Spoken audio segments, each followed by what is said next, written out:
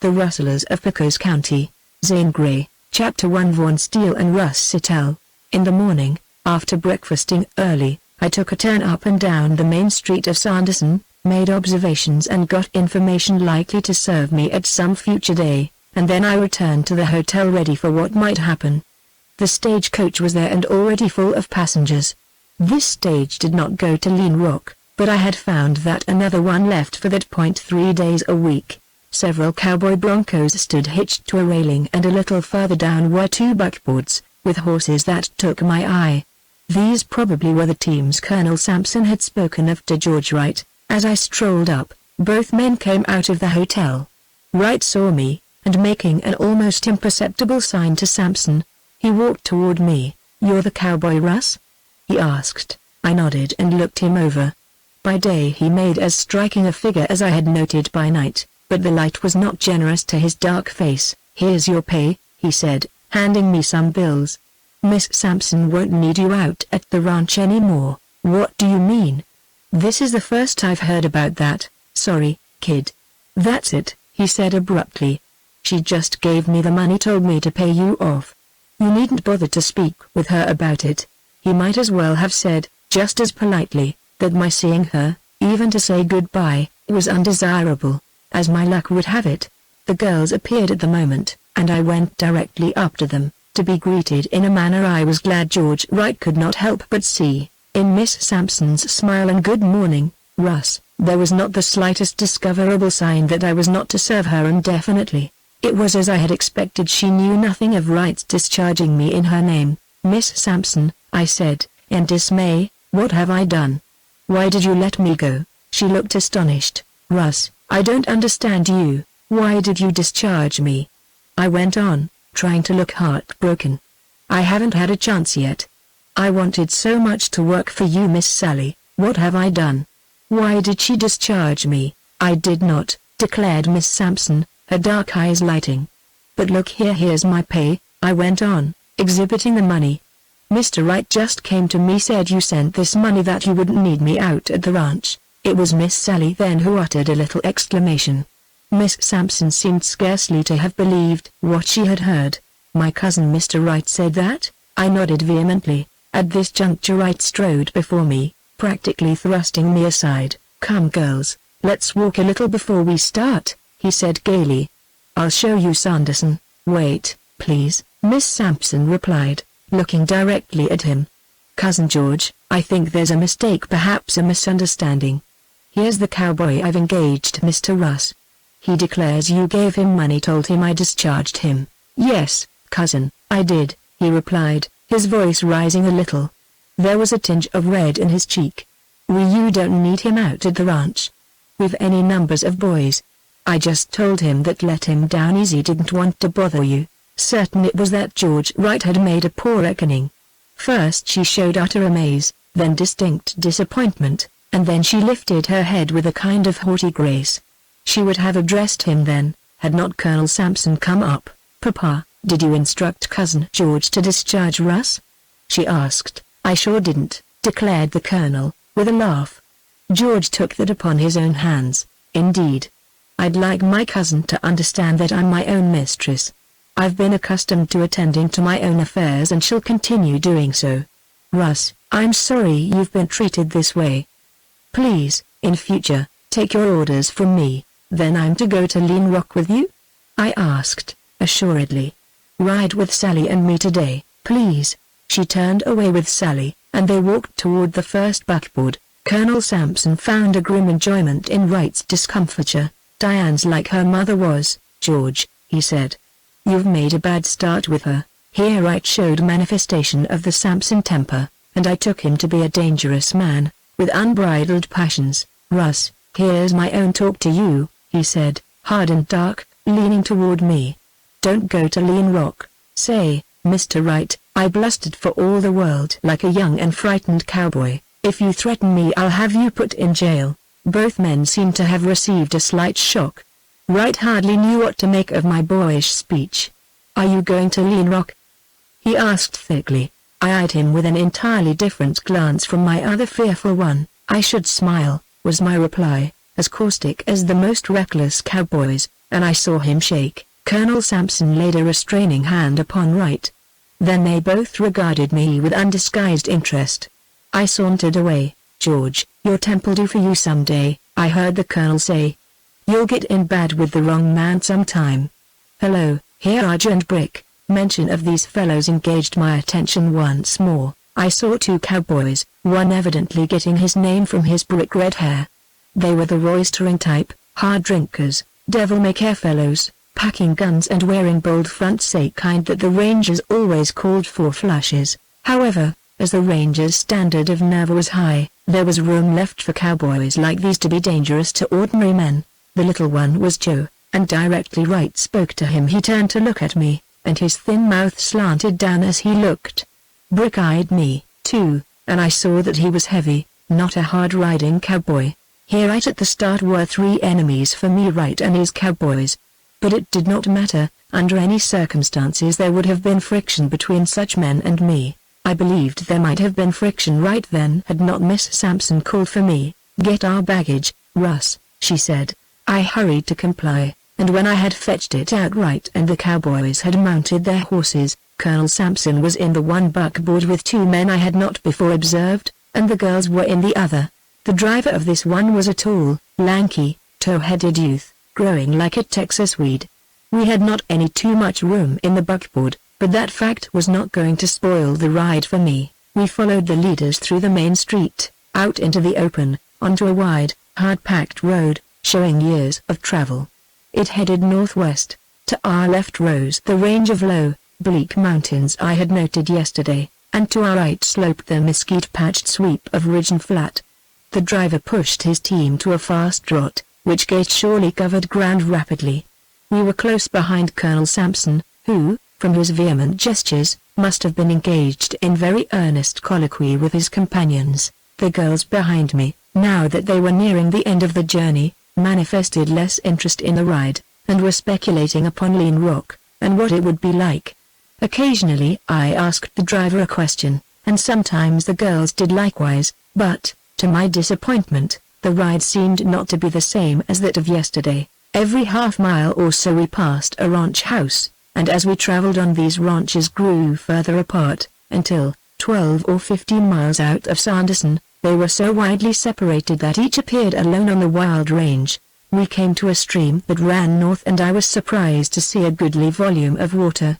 It evidently flowed down from the mountain far to the west. Tufts of grass were well scattered over the sandy ground, but it was high and thick, and considering the immense area in sight, there was grazing for 1,000,000 head of stock. We made 3 stops in the forenoon, one at a likely place to water the horses, the second at a chuck wagon belonging to cowboys who were riding after stock, and the third at a small cluster of adobe and stone houses, constituting a hamlet the driver called Sampson, named after the colonel. From that point on to Lean Rock there were only a few ranches, each one controlling great acreage. Early in the afternoon from a ridge-top we sighted Lean Rock, a green path in the mass of gray. For the barrens of Texas it was indeed a fair sight, but I was more concerned with its remoteness from civilization than its beauty. At that time in the early 70s, when the vast western third of Texas was a wilderness, the pioneer had done wonders to settle there and establish places like Lean Rock. As we rolled swiftly along, the whole sweeping range was dotted with cattle, and farther on, within a few miles of town, there were droves of horses that brought enthusiastic praise from Miss Sampson and her cousin. "Plenty of room here for the long rides," I said, waving a hand at the gray-green expanse. "Your horses won't suffer on this range." She was delighted, and her cousin for once seemed speechless. "That's the ranch," said the driver, pointing with his whip. It needed only a glance for me to see that Colonel Sampson's ranch was on a scale fitting the country. The house was situated on the only elevation around Lean Rock, and it was not high, nor more than a few minutes' walk from the edge of town. It was a low, flat-roofed structure, made of red adobe bricks and covered what appeared to be fully an acre of ground. All was green about it except where the fenced corrals and numerous barns or sheds showed gray and red. Wright and the cowboys disappeared ahead of us in the cottonwood trees. Colonel Sampson got out of the buckboard and waited for us. His face wore the best expression I had seen upon it yet. There was warmth and love, and something that approached sorrow or regret. His daughter was agitated, too.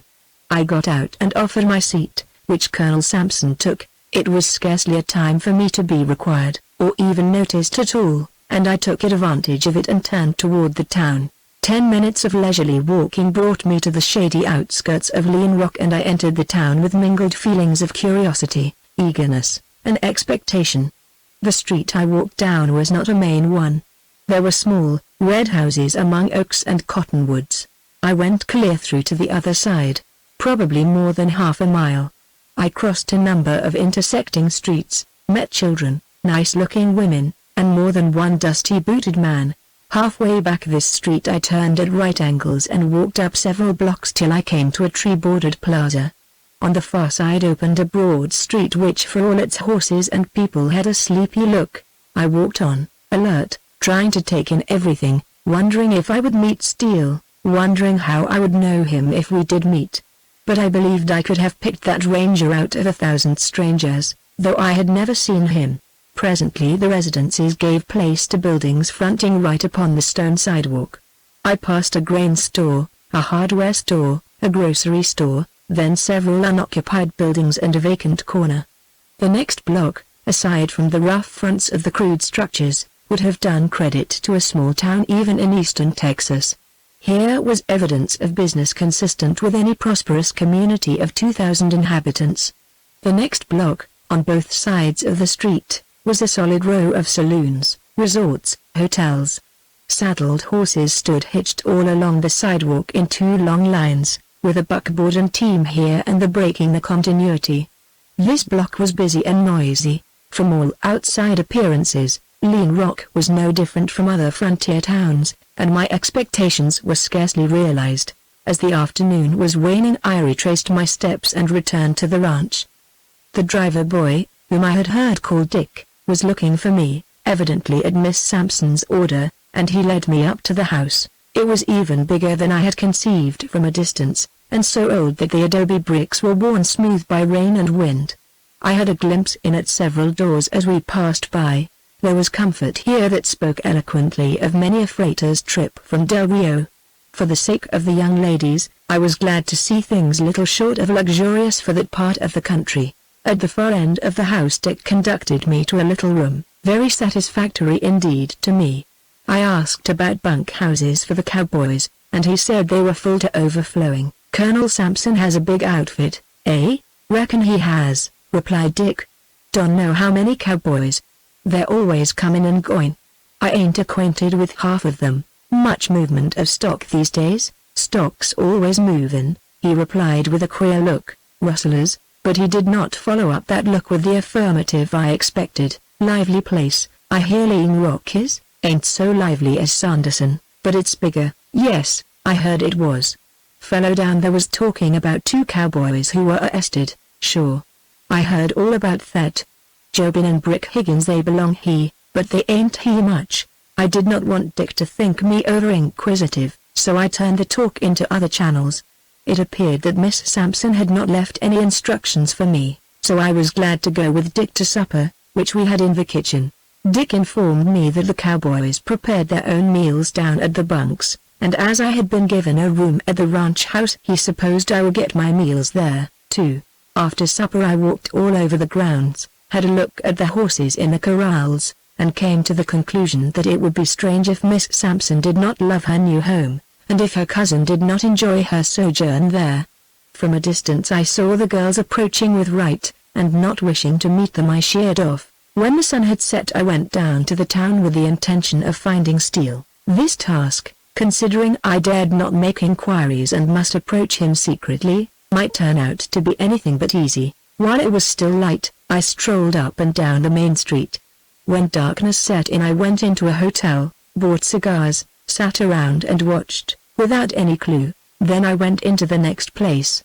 This was of a rough crude exterior, but the inside was comparatively pretentious, and ablaze with lights. It was full of men, coming and going, a dusty-booted crowd that smelled of horses and smoke. I sat down for a while, with wide eyes and open ears. Then I hunted up a saloon, where most of the guests had been or were going. I found a great square room lighted by 6 huge lamps, a bar at one side, and all the floor space taken up by tables and chairs. This must have been the gambling resort mentioned in the ranger's letter to Captain Neal and the one rumored to be owned by the mayor of Lean Rock. This was the only gambling place of any size in southern Texas in which I had noted the absence of Mexicans. There was some card playing going on at this moment. I stayed in there for a while, and knew that strangers were too common in Lean Rock to be conspicuous. But I saw no man whom I could have taken for Steele. Then I went out. It had often been a boast of mine that I could not spend an hour in a strange town, or walk a block along a dark street, without having something happen out of the ordinary. Mine was an experience in nature. Some people called this luck. But it was my private opinion that things gravitated my way because I looked and listened for them. However, upon the occasion of my first day and evening in Lean Rock it appeared, despite my vigilance and inquisitiveness, that here was to be an exception. This thought came to me just before I reached the last lighted place in the block, a little dingy restaurant, out of which at the moment, a tall, dark form passed. It disappeared in the gloom. I saw a man sitting on the low steps, and another standing in the door. "That was the fellow the whole town's talking about, the ranger," said one man. Like a shot I halted in the shadow, where I had not been seen. "Sho. Ain't Borden he, is he?" said the other. "Yes, reckon he'll hurt your business, Jim." The fellow called Jim emitted a mirthless laugh. "Vile, he's been all my business these days. And he's offered to rent that old doby of mine just out of town. You know, where I lived before moving in he's going to look at it tomorrow. Lord. Does he expect to stay? Say so. And if he ain't a stayer I never seen none. Nice, quiet, easy chap, but he just looks deep. Or, Jim, he can't hang out he's after some fella, that's all. I don't know his game. But he says he was he for a while. And he impressed me some. Just now he says, where does Sampson live? I asked him if he was going to make a call on our mayor, and he says yes. Then I told him how to go out to the ranch. He went out, headed that way. The hell he did. I gathered from this fellow's exclamation that he was divided between amaze and mirth. Then he got up from the steps and went into the restaurant and was followed by the man called Jim. Before the door was closed he made another remark, but it was unintelligible to me. As I passed on I decided I would scrape acquaintance with this restaurant keeper. The thing of most moment was that I had gotten track of Steele. I hurried ahead. While I had been listening back the moments had elapsed and evidently he had walked swiftly. I came to the plaza, crossed it, and then did not know which direction to take. Concluding that it did not matter I hurried on in an endeavor to reach the ranch before Steele. Although I was not sure, I believed I had succeeded. The moon shone brightly. I heard a banjo in the distance and a cowboy sing. There was not a person in sight in the wide courts or on the porch. I did not have a well-defined idea about the inside of the house. Peeping in at the first lighted window I saw a large room. Miss Sampson and Sally were there alone. Evidently this was a parlor or a sitting room, and it had clean white walls, a blanketed floor, an open fireplace with a cheery blazing log, and a large table upon which were lamp, books, papers. Backing away I saw that this corner room had a door opening on the porch and 2 other windows. I listened, hoping to hear Steele's footsteps coming up the road. But I heard only Sally's laugh and her cousin's mellow voice. Then I saw lighted windows down at the other end of the front part of the house. I walked down. A door stood open and through it I saw a room identical with that at the other corner, and here were Colonel Sampson, Wright, and several other men, all smoking and talking. It might have been interesting to tarry there within earshot, but I wanted to get back to the road to intercept Steele. Scarcely had I retraced my steps and seated myself on the porch steps when a very tall dark figure loomed up in the moonlit road. Steele. I wanted to yell like a boy. He came on slowly, looking all around, halted some 20 paces distant, surveyed the house, then evidently espying me, came on again. My first feeling was, what a giant. But his face was hidden in the shadow of a sombrero. I had intended, of course, upon first sight to blurt out my identity. Yet I did not. He affected me strangely, or perhaps it was my emotion at the thought that we rangers, with so much in common and at stake, had come together, "Is Sampson at home?" he asked abruptly. I said, "Yes, ask him if he'll see Vaughn Steele, Ranger." "Wait here," I replied. I did not want to take up any time then explaining my presence there. Deliberately and noisily I strode down the porch and entered the room with the smoking men. I went in farther than was necessary for me to state my errand. But I wanted to see Sampson's face, to see into his eyes. As I entered, the talking ceased. I saw no face except his, and that seemed blank. "Vaughn Steele, Ranger, come to see you, sir," I announced. Did Sampson start? Did his eyes show a fleeting glint? Did his face almost imperceptibly blanch? I could not have sworn to either. But there was a change, maybe from surprise. The first sure effect of my announcement came in a quick exclamation from Wright, a sibilant intake of breath, that did not seem to denote surprise so much as certainty. Wright might have emitted a curse with less force. Sampson moved his hand significantly, and the action was a voiceless command for silence as well as an assertion that he would attend to this matter. I read him clearly so far. He had authority, and again I felt his power. Steele to see me. Did he state his business? "No, sir," I replied. "Russ, say I'm not at home," said Sampson presently, bending over to relight his pipe. I went out. Someone slammed the door behind me. As I strode back across the porch my mind worked swiftly. The machinery had been idle for a while and was now started. "Mr. Steele," I said, "Colonel Sampson says he's not at home. Tell your business to his daughter." Without waiting to see the effect of my taking so much upon myself, I knocked upon the parlor door. Miss Sampson opened it. She wore white.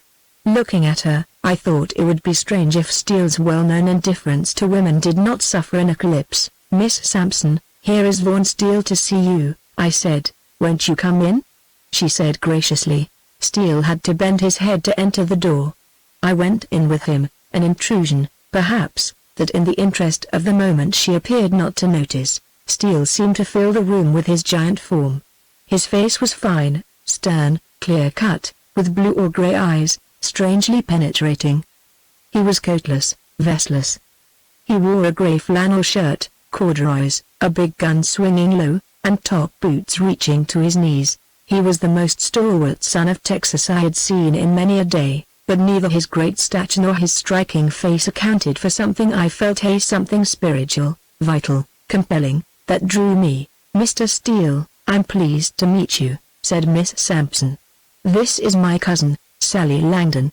We just arrived to make this my home, she to visit me." Steele smiled as he bowed to Sally. He was easy, with a kind of rude grace, and showed no sign of embarrassment or that beautiful girls were unusual to him. "Mr. Steele, we've heard of you in Austin," said Sally with her eyes misbehaving. I hoped I would not have to be jealous of Steele. But this girl was a little minx, if not altogether a flirt. "I did not expect to be received by ladies," replied Steele. "I called upon Mr. Sampson. He would not see me. I was to tell my business to his daughter." "I'm glad to know you, Miss Sampson, and your cousin, but sorry you've come to Lean Rock now." "Why?" queried both girls in unison. "Because it's so pretty rough, no place for girls to walk and ride." "Ah, I see. And your business has to do with rough places," said Miss Sampson. "Strange that Papa would not see you. Stranger that he should want me to hear your business. Either he's joking or wants to impress me. Papa tried to persuade me not to come. He tried to frighten me with tales of this roughness out here. He knows I'm in earnest, how I'd like to help somehow, do some little good. Pray tell me this business. I wished to get your father's cooperation in my work." "Your work? You mean your ranger duty, the arresting of rough characters?" "That, yes. But that's only a detail. Lean Rock is bad internally. My job is to make it good." "A splendid and worthy task," replied Miss Sampson warmly. "I wish you success. But, Mr. Steele, aren't you exaggerating Lean Rock's wickedness?" "No," he answered forcibly, "indeed." "And Papa refused to see you, presumably refused to cooperate with you?" she asked thoughtfully. "I take it that way. Mr. Steele, pray tell me what is the matter with Lean Rock and just what the work is you're called upon to do?" she asked seriously. "I heard Papa say that he was the law in Lean Rock. Perhaps he resents interference." I know he'll not tolerate any opposition to his will. Please tell me.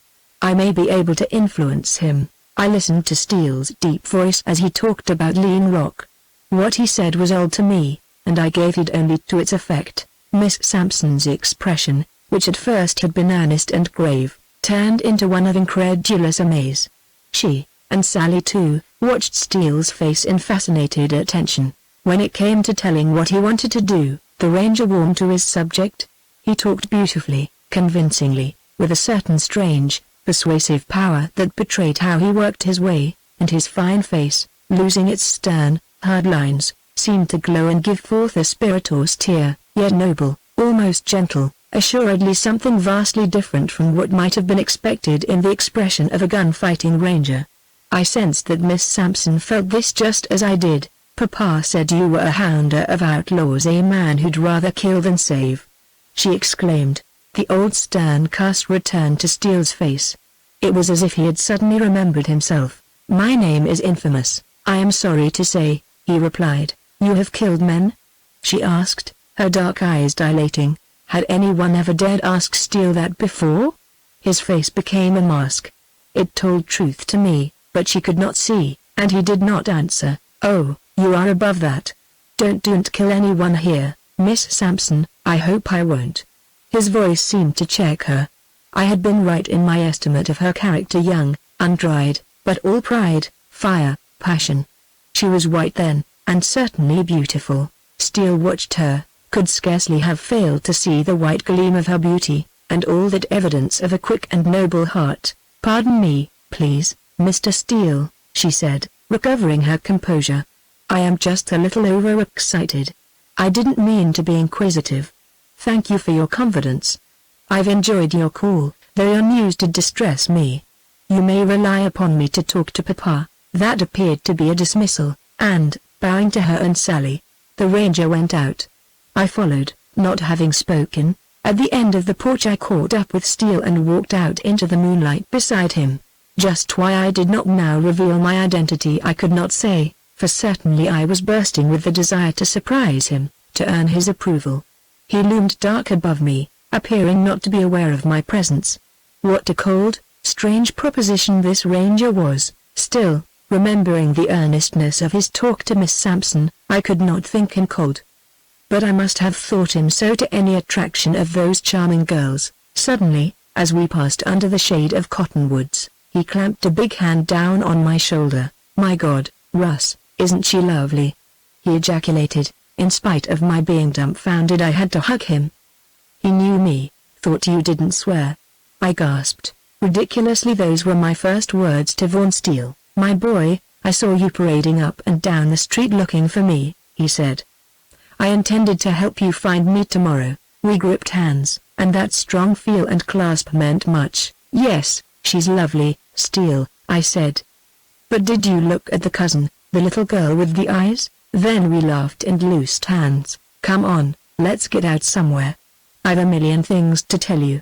We went away out into the open where some stones gleamed white in the moonlight, and there, sitting in the sand, our backs against a rest, and with all quiet about us, we settled down for a long conference. I began with Neil's urgent message to me, then told of my going to the capital, what I had overheard when Governor Smith was in the adjutant's office, of my interview with them, of the spying on Colonel Sampson, Neil's directions, advice, and command, the ride towards San Antonio, my being engaged as cowboy by Miss Sampson, of the further ride on to Sanderson and the incident there, and finally how I had approached Sampson and then had thought it well to get his daughter into the scheme of things. It was a long talk, even for me, and my voice sounded husky. "I told Neil I'd be lucky to get you," said Steele, after a silence. That was the only comment on my actions, the only praise, but the quiet way he spoke, it made me feel like a boy undeserving of so much. "Here, I forgot the money Neil sent," I went on, glad to be rid of the huge roll of bills. The ranger showed surprise. "Besides, he was very glad. The captain loves the service," said Steele. "He alone knows the worth of the rangers. And the work he's given his life to, the good that service really does, all depends on you and me, Russ," I assented, gloomily enough. Then I waited while he pondered. The moon soared clear, There was a cool wind rustling the greasewood, a dog bayed a barking coyote, lights twinkled down in the town. I looked back up at the dark hill and thought of Sally Langdon. Getting here to Lean Rock, meeting Steele had not changed my feelings toward her, only somehow they had removed me far off in thought, out of possible touch, it seemed. "Well, son, listen," began Steele. His calling me that was a joke, yet I did not feel it. "You've made a better start than I could have figured. Neil said you were lucky. Perhaps. But you've got brains. Now, here's your cue for the present. Work for Miss Sampson. Do your best for her as long as you last. I don't suppose you'll last long. You have got to get in with the gang in town. Be a flash cowboy. You don't need to get drunk, but you're to pretend it, gamble. Be a good fellow. Hang round the barrooms. I don't care how you play the part, so long as you make friends, learn the ropes. We can meet out here at nights to talk and plan. You're to take sides with those who are against me. I'll furnish you with the money. You'd better appear to be a winning gambler, even if you're not. How's this plan strike you?" "Great except for one thing," I replied. "I hate to lie to Miss Sampson.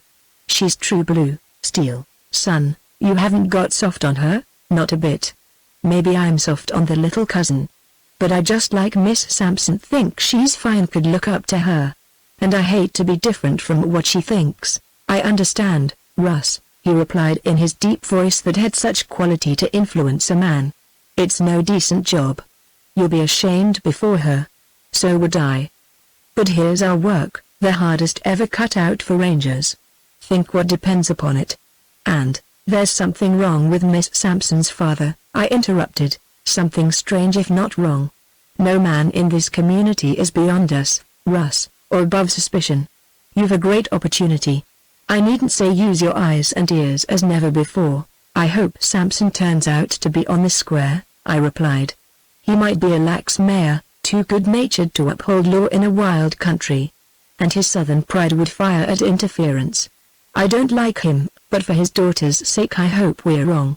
Steele's eyes, deep and gleaming in the moonlight, searched my face. "Son, sure you're not in love with her? You'll not fall in love with her?" "No.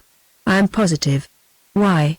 "Because in either case I'd likely have need of a new man in your place," he said. "Steele, you know something about Sampson, something more," I exclaimed swiftly. "No more than you. When I meet him face to face I may know more. Russ, when a fellow has been years at this game he has a sixth sense. Mine seldom fails me. I never yet faced the criminal who didn't somehow betray fear, not so much fear of me, but fear of himself, his life, his deeds. That's conscience, or if not, just realization of fate. Had that been the thing I imagined I had seen in Sampson's face? "I'm sorry Diane Sampson came out here," I said impulsively. Steele did not say he shared that feeling. He was looking out upon the moon-blanched level. Some subtle thing in his face made me divine that he was thinking of the beautiful girl to whom he might bring disgrace and unhappiness. Chapter 2: A Kiss and an Arrest. A month had passed, a swift flying time full of new life. Wonderful it was for me to think I was still in Diane Sampson's employ. It was the early morning hour of a day in May. The sun had not yet grown hot. Dew-like diamond drops sparkled on the leaves and grass. The gentle breeze was clear, sweet, with the song of larks upon it, and the range, a sea of grey-green growing greener, swept away westward in rolling ridges and hollows, like waves to meet the dark, low hills that notched the horizon line of blue. I was sitting on the top bar of the corral fence and before me stood 3 saddled horses that would have gladdened any eye. I was waiting to take the young ladies on their usual morning ride. Once upon a time, in what seemed the distant past to this eventful month, I had flattered myself there had been occasions for thought, but scornfully I soliloquized that in those days I had no cue for thought such as I had now. This was one of the moments when my real self seemed to stand off and skeptically regard the fictitious cowboy. This gentleman of the range wore a huge sombrero with an ornamented silver band, a silken scarf of red, a black velvet shirt, much affected by the Indians, an embroidered buckskin vest, corduroys, and fringed chaps with silver buttons, a big blue gun swinging low, high-heeled boots, and long spurs with silver rowels, a flash cowboy. Steele vowed I was a born actor, but I never divulged the fact that had it not been for my infatuation for Sally, I never could have carried on that part, not to save the Ranger Service, or the whole state of Texas. The hardest part had not been the establishing of a reputation. The scorn of cowboys, the ridicule of gamblers, the badinage of the young bucks of the settlement, these I had soon made dangerous procedures for anyone. I was quick with tongue and fist and gun. There had been fights and respect was quickly earned, though the constant advent of strangers in Lean Rock always had me in hot water. Moreover, instead of being difficult, it was fun to spend all the time I could in the hotels and resorts, shamming a weakness for drink, gambling, lounging, making friends among the rough set, when all the time I was a cool, keen registering machine. The hard thing was the lie I lived in the A's of Diane Sampson and Sally Langdon. I had indeed won the sincere regard of my employer. Her father, her cousin George, and new-made friends in town had come to her with tales of my reckless doings, and had urged my dismissal, but she kept me and all the time pleaded like a sister to have me mend my vicious ways. She believed what she was told about me, but had faith in me despite that. As for Sally, I had fallen hopelessly in love with her. By turns Sally was indifferent to me, cold, friendly like a comrade, and dangerously sweet. Somehow she saw through me, knew I was not just what I pretended to be. But she never breathed her conviction. She championed me. I wanted to tell her the truth about myself because I believed the doubt of me alone stood in the way of my winning her. Still, that might have been my vanity. She had never said she cared for me, although she had looked it. This tangle of my personal life, however, had not in the least affected my loyalty and duty to Vaughn Steele. Day by day I had grown more attached to him, keener in the interest of our work. It had been a busy month, a month of foundation building. My vigilance and my stealthy efforts have not been rewarded by anything calculated to strengthen our suspicions of Sampson. But then he had been absent from the home very often, and was difficult to watch when he was there. George Wright came and went, too, presumably upon stock business. I could not yet see that he was anything but an honest rancher, deeply involved with Sampson and other men in stock deals. Nevertheless, as a man he had earned my contempt. He was a hard drinker, cruel to horses, a gambler not above stacking the cards, a quick-tempered, passionate Southerner. He had fallen in love with Diane Sampson, was like her shadow when at home. He hated me, he treated me as if I were the scum of the earth. If he had to address me for something, which was seldom, he did it harshly, like ordering a dog.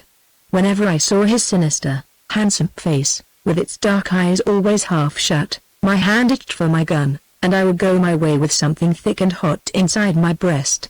In my talks with Steele we spent time studying George Wright's character and actions. He was Sampson's partner, and at the head of a small group of Lean Rock ranchers who were rich in cattle and property, if not in money. Steele and I had seen fit to wait before we made any thorough investigation into their business methods. Ours was a waiting game, anyway. Right at the start Lean Rock had apparently arisen in resentment at the presence of Vaughn Steele. But it was my opinion that there were men in Lean Rock secretly glad of the Ranger's presence. What he intended to do was food for great speculation. His fame, of course, had preceded him. A company of militia could not have had the effect upon the wild element of Lean Rock that Steele's presence had. 1,000 stories went from lip to lip, most of which were false. He was lightning swift on the draw. It was death to face him. He had killed 30 men, wildest rumor of all. He had the gun skill of Buck Duane, the craft of Cheseldine, the deviltry of Kingfisher, the most notorious of Texas desperados. His nerve, his lack of fear, those made him stand out alone even among a horde of bold men. At first there had not only been great conjecture among the vicious element, with which I had begun to affiliate myself, but also a very decided checking of all kinds of action calculated to be conspicuous to a keen-eyed ranger. Steele did not hide, but during these opening days of his stay in Lean Rock he was not often seen in town. At the tables, at the bars and lounging places remarks went the rounds. "Who's that ranger after? What'll he do fast off? Is he waiting for somebody? Who's going to draw on him fast and go to hell?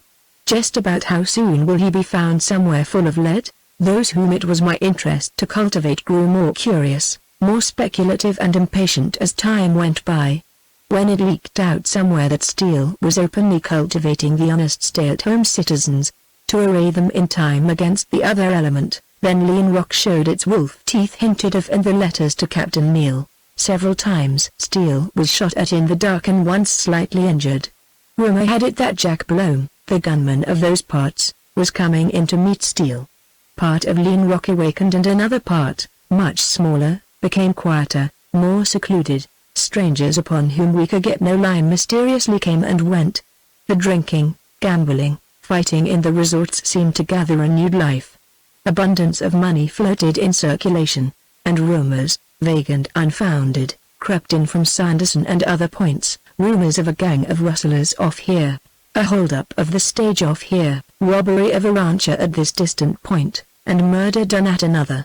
This was Texas and New Mexico life in these frontier days, but strangely neither Steele nor I had yet been able to associate any rumor or act with the possible gang of rustlers in Lean Rock. Nevertheless, we had not been discouraged. After 3 weeks of waiting we had become alive to activity around us, and though it was unseen, we believed we would soon be on its track. My task was the busier and the easier. Steele had to have a care for his life. I never failed to caution him of this. My long reflection on the month's happenings and possibilities was brought to an end by the disappearance of Miss Sampson and Sally. My employer looked worried.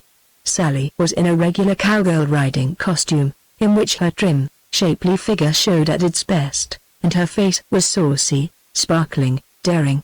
"Good morning, Russ," said Miss Sampson, and she gazed searchingly at me. I had dropped off the fence, sombrero in hand. I knew I was in for a lecture, and I put on a brazen, innocent air. "Did you break your promise to me?" she asked reproachfully. "Which one?" I asked.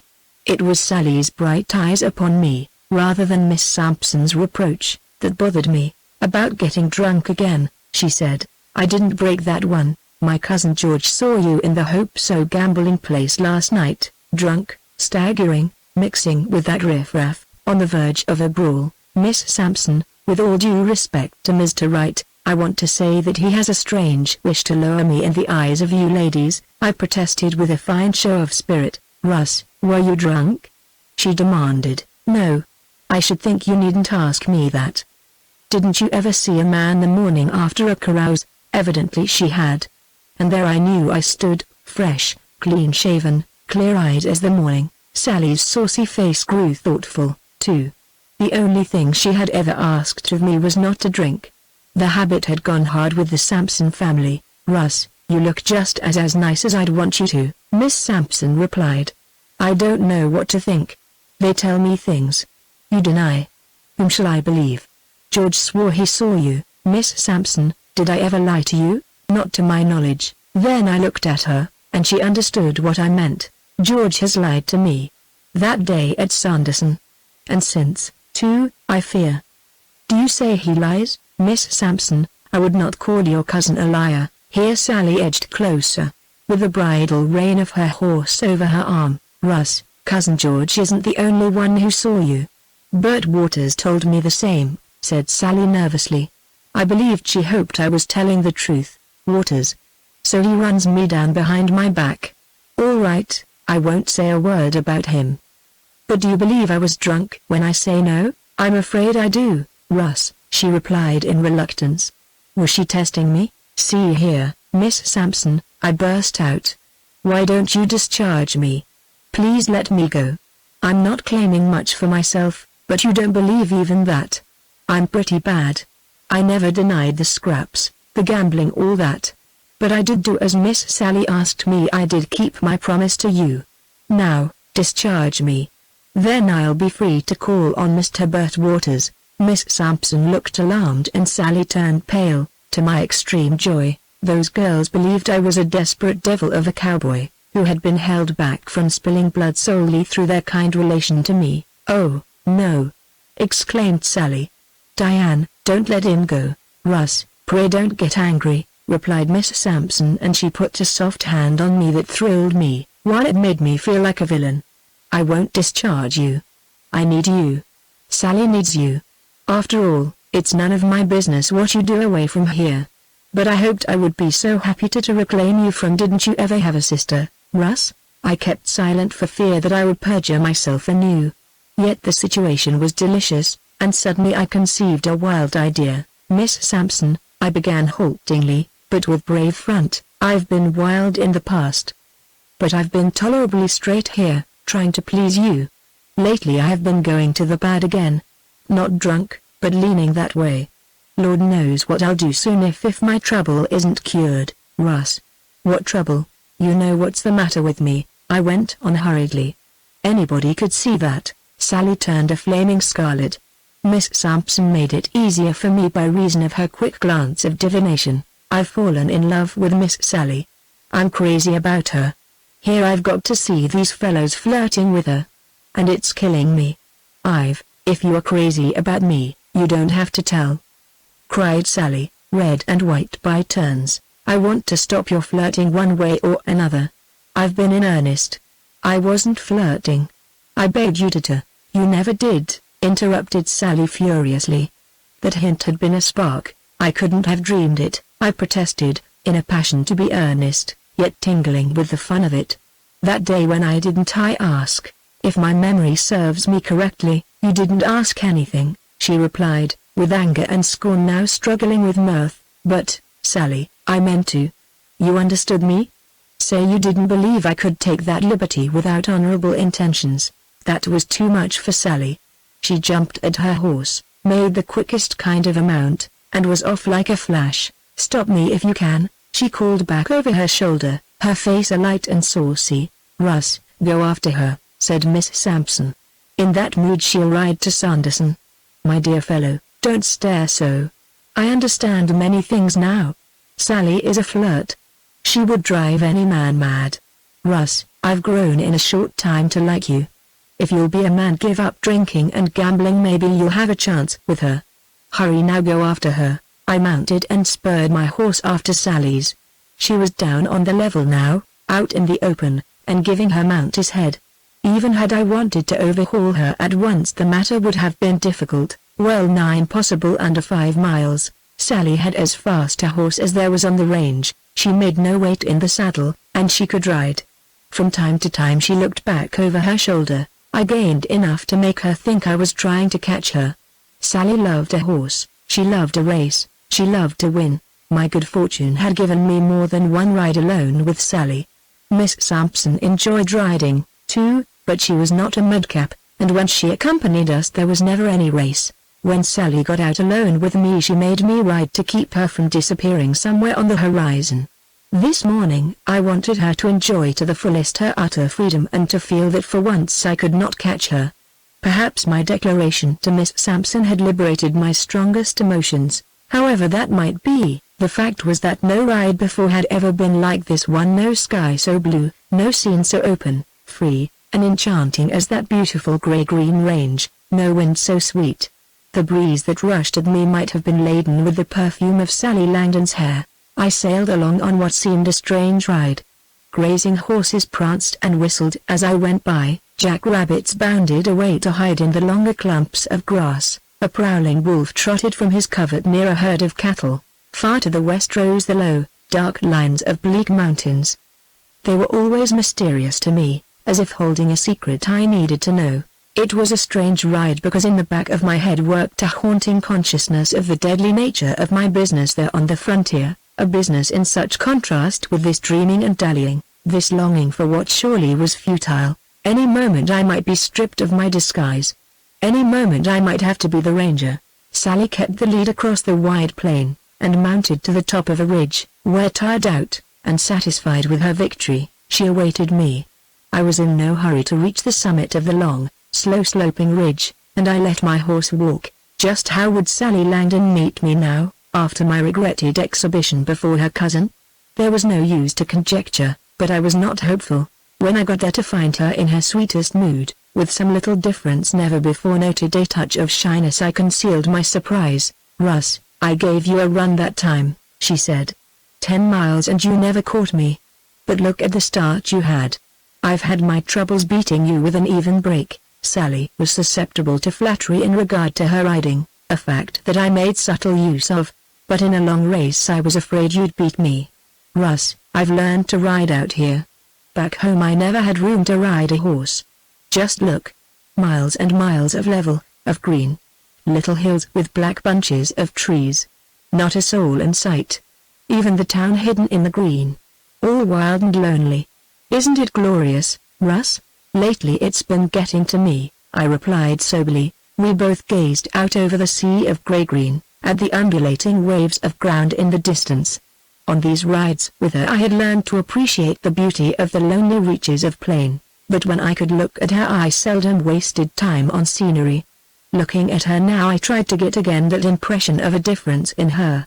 It eluded me, just now with the rose in her brown cheeks, her hair flying, her eyes with grave instead of mocking light. She seemed only prettier than usual. I got down ostensibly to tighten the saddle girths on her horse.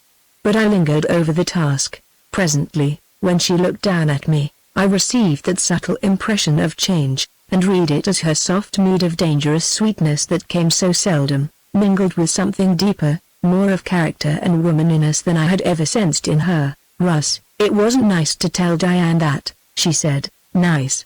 It was I'd like to swear. I ejaculated. But now I understand my miserable feeling. I was jealous, Sally, I'm sorry. I apologize. She had drawn off her gloves, and one little hand, brown, shapely, rested upon her knee very near to me. I took it in mine. She let it stay, though she looked away from me. The color rich in her cheeks. I can forgive that, she murmured. But the lie. Jealousy doesn't excuse a lie. You mean what I intimated to your cousin, I said, trying to make her look at me. That was the devil in me. Only it's true. How can it be true when you never asked, said a word you hinted of? She queried. Diane believed what you said. I know she thinks me horrid. No, she doesn't. As for what I said, or meant to say, which is the same thing, how do you take my actions? I hope not the same as you take Wright's or the other fellows. Sally was silent, a little pale now, and I saw that I did not need to say any more about the other fellows. The change, the difference was now marked. It drove me to give in wholly to this earnest and passionate side of myself. Sally, I do love you. I don't know how you took my actions. Anyway, now I'll make them plain. I was beside myself with love and jealousy. Will you marry me? She did not answer. But the old willful Sally was not in evidence. Watching her face I gave her a slow and gentle pull, one she could easily resist if she cared to, and she slipped from her saddle into my arms. Then there was one wildly sweet moment in which I had the blissful certainty that she kissed me of her own accord. She was abashed, yet yielding, she let herself go, yet seemed not utterly unstrung. Perhaps I was rough, held her too hard, for she cried out a little, Russ. Let me go. Help me back. I righted her in the saddle, although not entirely releasing her. But, Sally, you haven't told me anything, I remonstrated tenderly. Do you love me? I think so, she whispered. Sally, will you marry me? She disengaged herself then, sat erect and faced away from me, with her breast heaving. No, Russ, she presently said, once more calm. But Sally, if you love me, I burst out, and then stopped, stilled by something in her face. I can't help loving you, Russ, she said.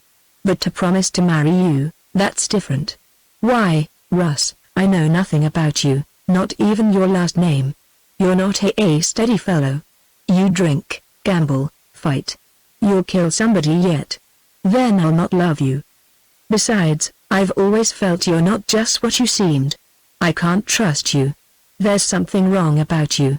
I knew my face darkened, and perhaps hope and happiness died in it. Swiftly she placed a kind hand on my shoulder. Now, I've hurt you. Oh, I'm sorry. Your asking me makes such a difference. They are not in earnest. But, Russ, I had to tell you why I couldn't be engaged to you. I'm not good enough for you. I'd no right to ask you to marry me, I replied abjectly. Russ, don't think me proud, she faltered. I wouldn't care who you were if I could only respect you. Some things about you are splendid, you're such a man, that's why I cared. But you gamble. You drink and I hate that. You're dangerous they say, and I am in constant dread you'll kill somebody. Remember, Russ, I'm no Texan. This regret of Sally's, this faltering distress at giving me pain, was such sweet assurance that she did love me, better than she knew, that I was divided between extremes of emotion. Will you wait? Will you trust me a little? Will you give me a chance? After all, maybe I'm not so bad as I seem. Oh, if you weren't.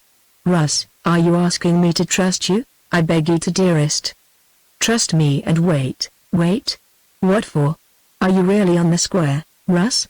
Or are you what George calls you, a drunken cowboy, a gambler, sharp with the cards, a gunfighter? My face grew cold as I felt the blood leave it. At that moment mention of George Wright fixed once for all my hate of him. Bitter indeed was it that I dared not give him the lie. But what could I do? The character Wright gave me was scarcely worse than what I had chosen to represent. I had to acknowledge the justice of his claim, but nevertheless I hated him. Sally, I ask you to trust me in spite of my reputation. You ask me a great deal, she replied. Yes, it's too much. Let it be then only this: you'll wait. And while you wait, promise not to flirt with Wright and Waters. Russ, I'll not let George or any of them so much as dare touch me, she declared in girlish earnestness, her voice rising. I'll promise if you'll promise me not to go into those saloons any more. One word would have brought her into my arms for good and all. The better side of Sally Langdon showed then in her appeal. That appeal was as strong as the drawing power of her little face, all eloquent with its light, and eyes dark with tears, and lips wanting to smile. My response should have been instant. How I yearned to give it and win the reward I imagined I saw on her tremulous lips. But I was bound. The grim, dark nature of my enterprise there in Lean Rock returned to stultify my eagerness, dispel my illusion, shatter my dream. For one instant it flashed through my mind to tell Sally who I was, what my errand was, after the truth. But the secret was not mine to tell. And I kept my pledges. The hopeful glow left Sally's face. Her disappointment seemed keen. Then a little scorn of certainty was the bitterest of all for me to bear. That's too much to promise all at once, I protested lamely, and I knew I would have done better to keep silence. Russ, a promise like that is nothing if a man loves a girl, she retorted. Don't make any more love to me, please, unless you want me to laugh at you. And don't feel such terrible trouble if you happen to see me flirting occasionally, she ended with a little mocking laugh. That was the perverse side of her, the cat using her claws. I tried not to be angry, but failed. All right. I'll take my medicine, I replied bitterly. I'll certainly never make love to you again. And I'll stand it if I happen to see Waters kiss you, or any other decent fellow. But look out how you let the damned backbiter Wright fool around you. I spoke to her as I had never spoken before, in quick, fierce meaning, with eyes holding hers. She paled. But even my scarce veiled hint did not chill her anger.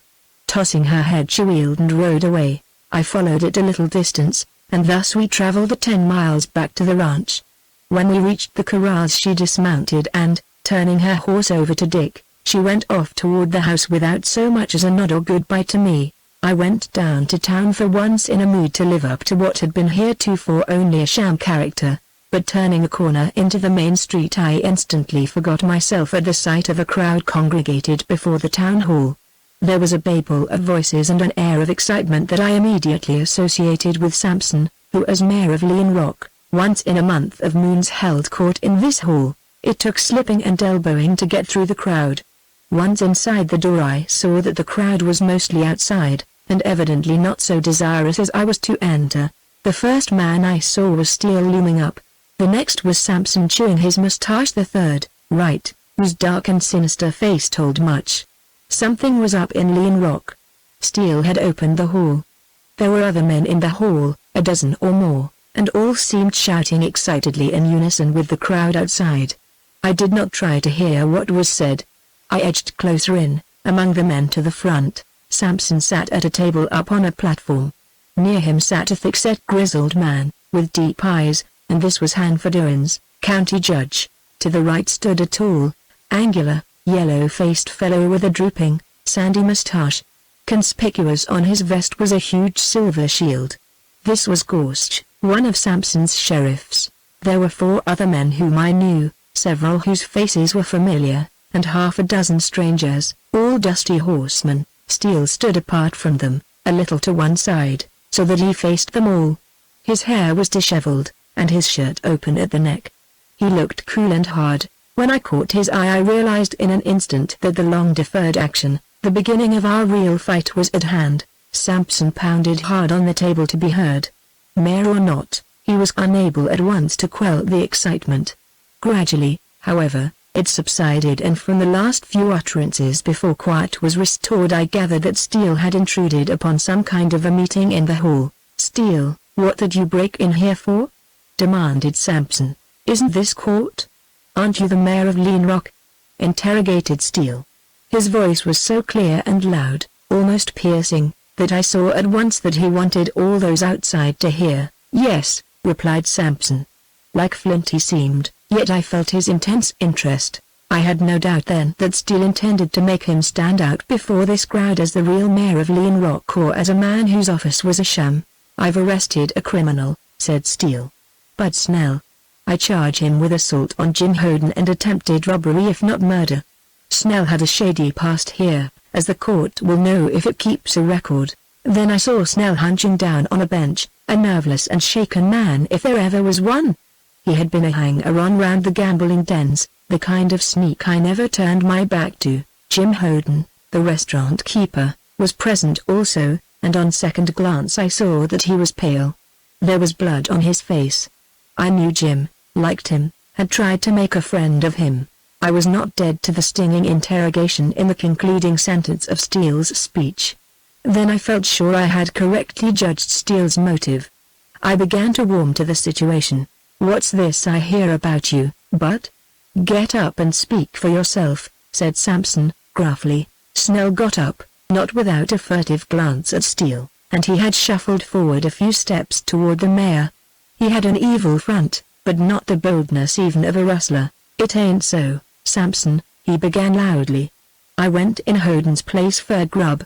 Some feller I never seen before come in from the hall and hit him and wrestled him on the floor. Then this big ranger grabbed me and fetched me here. I didn't do nothing. This ranger's hankerin' to arrest somebody. That's my hunch, Sampson. What have you to say about this, Houghton?" sharply queried Sampson. "I call to your mind the fact that you once testified falsely in court, and got punished for it. Why did my sharpened and experienced wits interpret a hint of threat or menace in Sampson's reminder?" Houghton rose from the bench and with an unsteady hand reached down to support himself. He was no longer young, and he seemed broken in health and spirit. He had been hurt somewhat about the head. "I haven't much to say," he replied. "The ranger dragged me here. I told him I didn't take my troubles to court. Besides, I can't swear it was Snell who hit me." Sampson said something in an undertone to Judge Owens, and that worthy nodded his great, bushy head. "Bud, you're discharged," said Sampson bluntly. "Now, the rest of you clear out of here." He absolutely ignored the ranger. That was his rebuff to Steele's advances. His slap in the face to an interfering ranger service. If Sampson was crooked, he certainly had magnificent nerve. I almost decided he was above suspicion. But his nonchalance, his air of finality, his authoritative assurance, these to my keen and practiced eyes were in significant contrast to a certain tenseness of line about his mouth and a slow paling of his olive skin. He had crossed the path of Vaughn Steele.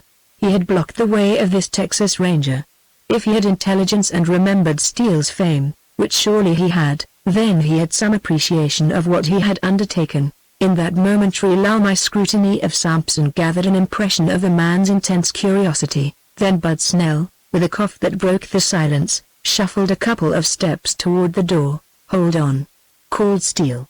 It was a bugle call. It halted Snell as if it had been a bullet.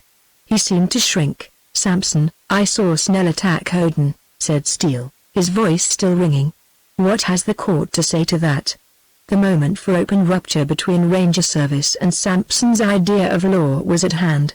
Sampson showed not the slightest hesitation. "The court has to say this: west of the Pecos will not aid or abet or accept any Ranger Service. Steele, we don't want you out here. Lean Rock doesn't need you." "That's a lie, Sampson," retorted Steele. "I've a pocket full of letters from Lean Rock citizens, all begging for Ranger Service." Sampson turned white. The veins corded at his temples. He appeared about to burst into rage. He was at a loss for a quick reply. Steele shook a long arm at the mayor. I need your help. You refuse. Now, I'll work alone. This man Snell goes to Del Rio in irons. George Wright rushed up to the table. The blood showed black and thick in his face, his utterance was incoherent, his uncontrollable outbreak of temper seemed out of all proportion to any cause he should reasonably have had for anger. Sampson shoved him back with a curse and warning glare. Where's your warrant to arrest Snell? Shouted Sampson. I won't give you one. You can't take him without a warrant. I don't need warrants to make arrests. Sampson, you're ignorant of the power of Texas Rangers. You'll take Snell without papers? Bellowed Sampson. He goes to Del Rio to jail, answered Steele. He won't. You'll pull none of your damned Ranger stunts out here. I'll block you, Steele. That passionate reply of Sampson's appeared to be the signal Steele had been waiting for. He had helped on the crisis. I believed I saw how he wanted to force Sampson's hand and show the town his stand. Steele backed clear of everybody and like two swift flashes of light his guns leapt forth. He was transformed. My wish was fulfilled. Here was Steele, the Ranger, in one of his lone lion's dans.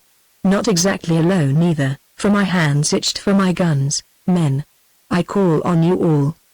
Cried Steele, piercingly. I call on you to witness the arrest of a criminal opposed by Sampson, mayor of Lean Rock. It will be recorded in the report sent to the Adjutant General at Austin. Sampson, I warn you, don't follow up your threat. Sampson sat white with working jaw. Snell, come here, ordered Steele. The man went as if drawn and appeared to slink out of line with the guns. Steele's cold gray glance held every eye in the hall. Take the handcuffs out of my pocket. This side. Go over to Gorst with them. Gorst, snap those irons on Snell's wrists. Now, Snell, back here to the right of me. It was no wonder to me to see how instantly Steele was obeyed. He might have seen more danger in that moment than was manifest to me. On the other hand, he might have wanted to drive home hard what he meant. It was a critical moment for those who opposed him. There was death in the balance. This Ranger, whose last resort was gunplay, had instantly taken the initiative, and his nerve chilled even me. Perhaps, though, he read this crowd differently from me and saw that intimidation was his cue. I forgot I was not a spectator, but an ally. Sampson, you've shown your hand, said Steele, in the deep voice that carried so far and held those who heard. Any honest citizen of Lean Rock can now see what's plain. Yours is a damn poor hand. You're going to hear me call a spade a spade. Your office is a farce. In the 2 years you've been mayor you've never arrested one rustler. Strange, when Lean Rock's a nest for rustlers. You've never sent a prisoner to Del Rio, let alone to Austin. You have no jail. There have been 9 murders since you took office, innumerable street fights and hold-ups. Not one arrest. But you have ordered arrests for trivial offenses, and have punished these out of all proportion. There have been lawsuits in your court suits over water rights, cattle deals, property lines. Strange how in these lawsuits, you or Wright or other men close to you are always involved. Stranger how it seems the law was stretched to favor your interests. Steele paused in his cold, ringing speech. In the silence, both outside and inside the hall, could be heard the deep breathing of agitated men. I would have liked to search for possible satisfaction on the faces of any present, but I was concerned only with Sampson. I did not need to fear that any man might draw on Steele. Never had I seen a crowd so sold, so stiff, so held. Sampson was indeed a study. Yet did he betray anything but rage at this interloper? Sampson, here's plain talk for you and Lean Rock to digest, went on Steele. I don't accuse you and your court of dishonesty. I say strange. Law here has been a farce. The motive behind all this laxity isn't plain to me yet. But I call your hand. Chapter 3 Sounding the Timber. When Steele left the hall, pushing Snell before him, making a lane through the crowd, it was not any longer possible to watch everybody, yet now he seemed to ignore the men behind him. Any friend of Snell's among the vicious element might have pulled a gun. I wondered if Steele knew how I watched those men at his back, how fatal it would have been for any of them to make a significant move. No, I decided that Steele trusted to the effect his boldness had created. It was this power to cow ordinary men that explained so many of his feats. Just the same, it was his keenness to read desperate men, his nerve to confront them, that made him great. The crowd followed Steele and his captive down the middle of the main street and watched him secure a team and buckboard and drive off on the road to Sanderson. Only then did that crowd appear to realize what had happened. Then my long-looked-for opportunity arrived. In the expression of silent men I found something which I had sought. From the hurried departure of others homeward I gathered import. On the husky, whispering lips of yet others I read words I needed to hear. The other part of that crowd, to my surprise, the smaller part, was the roaring, threatening, complaining one. Thus I segregated lean rock that was lawless from lean rock that wanted law, but for some reason not yet clear the latter did not dare to voice their choice. How could Steele and I win them openly to our cause? If that could be done long before the year was up, Lean Rock would be free of violence and Captain Neal's Ranger service saved to the state. I went from place to place, corner to corner, bar to bar, watching, listening, recording, and not until long after sunset did I go out to the ranch. The excitement had preceded me and speculation was rife. Hurrying through my supper, to get away from questions and to go on with my spying, I went out to the front of the house. The evening was warm, the doors were open, and in the twilight the only lamps that had been lit were in Sampson's big sitting room at the far end of the house. Neither Sampson nor Wright had come home to supper. I would have given much to hear their talk right then, and certainly intended to try to hear it when they did come home. When the buckboard drove up and they alighted, I was well hidden in the bushes, so well screened that I could get but a fleeting glimpse of Sampson as he went in. For all I could see, he appeared to be a calm and quiet man, intense beneath the surface, with an air of dignity under insult. My chance to observe Wright was lost. They went into the house without speaking, and closed the door. At the other end of the porch, close under a window, was an offset between step and wall, and there in the shadow I hid. If Sampson or Wright visited the girls that evening, I wanted to hear what was said about Steele. It seemed to me that it might be a good clue for me, the circumstance whether or not Diane Sampson was told the truth. So I waited there in the darkness with patience born of many hours of like duty. Presently the small lamp was lit. I could tell the difference in light when the big one was burning, and I heard the swish of skirts. Something's happened, surely, Sally, I heard Miss Sampson say anxiously. Papa just met me in the hall and didn't speak. He seemed pale, worried. Cousin George looked like a thundercloud, said Sally. For once, he didn't try to kiss me. Something's happened. Well, Diane, this has been a bad day for me, too. Plainly I heard Sally's sigh, and the little pathetic sound brought me vividly out of my sordid business of suspicion and speculation. So she was sorry. Bad for you, too? Replied Diane in amused surprise. Oh, I see, I forgot. You and Russ had it out. Out? We fought like the very old deuce. I'll never speak to him again. So your little affair with Russ is all over? Yes. Here she sighed again. Well, Sally, it began swiftly and it's just as well short, said Diane earnestly. We know nothing at all of Russ, Diane. After today I respect him in spite of things, even though he seems no good. I cared a lot, too. My dear, your loves are like the summer flowers. I thought maybe your flirting with Russ might amount to something. Yet he seems so different now from what he was at first. It's only occasionally I get the impression I had of him after that night he saved me from violence. He's strange. Perhaps it all comes of his infatuation for you. He is in love with you.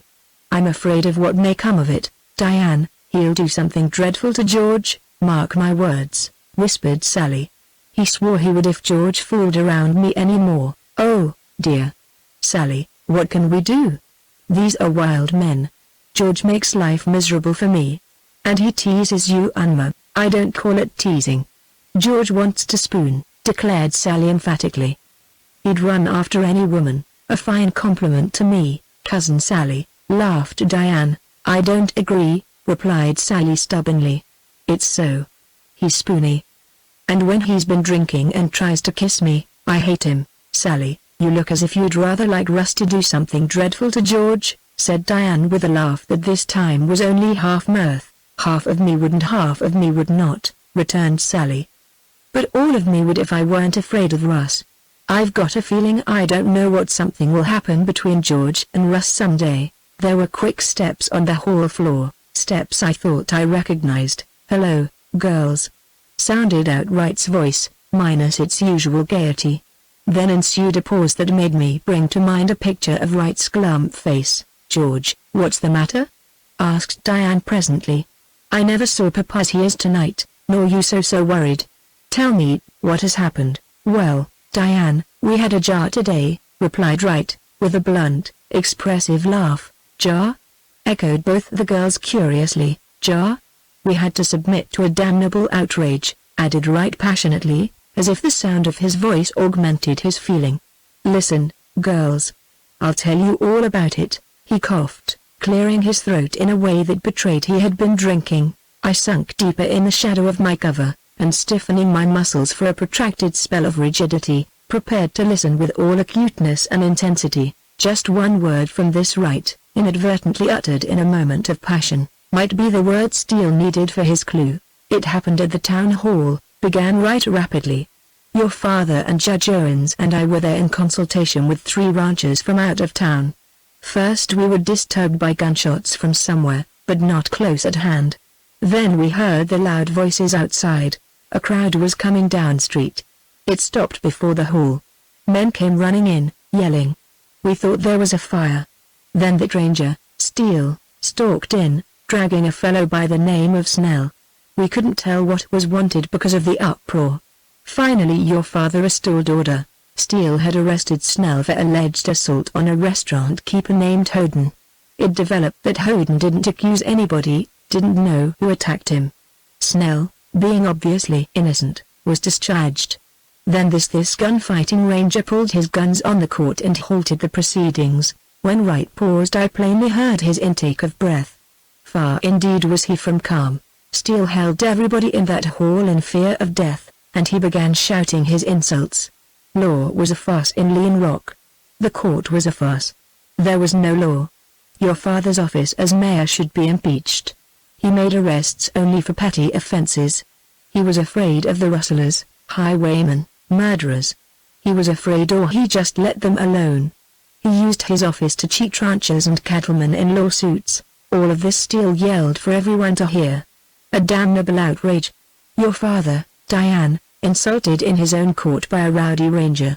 Not only insulted, but threatened with death, 2 big guns thrust almost in his face. Oh, how horrible! Cried Diane, in mingled distress and anger. Steele's a ranger. The ranger service wants to rule western Texas, went on Wright.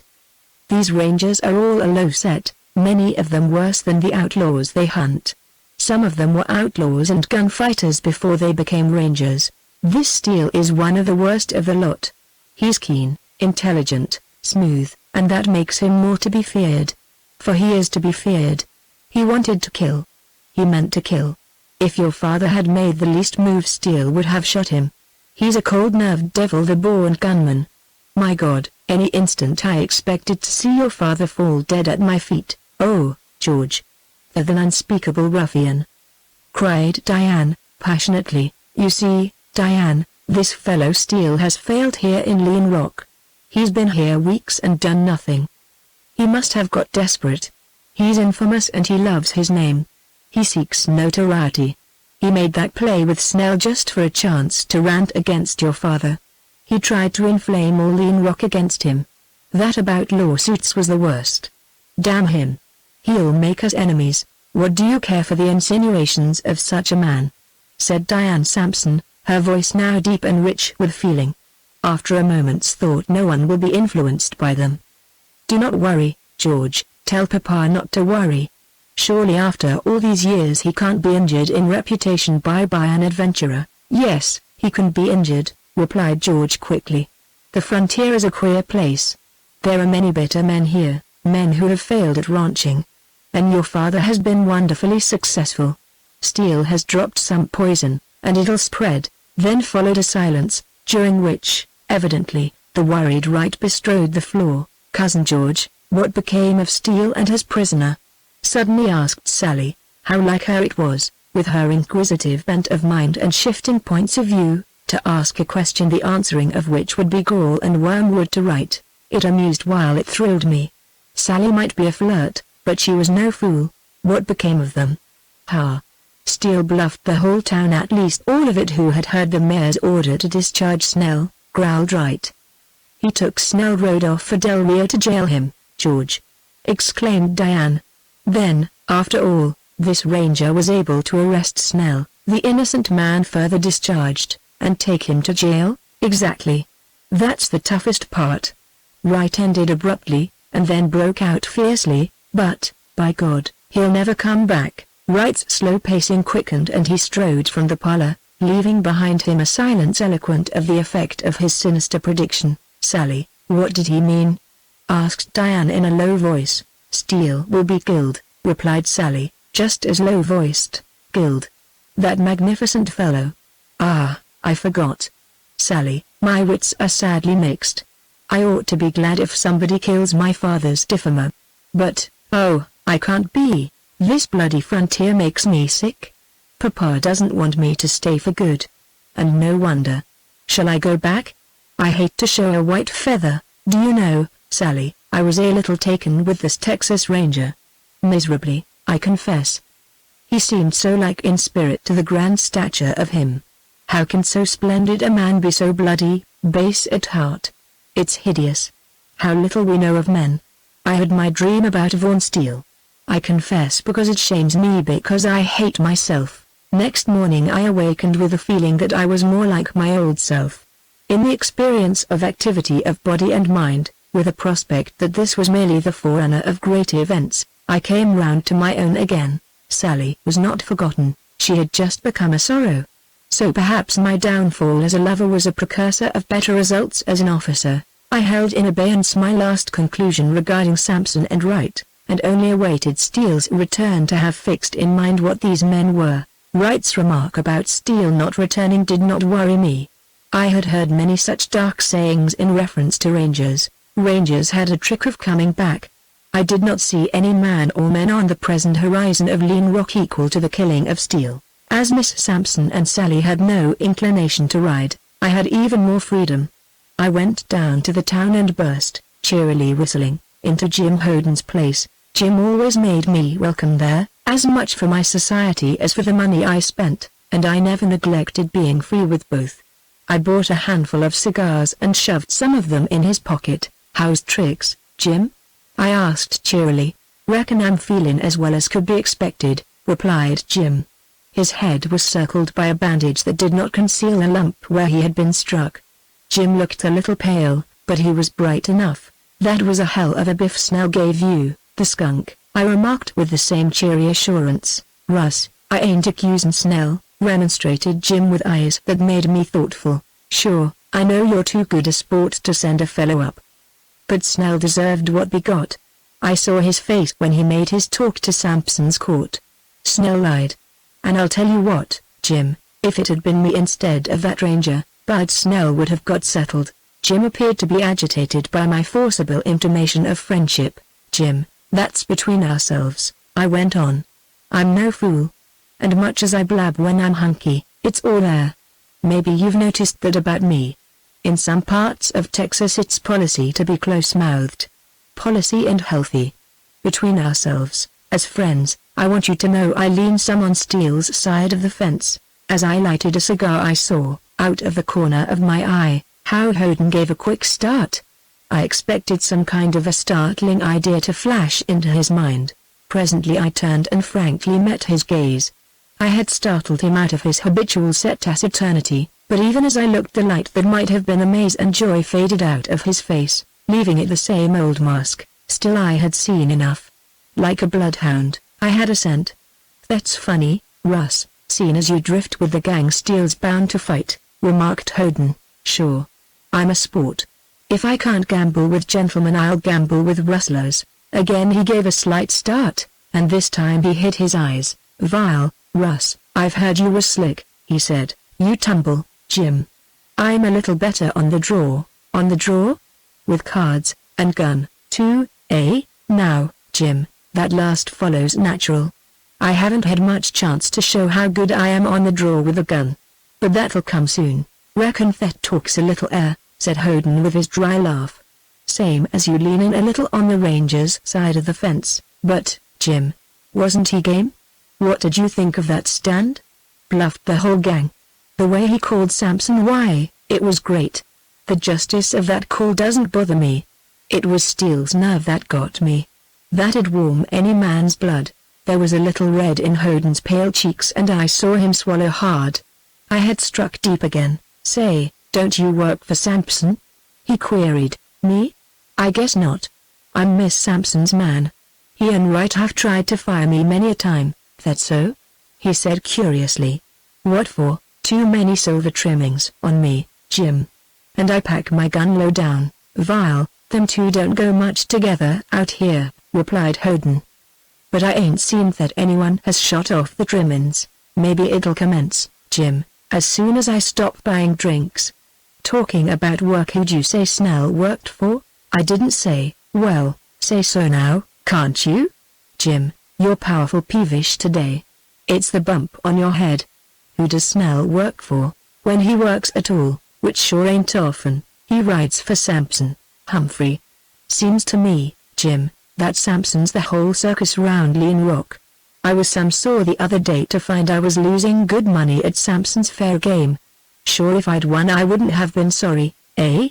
But I was surprised to hear some scully say Samson owned the Hope So dive. I've heard he owned considerable property hereabouts, replied Jim constrainedly. Humphrey again. Why, Jim, you know it, only like every other scully you meet in this town, you're afraid to open your mug about Samson. Get me straight, Jim Hoden. I don't care a damn for Colonel Mayor Sampson. And for cause I'd throw a gun on him just as quick as on any rustler in Pecos. Talks cheap, my boy, replied Hoden, making light of my bluster, but the red was deep in his face. Sure, I know that, I said, calming down. My temper gets up, Jim. Then it's not well known that Samson owns the Hope So? Reckon it's known in Pecos, all right. But Samson's name isn't connected with the Hope So. Blandy runs the place. That Blandy, I've got no use for him. His faro game's crooked, or I'm locoed bronc. Not that we don't have lots of crooked faro dealers. A fellow can stand for them. But Blandy's mean, backhanded, never looks you in the eyes. That Hope So place ought to be run by a good fellow like you, Hoden. Thanks, Russ, replied he, and I imagined his voice a little husky. Didn't you ever hear I used to run it? No. Did you? I said quickly, I reckon. I built the place, made additions twice, owned it for 11 years. Well, I'll be dogged. It was indeed my turn to be surprised, and with the surprise came glimmering. I'm sorry you're not there now, Jim. Did you sell out? No. Just lost the place. Hoden was bursting for relief now to talk to tell. Sympathy had made him soft. I did not need to ask another question. It was 2 years ago, 2 years last March, he went on. I was in a big cattle deal with Sampson. We got the stock, and my share, 1,800 head, was rustled off. I owed Sampson. He pressed me. It come to a lawsuit, and I was ruined. It hurt me to look at Hoden. He was white, and tears rolled down his cheeks. I saw the bitterness, the defeat, the agony of the man. He had failed to meet his obligation, nevertheless he had been swindled. All that he suppressed, all that would have been passion had the man's spirit not been broken, lay bare for me to see. I had now the secret of his bitterness. But the reason he did not openly accuse Samson, the secret of his reticence and fear, these I thought best to try to learn at some later time, after I had consulted with Steele. Hard luck, Jim. It certainly was tough, I said. But you're a good loser. And the wheel turns. Now, Jim, here's what I come particular to see you for. I need your advice. I've got a little money. Between you and me, as friends, I've been adding some to that roll all the time. But before I lose it I want to invest some. Buy some stock or buy an interest in some rancher's herd. What I want you to steer me on is a good, square rancher. Or maybe a couple of ranchers if they happen to be two honest ones in Pecos. Eh? No deals with ranchers who ride in the dark with rustlers. I've a hunch Lean Rock's full of them. Now, Jim, you've been here for years. So you must know a couple of men above suspicion. Thank God I do, Russ. he replied feelingly. Frank Morton and Caesar, my friends and neighbors, all my prosperous days. And friends still. You can gamble on Frank and C. But Russ, if you want advice from me, don't invest money in stock now. Why? Because any new fella buy in stock in Pecos these days will be rustled quicker'n he can say Jack Robinson. The pioneers, the new cattlemen, these are easy pickin'. But the new fellas have to learn the ropes. They don't know anything or anybody. And the old ranchers are wise and sore. They fight if they, what? I put in as he paused. If they knew who was rustling the stock, nope. If they had the nerve, not that so much. What then? What'd make them fight? A leader. I went out of Hoden's with that word ringing in my ears. A leader. In my mind's eye I saw a horde of dark-faced, dusty-booted cattlemen riding grim and armed behind Vaughan steel. More thoughtful than usual, I walked on, passing some of my old haunts, and was about to turn in front of a feed and grain store when a hearty slap on my back disturbed my reflection. Howdy thar, cowboy, boomed a big voice. It was Morton, the rancher whom Jim has mentioned, and whose acquaintance I had made. He was a man of great bulk, with a ruddy, merry face. Hello, Morton. Let's have a drink, I replied. Got to rustle home, he said. Young fella, I've a ranch to work, sell it to me, Morton. He laughed and said he wished he could. His buckboard stood at the rail, the horses stamping impatiently. Cards must be running lucky, he went on, with another hearty laugh. Can't kick on the luck. But I'm afraid it will change. Morton, my friend Hoden gave me a hunch you'd be a good man to tie to. Now, I've a little money, and before I lose it I'd like to invest it in stock. He smiled broadly, but for all his doubt of me he took definite interest. I'm not drunk, and I'm on the square, I said bluntly. You've taken me for a no-good cowpuncher without any brains. Wake up, Morton. If you never size up your neighbors any better than you have me, well, you won't get any richer. It was sheer enjoyment for me to make my remarks to these men, pregnant with meaning. Morton showed his pleasure, his interest, but his faith held aloof. I've got some money. I had some. Then the cards have run lucky. Will you let me in on some kind of deal? Will you start me up as a stockman, with a little herd all my own? Russ, this is darn strange, coming from Sampson's cowboy, he said. I'm not in his outfit. My job's with Miss Sampson. She's fine, but the old man? Nit. He's been after me for weeks. I won't last long. That's one reason why I want to start up for myself. Hoden sent you to me. Did he? Poor old Jim. Vile, Russ, to come out flat-footed. You'd be foolish to buy cattle now. I don't want to take your money and see you lose out. Better go back across the Pecos where the rustlers ain't so strong. I haven't had more'n 2,500 head of stock for 10 years. The rustlers let me hang on to a breedin' herd. Kind of them, ain't it? Sort of kind. All I hear is rustlers. I replied with impatience. You see, I haven't ever lived long in a rustler-run county. Who heads the gang anyway? Frank Morton looked at me with a curiously amused smile. I hear lots about Jack Blome and Snooker. Everybody calls them out and out bad. Do they head this mysterious gang? Russ, our Pine Blome and Snooker parade themselves off boss rustlers same as gun throwers. But that's the love such men have for been thought hell. That's brains head in the rustler gang hereabouts. Maybe Blome and Snooker are blinds. Savvy what I mean, Morton? Maybe there's more in the parade than just the fame of it. Morton snapped his big jaw as if to shut in impulsive words. Look here, Morton. I'm not so young in years even if I am young west of the Pecos. I can figure ahead. It stands to reason, no matter how damn strong these rustlers are, how hidden their work, however involved with supposedly honest men, they can't last. They come with the pioneers and they'll last as long as there's a single steer left, he declared. Well, if you take that view of circumstances I just figure you as one of the rustlers. Morton looked as if he were about to brain me with the butt of his whip. His anger flashed by then as unworthy of him, and, something striking him as funny, he boomed out to laugh. It's not so funny, I went on. If you're going to pretend a yellow streak, what else will I think? Pretend? He repeated. Sure. You can't fool me, Morton. I know men of nerve. And here in Pecos they're not any different from those in other places. I say if you show anything like a lack of sand it's all bluff, by nature you've got nerve. There are a lot of men round Lean Rock who are afraid of their shadows, afraid to be out after dark, afraid to open their mouths.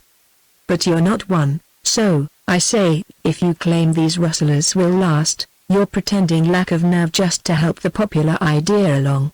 For they can't last, Morton. I don't want to be a hard-riding cowboy all my days. Do you think I'd let fear of a gang of rustlers stop me from going in business with a rancher? Nit. What you need out here in Pecos is some new blood, a few youngsters like me to get you old guys started. Savvy what I mean? Vile, I reckon I do, he replied, looking as if a storm had blown over him. I gauged the hold the rustler gang had on Lean Rock by the difficult job it was to stir this really courageous old cattleman. He had grown up with the evil. To him it must have been a necessary one, the same as dry seasons and cyclones. Russ, I'll look you up the next time I come to town, he said soberly. We parted, and I, more than content with the meeting, retraced my steps down street to the Hope So saloon. Here I entered, bent on tasks as sincere as the ones just finished, but displeasing, because I had to mix with a low, profane set, to cultivate them, to drink occasionally despite my deftness at emptying glasses on the floor, to gamble with them and strangers, always playing the part of a flush and flashy cowboy, half drunk, ready to laugh or fight. On the night of the 5th day after Steele's departure, I went, as was my habit, to the rendezvous we maintained at the pile of rocks out in the open. The night was clear, bright starlight, without any moon, and for this latter fact safer to be abroad. Often from my cover I had seen dark figures skulking in and out of Lean Rock. It would have been interesting to hold up these mysterious travelers. So far, however, this had not been our game. I had enough to keep my own tracks hidden, and my own comings and goings. I liked to be out in the night, with the darkness close down to the earth, and the feeling of a limitless open all around. Not only did I listen for Steele's soft step, but for any sound, the yelp of coyote or mourn of wolf, the creak of wind in the dead brush, the distant clatter of hoofs, a woman's singing voice faint from the town. This time, just when I was about to give up for that evening, Steele came looming like a black giant long before I heard his soft step. It was good to feel his grip, even if it hurt, because after 5 days I had begun to worry. Well, old boy, how's tricks? He asked easily. Well, old man, did you land that son of a gun in jail? You bet I did. And he'll stay there for a while. Del Rio rather liked the idea, Russ. All right there. I sidestepped Sanderson on the way back. But over here at the little village Sampson they call it, I was held up. Couldn't help it, because there wasn't any road around. Held up? I queried. That's it, the buckboard was held up. I got into the brush in time to save my bacon. They began to shoot too soon. Did you get any of them? Didn't stay to see, he chuckled. Had to hoof it to Lean Rock, and it's a good long walk. Been to your dobe yet tonight? I slipped in at the back. Russ, it bothered me some to make sure no one was laying for me in the dark. You'll have to get a safer place. Why not take to the open every night, Russ? That's well enough on a trail. But I need grub, and I've got to have a few comforts. I'll risk the dobe yet a little. Then I narrated all that I had seen and done and heard during his absence, holding back one thing. What I did tell him sobered him at once, brought the quiet, somber mood, the thoughtful air. So that's all. Well, it's enough, all pertaining to our job, Vaughn, I replied. The rest is sentiment, perhaps. I had a pretty bad case of moons over the little Langdon girl. But we quarreled. And it's ended now. Just as well, too, because if she'd, Russ, did you honestly care for her? The real thing, I mean? I'm afraid so. I'm sort of hurt inside. But, hell. There's one thing sure, a love affair might have hindered me, made me soft. I'm glad it's over, he said no more, but his big hand pressing on my knee told me of his sympathy, another indication that there was nothing wanting in this ranger. The other thing concerns you, I went on, somehow reluctant now to tell this. You remember how I heard Wright making you out vile to Miss Sampson? Swore you'd never come back? Well, after he had gone, when Sally said he'd meant you'd be killed, Miss Sampson felt bad about it. She said she ought to be glad if someone killed you, but she couldn't be.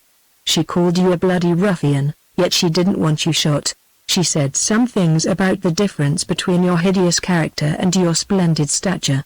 Called you a magnificent fellow, that was it. Well, then she choked up and confessed something to Sally in shame and disgrace. Shame, disgrace? Echoed Steele, greatly interested. What? She confessed she had been taken with you, had her little dream about you. And she hated herself for it. Never, I thought, would I forget Vaughan Steele's eyes. It did not matter that it was dark, I saw the fixed gleam, then the leaping, shadowy light. Did she say that? His voice was not quite steady. Wonderful. Even if it only lasted a minute. We might if it wasn't for this hellish job. Russ, has it dawned on you yet, what I've got to do to Diane Sampson? Yes, I replied. Vaughan, you haven't gone sweet on her? What else could I make of that terrible thing in his eyes? He did not reply to that at all. I thought my arm would break in his clutch. You said you knew what I've got to do to Diane Sampson, he repeated hoarsely. Yes, you've got to ruin her happiness, if not her life. Why? Speak out, Russ. All this comes like a blow. There for a little I hoped you had worked out things differently from me. No hope. Ruin her life. Why? I could explain this strange agitation in Steele in no other way except that realization had brought keen suffering as incomprehensible as it was painful. I could not tell if it came from suddenly divined love for Diane Sampson equally with a poignant conviction that his fate was to wreck her. But I did see that he needed to speak out the brutal truth. Steele, old man, you'll ruin Diane Sampson, because, as the rest looks improbable to me, you'll have to kill her father. My God. Why? Say it. Because Sampson is the leader of the Lean Rock gang of rustlers. That night before we parted we had gone rather deeply into the plan of action for the immediate future. First I gave Steele my earnest counsel and then as stiff an argument as I knew how to put up, all anent the absolute necessity of his eternal vigilance. If he got shot in a fair encounter with his enemies, well, that was a ranger's risk and no disgrace. But to be massacred in bed, knifed, in the dark, shot in the back, ambushed in any manner, not one of these miserable ends must be the last record of Vaughan Steele. He promised me in a way that made me wonder if he would ever sleep again or turn his back on anyone. Made me wonder too, at the menace in his voice. Steele seemed likely to be torn two ways, and already there was a hint of future desperation. It was agreed that I make cautious advances to Hoden and Morton, and when I could satisfy myself of their trustworthiness reveal my identity to them. Through this I was to cultivate Zimmer, and then other ranchers whom we should decide could be let into the secret. It was not only imperative that we learn through them clues by which we might eventually fix guilt on the Rustler gang, but also just as imperative that we develop a band of deputies to help us when the fight began. Steele, now that he was back in Lean Rock, would have the center of the stage, with all eyes upon him. We agreed, moreover, that the bolder the front now the better the chance of ultimate success. The more nerve he showed the less danger of being ambushed, the less peril in facing vicious men. But we needed a jail.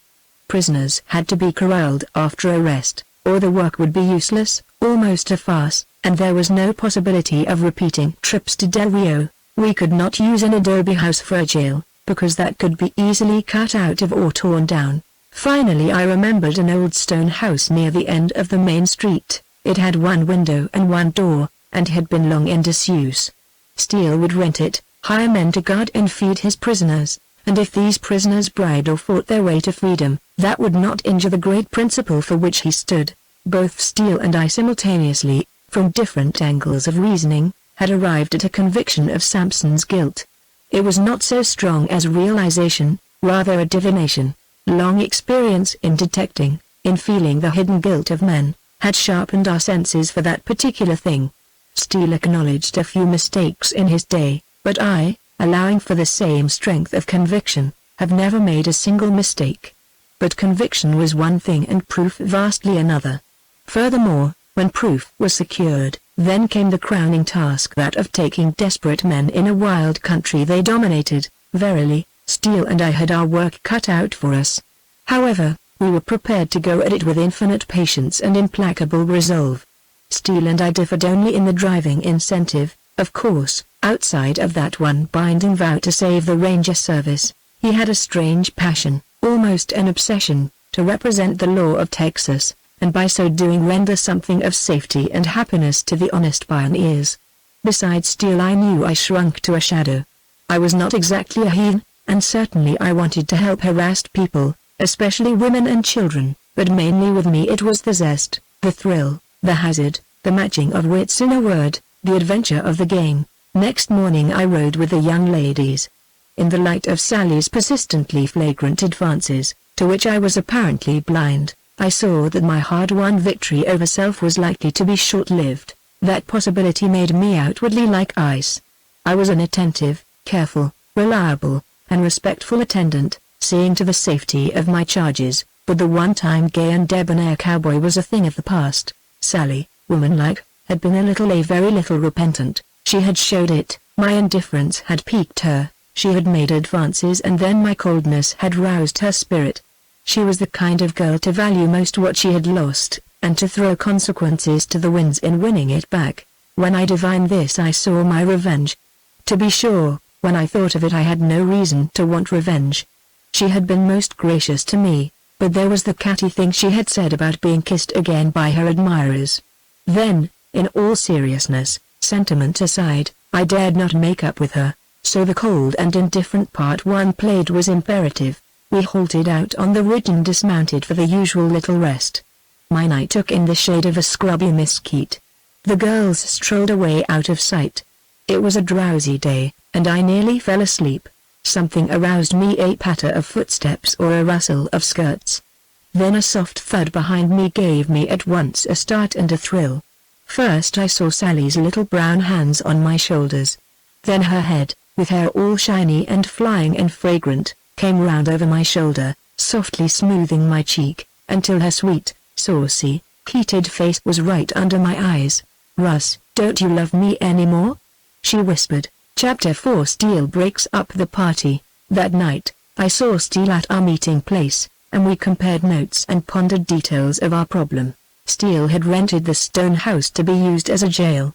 While the blacksmith was putting up a door and window calculated to withstand many onslaughts, all the idlers and strangers in town went to see the sight. Manifestly it was an occasion for lean rock. When Steele let it be known that he wanted to hire a jailer and a guard, this caustically humorous element offered itself en masse. The men made a joke out of it. When Steele and I were about to separate, I remembered a party that was to be given by Miss Sampson, and I told him about it. He shook his head sadly, almost doubtfully. Was it possible that Sampson could be a deep-eyed, cunning scoundrel, the true leader of the cattle rustlers, yet keep that beautiful and innocent girl out on the frontier and let her give parties to sons and daughters of a community he had robbed? To any but remorseless rangers the idea was incredible. Thursday evening came in spite of what the girls must have regarded as an interminably dragging day. It was easy to differentiate their attitudes toward this party. Sally wanted to look beautiful, to excel all the young ladies who were to attend, to attach to her train all the young men, and have them fighting to dance with her. Miss Sampson had an earnest desire to open her father's house to the people of Lean Rock, to show that a daughter had come into his long cheerless home, to make the evening one of pleasure and entertainment. I happened to be present in the parlor, was carrying in some flowers for final decoration, when Miss Sampson learned that her father had just ridden off with 3 horsemen whom Dick, who brought the news, had not recognized. In her keen disappointment she scarcely heard Dick's concluding remark about the hurry of the colonel. My sharp ears, however, took this in, and it was thought-provoking. Sampson was known to ride off at all hours, yet this incident seemed unusual. At 8 o'clock the house and porch and patio were ablaze with lights. Every lantern and lamp on the place, together with all that could be bought and borrowed, had been brought into requisition. The cowboys arrived first, all dressed in their best, clean-shaven, red-faced, bright-eyed, eager for the fun to commence. Then the young people from town, and a good sprinkling of older people, came in a steady stream. Miss Sampson received them graciously, excused her father's absence, and bade them be at home. The music, or the discordance that went by that name, was furnished by 2 cowboys with banjos and an antediluvian gentleman with a fiddle. Nevertheless, it was music that could be danced to, and there was no lack of enthusiasm. I went from porch to parlor and thence to patio, watching and amused. The lights and the decorations of flowers, the bright dresses and the flashy scarfs of the cowboys furnished a gay enough scene to a man of lonesome and stern life like mine. During the dance there was a steady, continuous shuffling tramp of boots, and during the interval following a steady, low hum of merry talk and laughter. My wandering from place to place, apart from my usual careful observation, was an unobtrusive but, to me, a sneaking pursuit of Sally Langdon. She had on a white dress I had never seen with a low neck and short sleeves, and she looked so sweet, so dainty, so altogether desirable, that I groaned 100 times in my jealousy. Because, manifestly, Sally did not intend to run any risk of my not seeing her in her glory, no matter where my eyes looked. A couple of times in promenading I passed her on the arm of some proud cowboy or gallant young buck from town, and on these occasions she favored her escort with a languishing glance that probably did as much damage to him as to me. Presently she caught me red-handed in my careless, sauntering pursuit of her, and then, whether by intent or from indifference, she apparently deigned me no more notice. But, quick to feel a difference in her, I marked that from that moment her gaiety gradually merged into coquettishness, and soon into flirtation.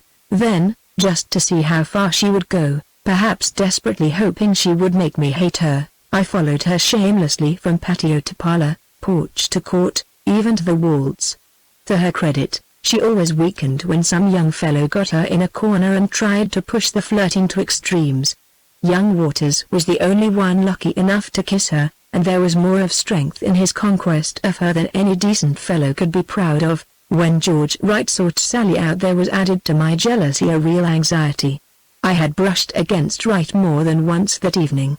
He was not drunk, yet under the influence of liquor.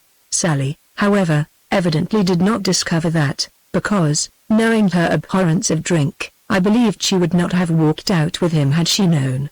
Anyway, I followed them, close in the shadow. Wright was unusually gay. I saw him put his arm around her without remonstrance. When the music recommenced they went back to the house. Wright danced with Sally, not ungracefully for a man who rode a horse as much as he. After the dance he waved aside Sally's many partners, not so gaily as would have been consistent with good feeling, and led her away. I followed. They ended up that walk at the extreme corner of the patio, where, under gaily colored lights, a little arbor had been made among the flowers and vines. Sally seemed to have lost something of her vivacity. They had not been out of my sight for a moment before Sally cried out. It was a cry of impatience or remonstrance, rather than alarm, but I decided that it would serve me an excuse. I dashed back, leapt to the door of the arbor, my hand on my gun. Wright was holding Sally. When he heard me he let her go. Then she uttered a cry that was one of alarm.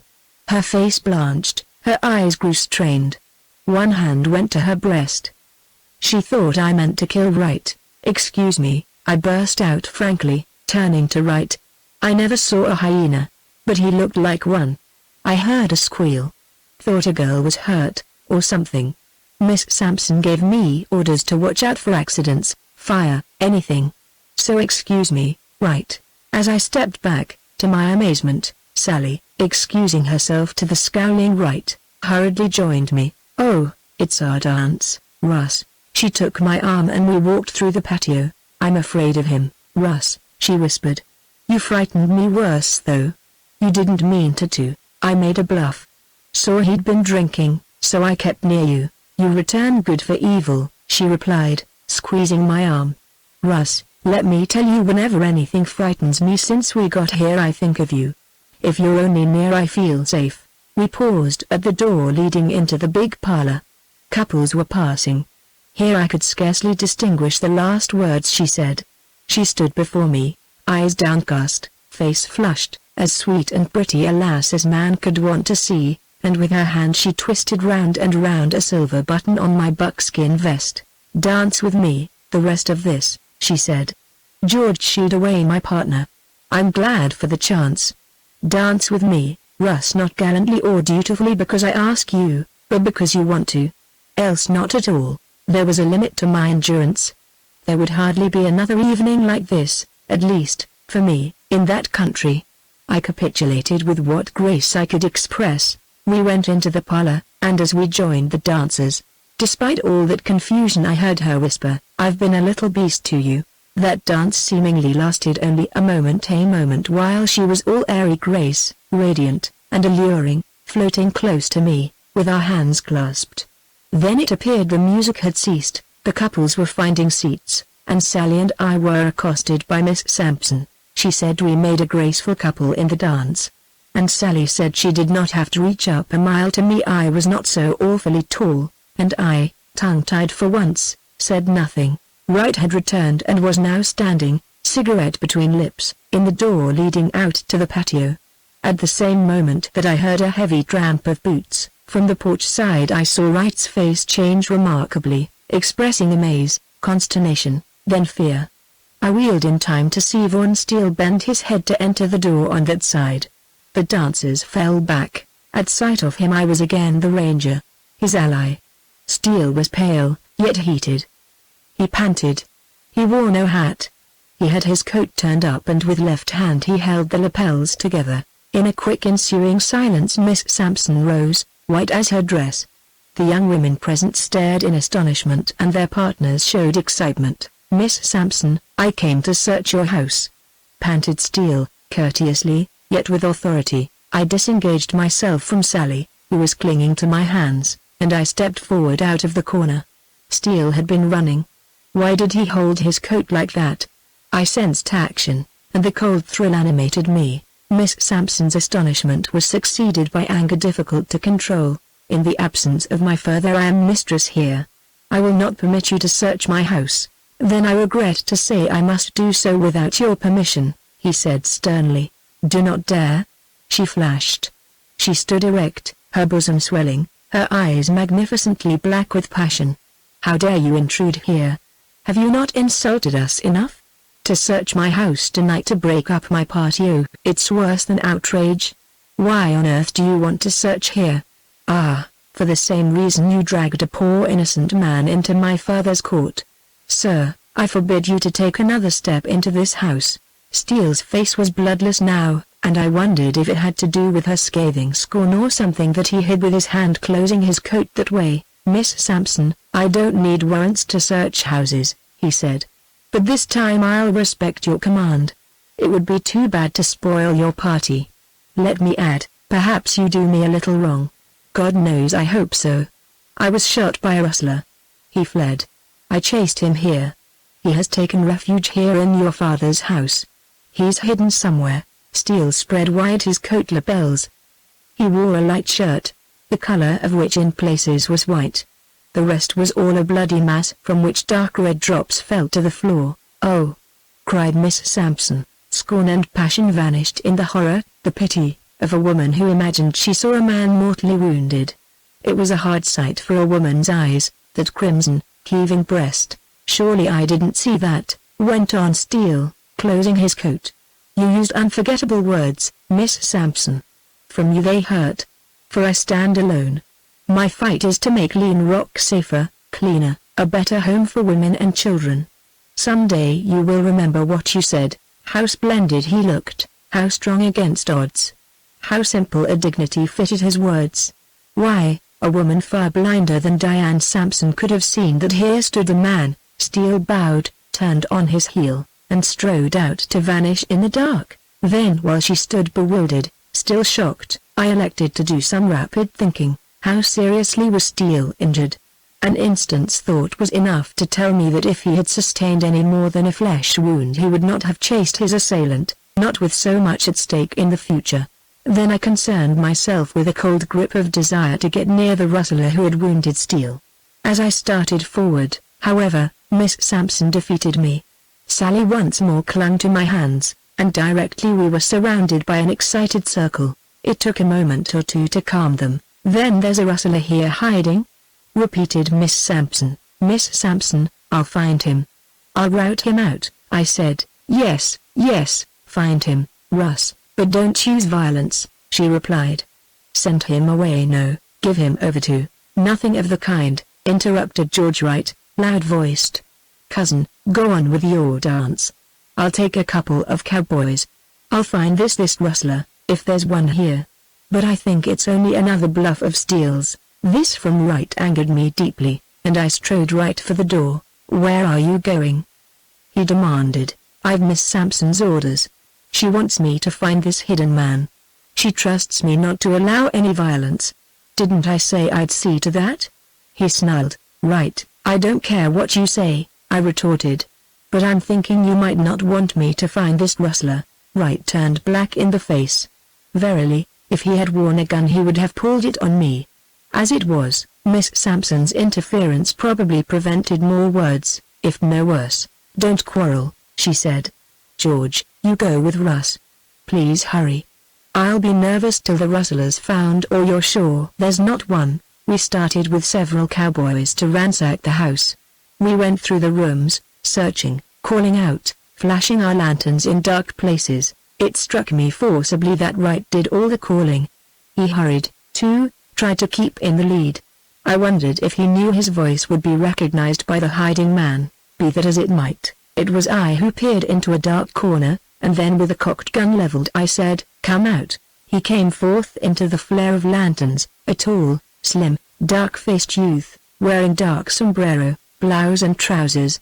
I collared him before any of the others could move, and I held the gun close enough to make him shrink, but he did not impress me as being frightened just then. Nevertheless, he had a clammy face, the pallid look of a man who had just gotten over a shock. He peered into my face, then into that of the cowboy next to me, then into Wright's, and if ever in my life I beheld relief I saw it then. That was all I needed to know, but I meant to find out more if I could. "Who are you?" I asked quietly. He gazed rather arrogantly down at me. It always irritated me to be looked down at that way. "Say, don't be gay with me or you'll get it good," I yelled, prodding him in the side with the cocked gun. "Who are you?" "Quick, Bo Snooker," he said. "Any relation to Bill Snooker, his son?" "What did you hide here for?" He appeared to grow sullen. "Reckoned I'd be as safe in Sampson's as anywheres." "Aha. You're taking a long chance," I replied, and he never knew, or any of the others, just how long a chance that was. Sight of Steele's bloody breast remained with me, and I had something sinister to combat. This was no time for me to reveal myself or to show unusual feeling or interest for Steele. As Steele had abandoned his search, I had nothing to do now but let the others decide what disposition was to be made of Snooker. "Right, what'll you do with him?" I queried, as if uncertain, now the capture was made. I let Snooker go and sheathed my weapon. That seemed a signal for him to come to life. I guessed he had not much fancied the wide and somewhat variable sweep of that cocked gun. "I'll see to that," replied Wright gruffly, and he pushed Snooker in front of him into the hall. I followed them out into the court at the back of the house. As I had very little further curiosity I did not wait to see where they went, but hurried back to relieve Miss Sampson and Sally. I found them as I had left them, Sally quiet, pale, Miss Sampson nervous and distressed. I soon calmed their fears of any further trouble or possible disturbance. Miss Sampson then became curious and wanted to know who the rustler was. "How strange he should come here," she said several times. "Probably he'd run this way or thought he had a better chance to hide where there was dancing and confusion," I replied glibly. I wondered how much longer I would find myself keen to shunt her mind from any channel leading to suspicion. Would Papa have arrested him? She asked. Colonel Sampson might have made it hot for him, I replied frankly, feeling that if what I said had a double meaning it still was no lie. "Oh, I forgot the ranger," she exclaimed suddenly. That awful sight, the whole front of him bloody. Russ, how could he stand up under such a wound? Do you think it'll kill him? That's hard to say. A man like Steele can stand a lot. Russ, please go find him. See how it is with him, she said, almost pleadingly. I started, glad of the chance, and hurried down toward the town. There was a light in the little adobe house where he lived, and proceeding cautiously, so as to be sure no one saw me, I went close and whistled low in a way he would recognize. Then he opened the door and I went in. "Hello, son," he said. "You needn't have worried. Sling a blanket over that window so no one can see in." He had his shirt off and had been in the act of bandaging a wound that a bullet had cut in his shoulder. "Let me tie that up," I said, taking the strips of linen. "Aha. Shot you from behind, didn't he? How else, you locoed lady charmer? It's a wonder I didn't have to tell you that. Tell me about it." Steele related a circumstance differing little from other attempts at his life, and concluded by saying that Snooker was a good runner if he was not a good shot. I finished the bandaging and stood off, admiring Steele's magnificent shoulders. I noted, too, on the fine white skin more than one scar made by bullets. I got an impression that his strength and vitality were like his spirit unconquerable. "So you knew it was Bill Snooker's son?" I asked when I had told him about finding the rustler. "Sure. Jim Hoden pointed him out to me yesterday. Both the Snookers are in town. From now on we're going to be busy, Russ." "It can't come too soon for me," I replied. "Shall I chuck my job? Come out from behind these cowboy togs?" "Not yet. We need proof, Russ. We've got to be able to prove things. Hang on at the ranch yet a while." This Bo Snooker was scared stiff till he recognized right. "Isn't that proof?" "No, that's nothing. We've got to catch Sampson and right red-handed." "I don't like the idea of you trailing along alone," I protested. "Remember what Neil told me. I'm to kick. It's time for me to hang round with a couple of guns." "You'll never use one." "The hell I won't," he retorted, with a dark glance of passion. I was surprised that my remark had angered him. "You fellows are all wrong. I know when to throw a gun. You ought to remember that rangers have a bad name for wanting to shoot. And I'm afraid it's deserved." "Did you shoot at Snooker?" I queried. "I could have got him in the back." "But that wouldn't do." "I shot 3 times at his legs, tried to let him down. I'd have made him tell everything he knew, but he ran. He was too fast for me, shooting at his legs. No wonder he ran. He savvied your game all right. It's funny, Vaughn, how these rustlers and gunmen don't mind being killed. But to cripple them, rope them, jail them, that's hell to them. Well, I'm to go on, up at the ranch, falling further in love with that sweet kid instead of coming out straight to face things with you?" Steele had to laugh, yet he was more thoughtful of my insistence. "Russ, you think you have patience, but you don't know what patience is. I won't be hurried on this job. But I'll tell you what, I'll hang undercover most of the time when you're not close to me. See? That can be managed. I'll watch for you when you come in town. We'll go in the same places. And in case I get busy you can stand by and trail along after me. That satisfy you?" "Fine," I said, both delighted and relieved. "Well, I'll have to rustle back now to tell Miss Sampson you're all right." Steele had about finished pulling on a clean shirt, exercising care not to disarrange the bandages, and he stopped short to turn squarely and look at me with hungry eyes. "Russ, did she show sympathy? She was all broken up about it. Thought you were going to die. Did she send you?" "Sure. And she said hurry," I replied. I was not a little gleeful over the apparent possibility of Steele being in the same boat with me. "Do you think she would have cared if I had been shot up bad?" The great giant of a ranger asked this like a boy, hesitatingly, with color in his face. "Care? Vaughn, you're as thick-headed as you say I'm locoed. Diane Sampson has fallen in love with you. That's all. Love at first sight. She doesn't realize it. But I know." There he stood as if another bullet had struck him, this time straight through the heart. Perhaps one had, and I repented a little of my overconfident declaration. Still, I would not go back on it. "I believed it, Russ, for God's sake." "What a terrible thing to say," he ejaculated hoarsely. "No. It's not terrible to say it, only the fact is terrible," I went on. "I may be wrong. But I swear I'm right. When you opened your coat, showed that bloody breast, well, I'll never forget her eyes. She had been furious. She showed passion, hate. Then all in a second something wonderful, beautiful broke through. Pity, fear, agonized thought of your death. If that's not love, if she did not betray love, then I never saw it. She thinks she hates you. But she loves you. Get out of here," he ordered thickly. I went, not forgetting to peep out at the door and to listen a moment. Then I hurried into the open, up toward the ranch. The stars were very big and bright, so calm, so cold, that it somehow hurt me to look at them. Not like men's lives, surely. What had fate done to Vaughn Steele and to me? I had a moment of bitterness, an emotion rare with me. Most rangers put love behind them when they entered the service and seldom found it after that. But love had certainly met me on the way. and I now had confirmation of my fear that Vaughn was hard hit. Then the wildness, the adventurer in me stirred to the wonder of it all. It was in me to exult even in the face of fate.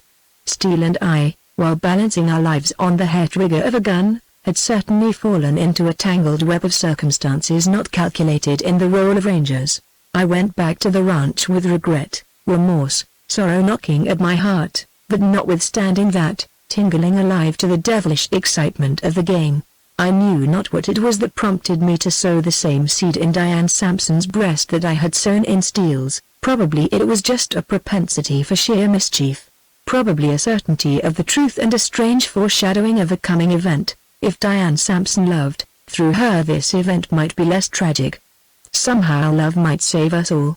That was the shadowy portent flitting in the dark maze of my mind. At the ranch dancing had been resumed. There might never have been any interruption of the gaiety. I found Miss Sampson on the lookout for me and she searched my face with eyes that silenced my one last qualm of conscience.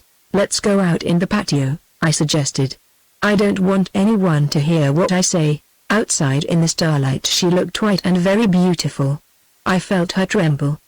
Perhaps my gravity presaged the worst. So it did in one way. Poor Vaughn. I went down to Steele's dobe, the little place where he lives. I began, weighing my words. He let me in, was surprised. He had been shot high in the shoulder, not a dangerous wound. I bandaged it for him.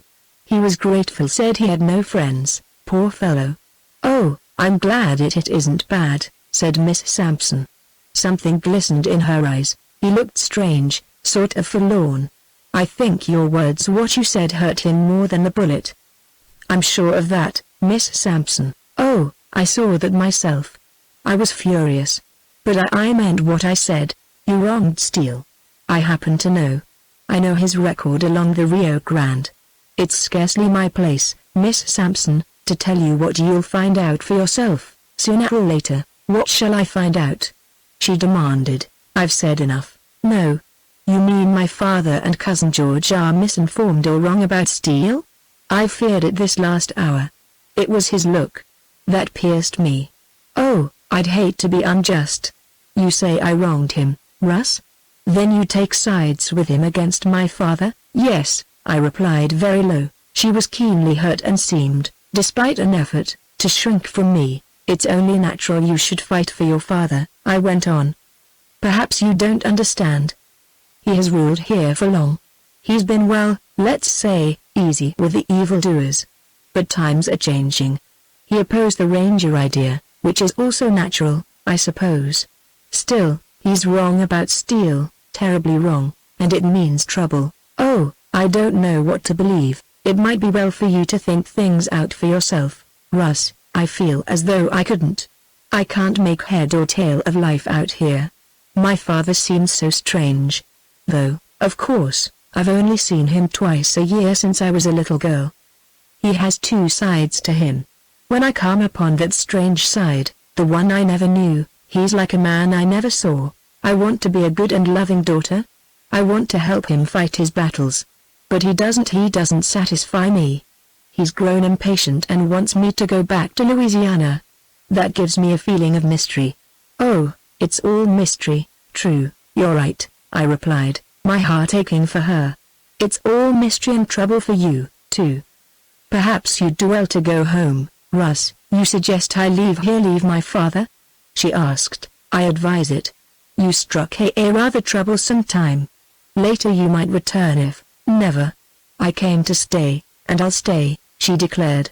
And there her temper spoke. "Miss Sampson," I began again, after taking a long, deep breath, "I ought to tell you one thing more about Steele." "Well, go on. Doesn't he strike you now as being the farthest removed from a ranting, brutal ranger?" "I confess he was at least a gentleman. Rangers don't allow anything to interfere with the discharge of their duty. He was courteous after you defamed him. He respected your wish. He did not break up the dance. This may not strike you particularly. But let me explain that Steele was chasing an outlaw who had shot him. Under ordinary circumstances he would have searched your house. He would have been like a lion. He would have torn the place down around our ears to get that rustler, but his action was so different from what I had expected, it amazed me. Just now, when I was with him, I learned, I guessed, what stayed his hand. I believe you ought to know." "Know what?" she asked. How starry and magnetic her eyes. A woman's divining intuition made them wonderful with swift varying emotion. They drew me onto the fatal plunge. What was I doing to hurt Yvonne? Something bound my throat, making speech difficult. "He's fallen in love with you," I hurried on in a husky voice. "Love at first sight. Terrible. Hopeless. I saw it, felt it. I can't explain how I know, but I do know. That's what stayed his hand here. And that's why I'm on his side. He's alone. He has a terrible task here without any handicaps.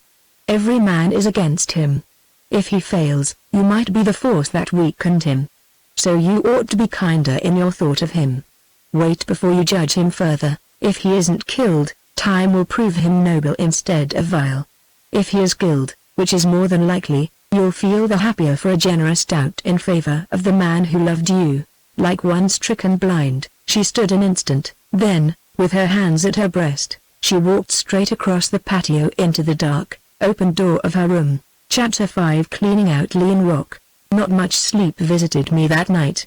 In the morning, the young ladies not stirring and no prospects of duty for me, I rode down to town. Sight of the wide street, lined by its hitching posts and saddled horses, the square buildings with their ugly signs, unfinished yet old, the lounging, dust-gray men at every corner, these awoke in me a significance that had gone into oblivion overnight. That last talk with Miss Sampson had unnerved me, wrought strangely upon me. And afterward, waking and dozing, I had dreamed, lived in a warm, golden place where there were music and flowers and Sally's sprite-like form leading me on after two tall, beautiful lovers, Diane and Vaughan, walking hand in hand.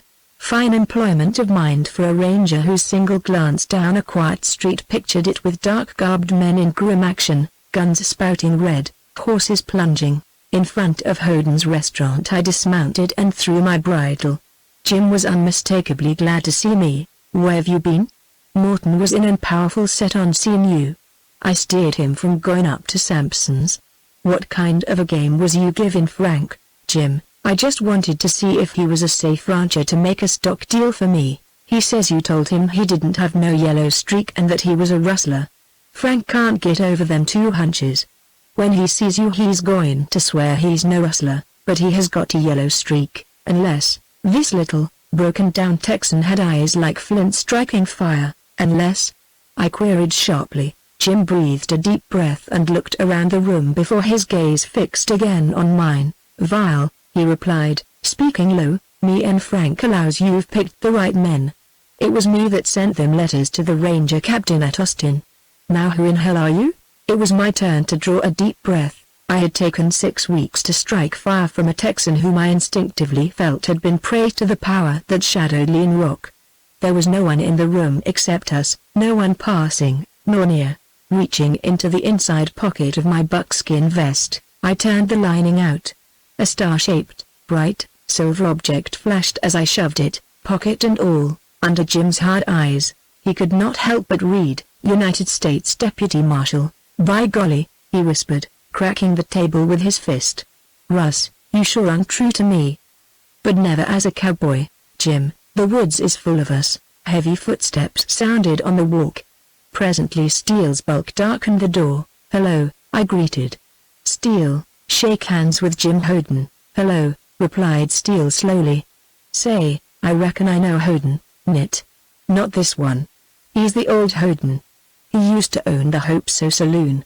It was on the square when he ran it. Maybe he'll get it back pretty soon." "Hope so," I laughed at my execrable pun. Steele leaned against the counter, his grey glance studying the man I had so oddly introduced. Hoden in one flash associated the ranger with me, a relation he had not dreamed of. Then, whether from shock or hope or fear I know not, he appeared about to faint. "Hoden, do you know who's boss of this secret gang of rustlers hereabouts?" asked Steele bluntly. It was characteristic of him to come sharp to the point. His voice, something deep, easy, cool about him, seemed to steady Hoden. "No," replied Hoden. "Does anybody know?" went on Steele. "Vile, I reckon there's not one honest native of Pecos who knows. But you have your suspicions? We have. You can keep your suspicions to yourself. But you can give me your idea about this crowd that hangs round the saloons. The regulars, just a bad lot, replied Holden, with the quick assurance of knowledge. Most of them have been here years. Others have drifted in. Some of them work odd times. They rustle a few steal, rob, anything for a little money to drink and gamble. Just a bad lot. But the strangers as are always come in and go, strangers that never get acquainted. Some of them are likely to be the rustlers. Bill and Bo Snicker are in town now. Bill's a known cattle thief. Bo's no good, the making of a gunfighter. He heads that way. They might be rustlers. But the boy, he's hardly careful enough for this gang. Then there's Jack Blome. He comes to town often. He lives up in the hills. He always has 3 or 4 strangers with him. Blome's the fancy gunfighter. He shot a gambler here last fall. Then he was in a fight in Sanderson lately. Got 2 cowboys then. Blome's killed a dozen Pecos men. He's a rustler, too, but I reckon he's not the brains of that secret outfit, if he's in it at all. Steele appeared pleased with Holden's idea. Probably it coincided with the one he had arrived at himself. Now, I'm puzzled over this, said Steele. Why do men, apparently honest men, seem to be so close-mouthed here? Is that a fact or only my impression? It's sure a fact, replied Holden darkly. Men have lost cattle and property in Lean Rock, lost them honestly or otherwise, as hasn't been proved. And in some cases when they talked hinted a little they was found dead. Apparently held up and robbed. But dead. Dead men don't talk. That's why we're close-mouthed. Steele's face wore a dark, somber sternness. Rustling cattle was not intolerable. Western Texas had gone on prospering, growing in spite of the horde of rustlers ranging its vast stretches, but this cold, secret, murderous hold on a little struggling community was something too strange, too terrible for men to stand long. It had waited for a leader like Steele, and now it could not last. Holden's revived spirit showed that. The ranger was about to speak again when the clatter of hooves interrupted him. Horses halted out in front. A motion of Steele's hand caused me to dive through a curtained door back of Holden's counter. I turned to peep out and was in time to see George Wright enter with the red-headed cowboy called Brick. That was the first time I had ever seen Wright come into Holden's. He called for tobacco. If his visit surprised Jim, he did not show any evidence. But Wright showed astonishment as he saw the ranger, and then a dark glint flitted from the eyes that shifted from Steele to Holden and back again. Steele leaned easily against the counter, and he said good morning pleasantly. Wright deigned no reply, although he bent a curious and hard scrutiny upon Steele. In fact, Wright evinced nothing that would lead one to think he had any respect for Steele as a man or as a ranger. Steele, that was the second break of yours last night, he said finally. If you come fooling round the ranch again there'll be hell. It seemed strange that a man who had lived west of the Pecos for 10 years could not see in Steele something which forbade that kind of talk. It certainly was not nerve Wright showed. Men of courage were seldom intolerant, and with the much less nerve that characterized Steele or the great gunmen of the day there went a cool, unobtrusive manner, a speech brief, almost gentle, certainly courteous. Wright was a hot-headed Louisianian of French extraction, a man evidently who had never been crossed in anything, and who was strong, brutal, passionate, which qualities, in the face of a situation like this, made him simply a fool. The way Steele looked at Wright was joy to me. I hated this smooth, dark-skinned southerner. But, of course, an ordinary affront like Wright's only earned silence from Steele. I'm thinking you used your ranger bluff just to get near Diane Sampson, Wright sneered. Mind you, if you come up there again there'll be hell. You're damn right there'll be hell, retorted Steele, a kind of hiring in his voice. I saw thick, dark red creep into his face. Had Wright's incomprehensible mention of Diane Sampson been an instinct of love, of jealousy? Verily, it had pierced into the depths of the ranger, probably as no other thrust could have. Diane Sampson wouldn't stoop to know a dirty blood track like you, said Wright hotly. His was not a deliberate intention to rouse Steele, the man was simply rancorous.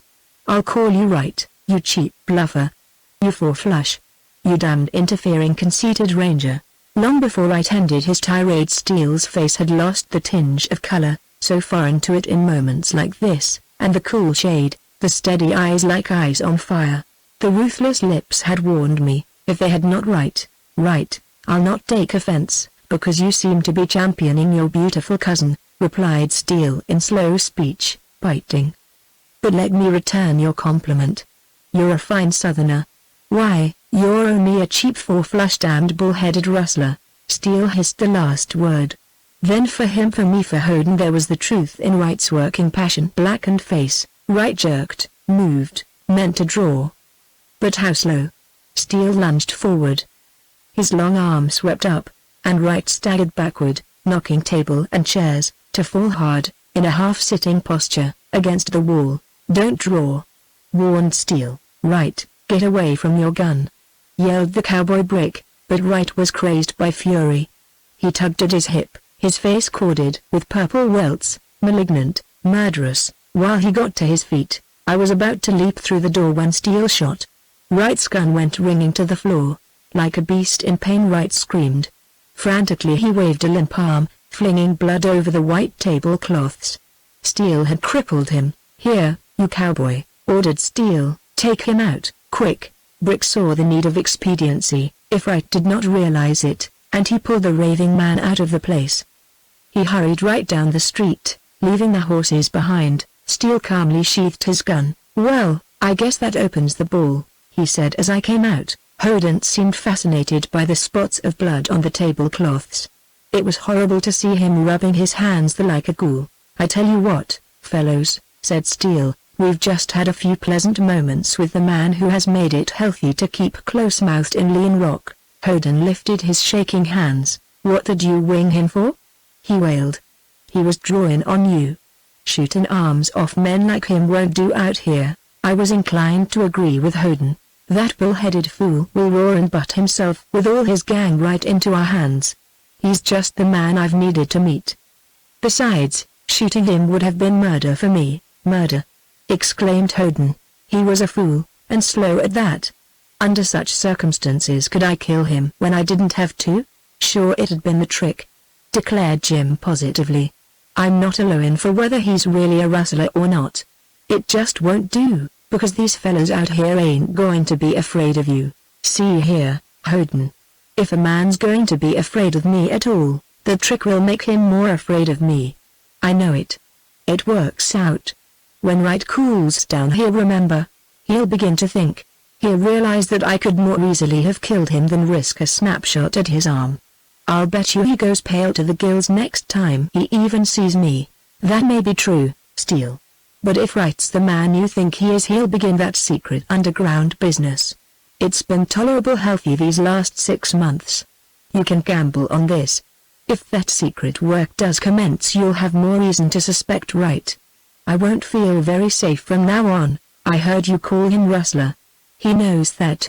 Why, Wright won't sleep at night now. He and Sampson have always been after me. Hoden, what are your eyes for?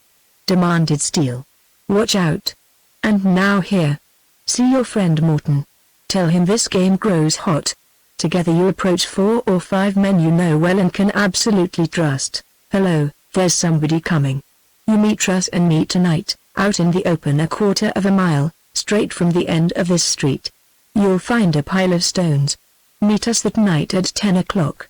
The next few days, for the several hours each day that I was in town, I had Steele in sight all the time, or knew that he was safe under cover. Nothing happened. His presence in the saloons or any place where men congregated was marked by a certain uneasy watchfulness on the part of almost everybody, and some amusement on the part of a few. It was natural to suppose that the lawless element would rise up in a mass and slay Steele on sight. But this sort of thing never happened. It was not so much that these enemies of the law awaited his next move, but just a slowness peculiar to the frontier. The ranger was in their midst. He was interesting, if formidable. He would have been welcomed at card tables, at the bars, to play and drink with the men who knew they were under suspicion. There was a rude kind of good humor even in their open hostility. Besides, one ranger, or a company of rangers, could not have held the undivided attention of these men from their games and drinks and quarrels except by some decided move. Excitement, greed, appetite were rife in them. I marked, however, a striking exception to the usual run of strangers I had been in the habit of seeing. The snookers had gone or were undercover. Again I caught a vague rumor of the coming of Jack Blome, yet he never seemed to arrive. Moreover, the goings-on among the habitués of the resorts and the cowboys who came in to drink and gamble were unusually mild in comparison with former conduct. This lull, however, did not deceive Steele and me. It could not last. The wonder was that it had lasted so long. There was, of course, no post office in Lean Rock. A stage arrived twice a week from Sanderson, if it did not get held up on the way, and the driver usually had letters, which he turned over to the elderly keeper of a little store. This man's name was Jones, and everybody liked him. On the evenings the stage arrived there was always a crowd at his store, which fact was a source of no little revenue to him. One night, so we ascertained, after the crowd had dispersed, 2 thugs entered his store, beat the old man and robbed him. He made no complaint, however. When Steele called him he rather reluctantly gave not only descriptions of his assailants, but their names. Steele straightway went in search of the men and came across them in Lairette's place. I was around when it happened. Steele strode up to a table which was surrounded by 7 or 8 men and he tapped Sim Bass on the shoulder. "Get up, I want you," he said. Bass looked up only to see who had accosted him. "The hell you say?" he replied impudently. Steele's big hand shifted to the fellow's collar. One jerk, seemingly no effort at all, sent Bass sliding, chair and all, to crash into the bar and fall in a heap. He lay there, wondering what had struck him. "Miller, I want you." "Get up," said Steele. Miller complied with alacrity. A sharp kick put more life and understanding into Bass. Then Steele searched these men right before the eyes of their comrades, took what money and weapons they had, and marched them out, followed by a crowd that gathered more and more to it as they went down the street. Steele took his prisoners into Jones' store, had them identified, returned the money they had stolen, and then, pushing the 2 through the gaping crowd, he marched them down to his stone jail and locked them up. Obviously the serious side of this incident was entirely lost upon the highly entertained audience. Many and loud were the coarse jokes cracked at the expense of Bass and Miller, and after the rude door had closed upon them similar remarks were addressed to Steele's jailer and guard, who in truth, were just as disreputable looking as their prisoners. Then the crowd returned to their pastimes, leaving their erstwhile comrades to taste the sweets of prison life. When I got a chance I asked Steele if he could rely on his hired hands, and with a twinkle in his eye which surprised me as much as his reply, he said Miller and Bass would have flown the coop before morning. He was right. When I reached the lower end of town next morning, the same old crowd, enlarged by other curious men and youths, had come to pay their respects to the new institution. Jailer and guard were on hand, loud in their proclamations and explanations. Naturally they had fallen asleep, as all other hard-working citizens had, and while they slept the prisoners made a hole somewhere and escaped. Steele examined the hole, and then engaged a stripling of a youth to see if he could crawl through. The youngster essayed the job, stuck in the middle, and was with difficulty extricated, whereupon the crowd evinced its delight. Steele, without more ado, shoved his jailer and guard inside his jail, deliberately closed, barred and chained the iron-bolted door, and put the key in his pocket. Then he remained there all day without giving heed to his prisoners' threats. Toward evening, having gone without drink infinitely longer than was customary, they made appeals, to which Steele was deaf. He left the jail, however, just before dark, and when we met he told me to be on hand to help him watch that night. We went around the outskirts of town, carrying 2 heavy double-barreled shotguns Steele had gotten somewhere and taking up a position behind bushes in the lot adjoining the jail. We awaited developments. Steele was not above paying back these fellows. All the early part of the evening, gangs of half a dozen men or more came down the street and had their last treat at the expense of the jail guard and jailer. These prisoners yelled for drink, not water but drink, and the more they yelled the more merriment was loosed upon the night air. About 10 o'clock the last gang left, to the despair of the hungry and thirsty prisoners. Steele and I had hugely enjoyed the fun, and thought the best part of the joke for us was yet to come. The moon had arisen, and though somewhat hazed by clouds, had lightened the night. We were hidden about 60 paces from the jail, a little above it, and we had a fine command of the door. About 11 o'clock, when all was still, We heard soft steps back of the jail, and soon two dark forms stole round in front. They laid down something that gave forth a metallic clink, like a crowbar. We heard whisperings and then, low, coarse laughs. Then the rescuers, who undoubtedly were Miller and Bass, set to work to open the door. Softly they worked at first, but as the door had been put there to stay, and they were not fond of hard work, they began to swear and make noises. Steele whispered to me to wait until the door had been opened, and then when all four presented a good target, to fire both barrels. We could easily have slipped down and captured the rescuers, but that was not Steele's game. A trick met by a trick, cunning matching craft would be the surest of all ways to command respect. 4 times the workers had to rest, and once they were so enraged at the insistence of the prisoners, who wanted to delay proceedings to send one of them after a bottle, that they swore they would go away and cut the job altogether, but they were prevailed upon to stay and attack the stout door once more. Finally it yielded, with enough noise to have awakened sleepers a block distant, and forth into the moonlight came rescuers and rescued with low, satisfied grunts of laughter. Just then Steele and I each discharged both barrels, and the reports blended as one in a tremendous boom. That little compact bunch disintegrated like quicksilver. 2 stumbled over, the others leapt out, and all yelled in pain and terror. Then the fallen ones scrambled up and began to hobble and limp and jerk along after their comrades. Before the 4 of them got out of sight they had ceased their yells, but were moving slowly, hanging on to one another in a way that satisfied us they would be lame for many a day. Next morning at breakfast Dick regaled me with an elaborate story about how the ranger had turned the tables on the jokers. Evidently in a night the whole town knew it. Probably a desperate stand of Steele's, even to the extreme of killing men, could not have educated these crude natives so quickly into the realization that the ranger was not to be fooled with. That morning I went for a ride with the girls, and both had heard something and wanted to know everything. I had become a news carrier, and Miss Sampson never thought of questioning me in regard to my fund of information. She showed more than curiosity. The account I gave of the jail affair amused her and made Sally laugh heartily. Diane questioned me also about a rumor that had come to her concerning George Wright. He had wounded himself with a gun, it seemed, and though not seriously injured, was not able to go about. He had not been up to the ranch for days. I asked Papa about him, said Diane, and Papa laughed like a regular hyena. I was dumbfounded. Papa's so queer.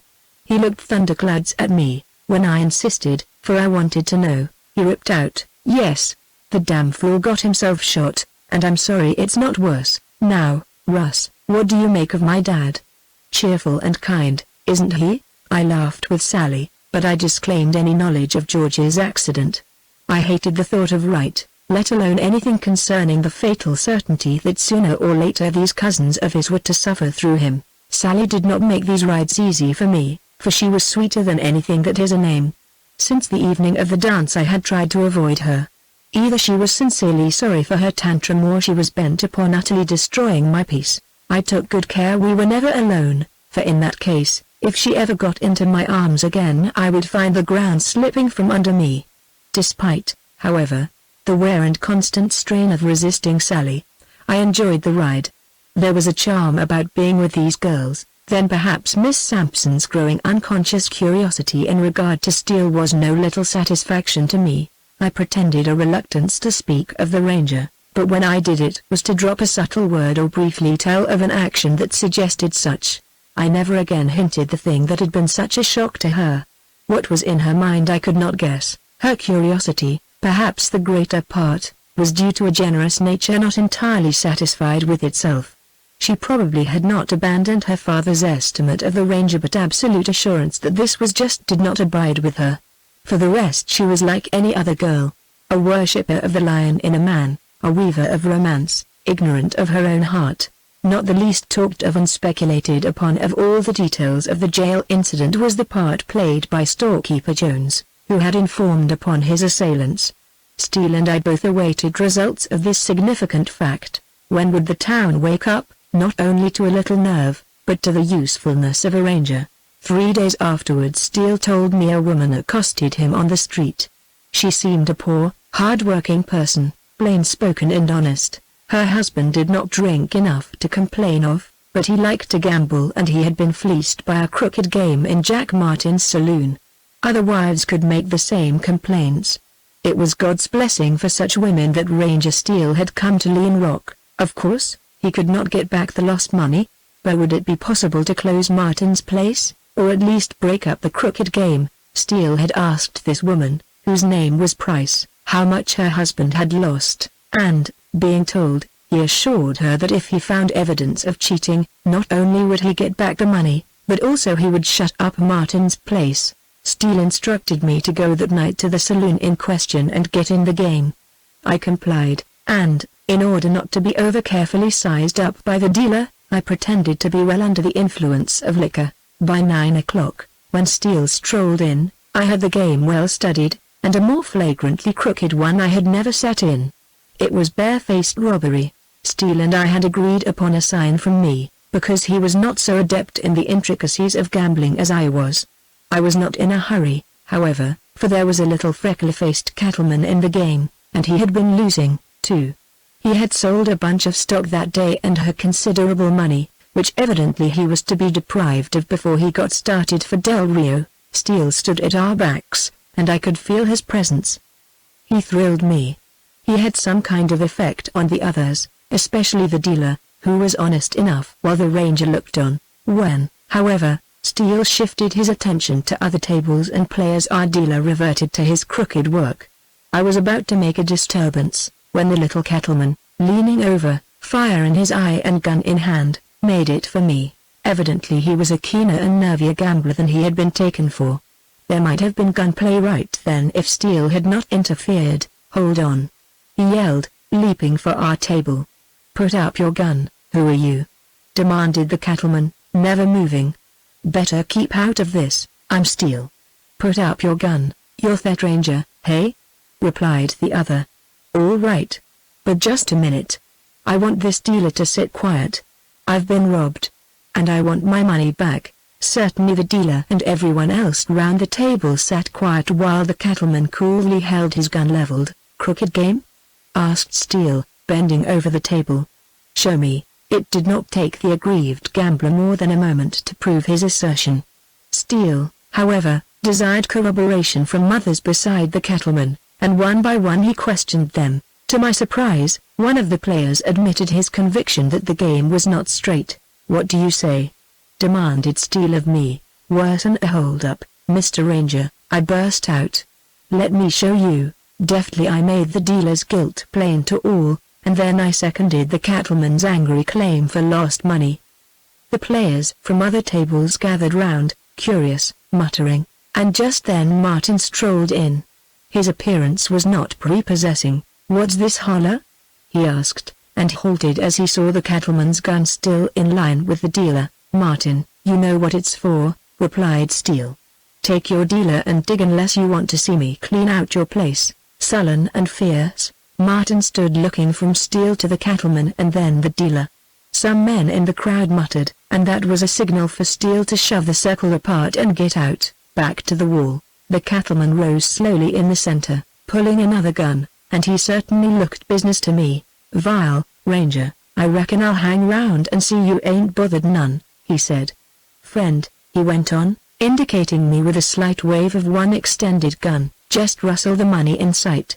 We'll square up after the show. I reached out and swept the considerable sum toward me, and, pocketing it, I too rose, ready for what might come. You all give me elbow room, yelled Steele at Martin and his cowed contingent. Steele looked around, evidently for some kind of implement, and, espying a heavy axe in a corner, he grasped it, and, sweeping it to and fro as if it had been a buggy whip, he advanced on the fair layout. The crowd fell back, edging toward the door. One crashing blow wrecked the dealer's box and table, sending them splintering among the tumbled chairs. Then the giant Ranger began to spread further ruin about him. Martin's place was rough and bare, of the most primitive order, and like 1,000 other dens of its kind, consisted of a large room with adobe walls, a rude bar of boards, piles of kegs in a corner, a stove, and a few tables with chairs. Steele required only one blow for each article he struck, and he demolished it. He stove in the head of each keg. When the dark liquor gurgled out, Martin cursed, and the crowd followed suit. That was a loss. The little cattleman, holding the men covered, backed them out of the room, Martin needing a plain, stern word to put him out entirely. I went out, too, for I did not want to miss any moves on the part of that gang. Close behind me came the cattleman, the kind of cool, nervy Texan I liked.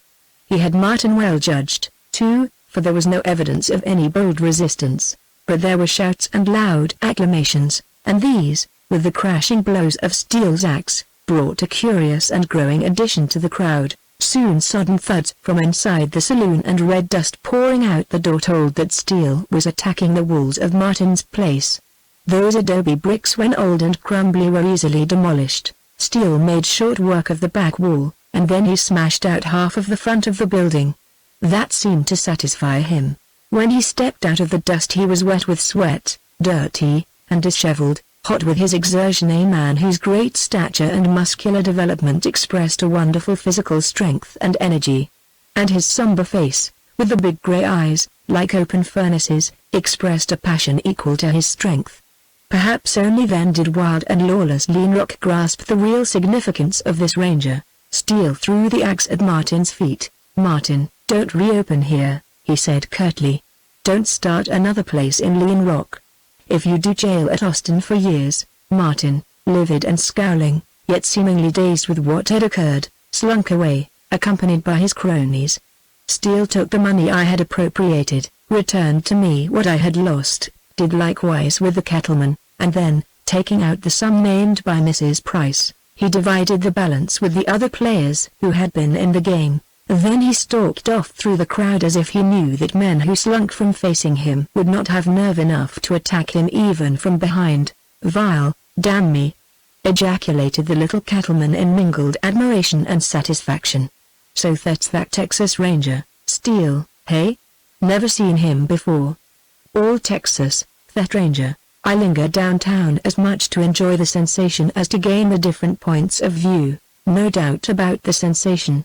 In 1 hour every male resident of Lean Rock and almost every female had viewed the wreck of Martin's place. A fire could not have created half the excitement, and in that excitement both men and women gave vent to speech they might not have voiced at a calmer moment. The women, at least, were not afraid to talk, and I made mental note of the things they said. "Did he do it all alone? Thank God a man's come to Lean Rock. Good for Molly Price. Oh, it'll make bad times for Lean Rock." It almost seemed that all the women were glad, and this was in itself a vindication of the ranger's idea of law. The men, however, Blandy, proprietor of the Hope So, and others of his ilk, together with the whole brood of idle gaming loungers, and in fact even storekeepers, ranchers, cowboys, all shook their heads sullenly or doubtfully. Striking indeed now was the absence of any joking. Steele had showed his hand, and, as one gambler said, "It's a hard hand to call." The truth was, this ranger service was hateful to the free and easy Texan who lived by anything except hard and honest work, and it was damnably hateful to the lawless class. Steele's authority, now obvious to all, was unlimited. It could go as far as he had power to carry it. From present indications that power might be considerable. The work of native sheriffs and constables in western Texas had been a farce, an utter failure. If an honest native of a community undertook to be a sheriff, he became immediately a target for rowdy cowboys and other vicious elements. Many a town south and west of San Antonio owed its peace and prosperity to rangers, and only to them. They had killed or driven out the criminals. They interpreted the law for themselves, and it was only such an attitude toward law, the stern, uncompromising, implacable extermination of the lawless, that was going to do for all Texas what it had done for part. Steele was the driving wedge that had begun to split Lean Rock, split the honest from dominance by the dishonest. To be sure, Steele might be killed at any moment, and that contingency was voiced in the growl of one sullen man who said, "What the hell are we up against? Ain't somebody going to plug this ranger?" It was then that the thing for which Steele stood, the ranger service, to help, to save, to defend, to punish, with such somber menace of death as seemed embodied in his cold attitude toward resistance, took hold of Lean Rock and sunk deep into both black and honest hearts. It was what was behind Steele that seemed to make him more than an officer, a man. I could feel how he began to loom up, the embodiment of a powerful force, the Ranger Service, the fame of which, long known to this lawless Pecos gang, but scouted as a vague and distant thing, now became an actuality, a ranger in the flesh, whose surprising attributes included both the law and the enforcement of it. When I reached the ranch, the excitement had preceded me. Miss Sampson and Sally, both talking at once, acquainted me with the fact that they had been in a store on the main street a block or more from Martin's place. They had seen the crowd, heard the uproar, and, as they had been hurriedly started toward home by their attendant Dick, they had encountered Steele stalking by. "He looked grand," exclaimed Sally. Then I told the girls the whole story in detail. "Russ, is it true, just as you tell it?" inquired Diane earnestly. "Absolutely. I know Mrs. Price went to Steele with her trouble. I was in Martin's place when he entered. Also I was playing in the crooked game. And I saw him wreck Martin's place.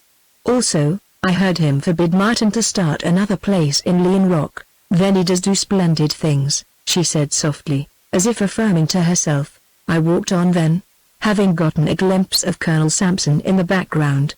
Before I reached the corrals, Sally came running after me, quite flushed and excited. "Russ, my uncle wants to see you," she said. "He's in a bad temper. Don't lose yours, please." She actually took my hand. What a child she was, in all ways except that fatal propensity to flirt. Her statement startled me out of any further thought of her. Why did Sampson want to see me? He never noticed me. I dreaded facing him, not from fear, but because I must see more and more of the signs of guilt in Diane's father. He awaited me on the porch. As usual, he wore riding garb, but evidently he had not been out so far this day. He looked worn. There was a furtive shadow in his eyes. The haughty, imperious temper, despite Sally's conviction, seemed to be in abeyance. "Russ, what's this I hear about Martin's saloon being cleaned out?" he asked.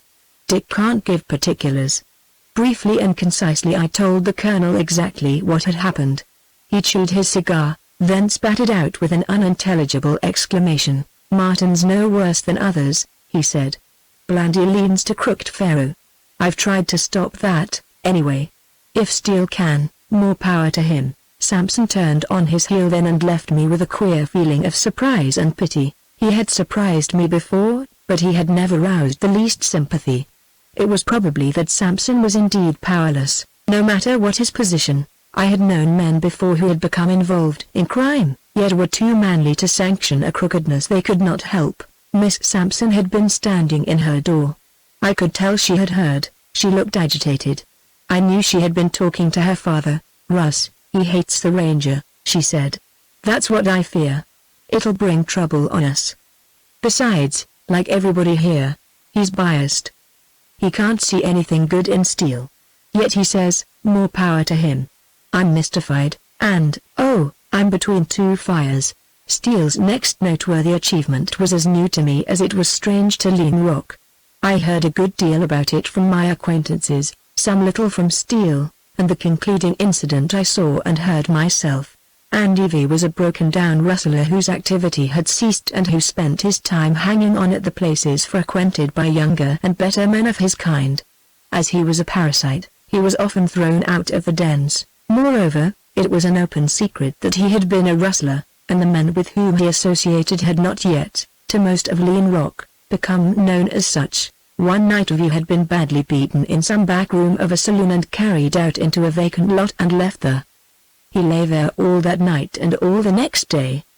Probably he would have died there had not Steele happened along. The ranger gathered up the crippled rustler, took him home, attended to his wounds, nursed him, and in fact spent days in the little adobe house with him. During this time I saw Steele twice, at night out in our rendezvous. He had little to communicate, but was eager to hear when I had seen Jim Houghton, Morton, Wright, Sampson, and all I could tell about them, and the significance of things in town. Andy V recovered, and it was my good fortune to be in the Hope, so when he came in and addressed a crowd of gamesters there, "Fellas," he said, "I'm bidding goodbye to them as was once my friends. I'm leaving Lean Rock. And I'm asking some of you to take that goodbye and a parting word to them as did me dirt. I ain't a-going to say if I'd crossed the trail of this ranger years ago that I'd have turned round and gone straight. but maybe I would maybe. There's a hell of a lot a man doesn't know till too late. I'm old now, ready for the bone pile, and it doesn't matter. But I've got a head on me yet, and I want to give a hunch to that gang who done me. And that hunch wants to go around and up to the big guns of Pecos. This Texas Star Ranger was the fella who took me in. I'd have died like a poisoned coyote but for him. And he talked to me. He gave me money to get out of Pecos. Maybe everybody'll think he helped me because he wanted me to squeal.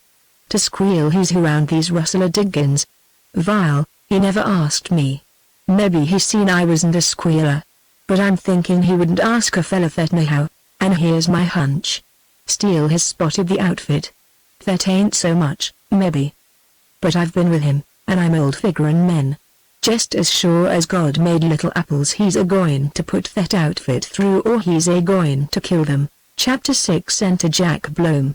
Strange that the narrating of this incident made Diane Sampson unhappy. When I told her she exhibited one flash of gladness, such as any woman might have shown for a noble deed, and then she became thoughtful, almost gloomy, sad. I could not understand her complex emotions. Perhaps she contrasted Steele with her father. Perhaps she wanted to believe in Steele and dared not. Perhaps she had all at once seen the Ranger in his true light, and to her undoing. She bade me take Sally for a ride and sought her room. I had my misgivings when I saw Sally come out in that trim cowgirl suit and look at me as if to say this day would be my Waterloo, but she rode hard and long ahead of me before she put any machinations into effect. The first one found me with a respectful demeanor but an internal conflict. "Russ, tighten my cinch," she said when I caught up with her. Dismounting, I drew the cinch up another hole and fastened it. "My boots unlaced, too," she added, slipping a shapely foot out of the stirrup. To be sure, it was very much unlaced. I had to take off my gloves to lace it up, and I did it heroically, with bent head and outward calm, when all the time I was mad to snatch the girl out of the saddle and hold her tight or run off with her or do some other fool thing. "Russ, I believe Diane's in love with Steele," she said soberly. With the sweet confidence she sometimes manifested in me, small wonder. "It's in the air," I replied. She regarded me doubtfully. "It was," she retorted demurely. "The fickleness of women is no new thing to me. I didn't expect waters to last long, certainly not when there are nicer fellows around. One, anyway, when he cares." A little brown hand slid out of its glove and dropped to my shoulder. "Make up. You've been hateful lately." Make up with me? It was not so much what she said as the sweet tone of her voice and the nearness of her that made a tumult within me. I felt the blood tingle to my face. "Why should I make up with you?" I queried in self-defense. "You are only flirting. You can't ever be anything to me, really." Sally bent over me and I had not the nerve to look up. "Never mind things really," she replied. "The future's far off. Let it alone. We're together. I like you, Russ. And I've got to be loved. There. I never confessed that to any other man. You've been hateful when we might have had such fun. The rides in the sun, in the open with the wind in our faces. The walks at night in the moonlight. Russ, haven't you missed something?"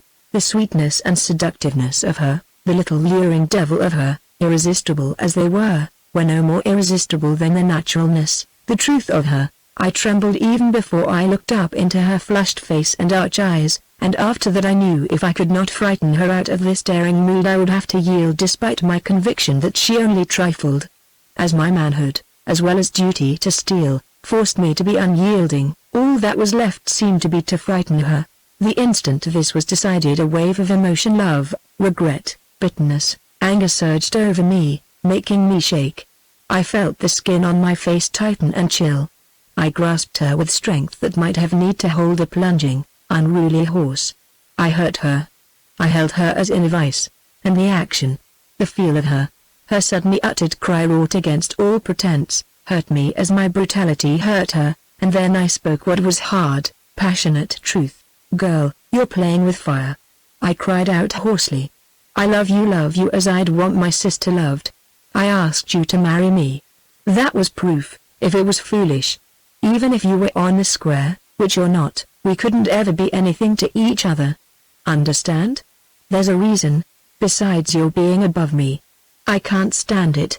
Stop playing with me or I'll. Whatever I meant to say was not spoken, for Sally turned deathly white, probably from my grasp and my looks as well as my threat. I let go of her, and stepping back to my horse choked down my emotion. Russ.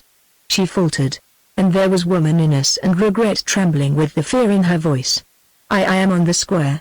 That had touched the real heart of the girl. If you are, then play the game square, I replied darkly. I will, Russ, I promise. I'll never tease or coax you again. If I do, then I'll deserve what I get. But, Russ, don't think me a four-flush. All the long ride home we did not exchange another word. The traveling gait of Sally's horse was a lope, that of mine a trot, and therefore, to my relief, she was always out in front. As we neared the ranch, however, Sally slowed down until I caught up with her, and side by side we rode the remainder of the way.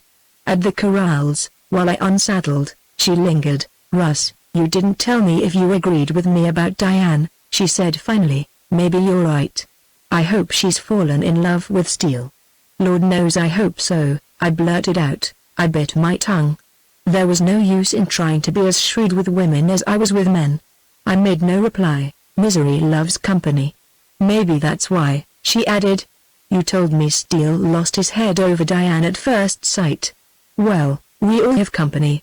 Good night, Russ. That night I told Steele about the singular effect the story of his treatment of V had upon Miss Sampson. He could not conceal his feelings.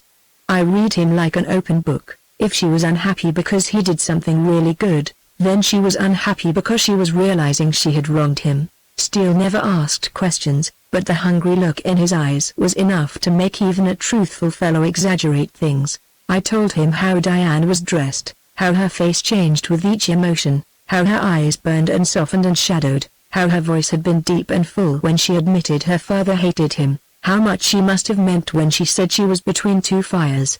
I divined how he felt and I tried to satisfy in some little measure his craving for news of her. When I had exhausted my fund and stretched my imagination, I was rewarded by being told that I was a regular old woman for gossip. Much taken back by this remarkable statement, I could but gape at my comrade. Irritation had followed shortly upon his curiosity and pleasure, and then the old sane mind reasserted itself. The old stern look, a little sad now, replaced the glow, the strange eagerness of youth on his face. Son, I beg your pardon, he said, with his hand on my shoulder.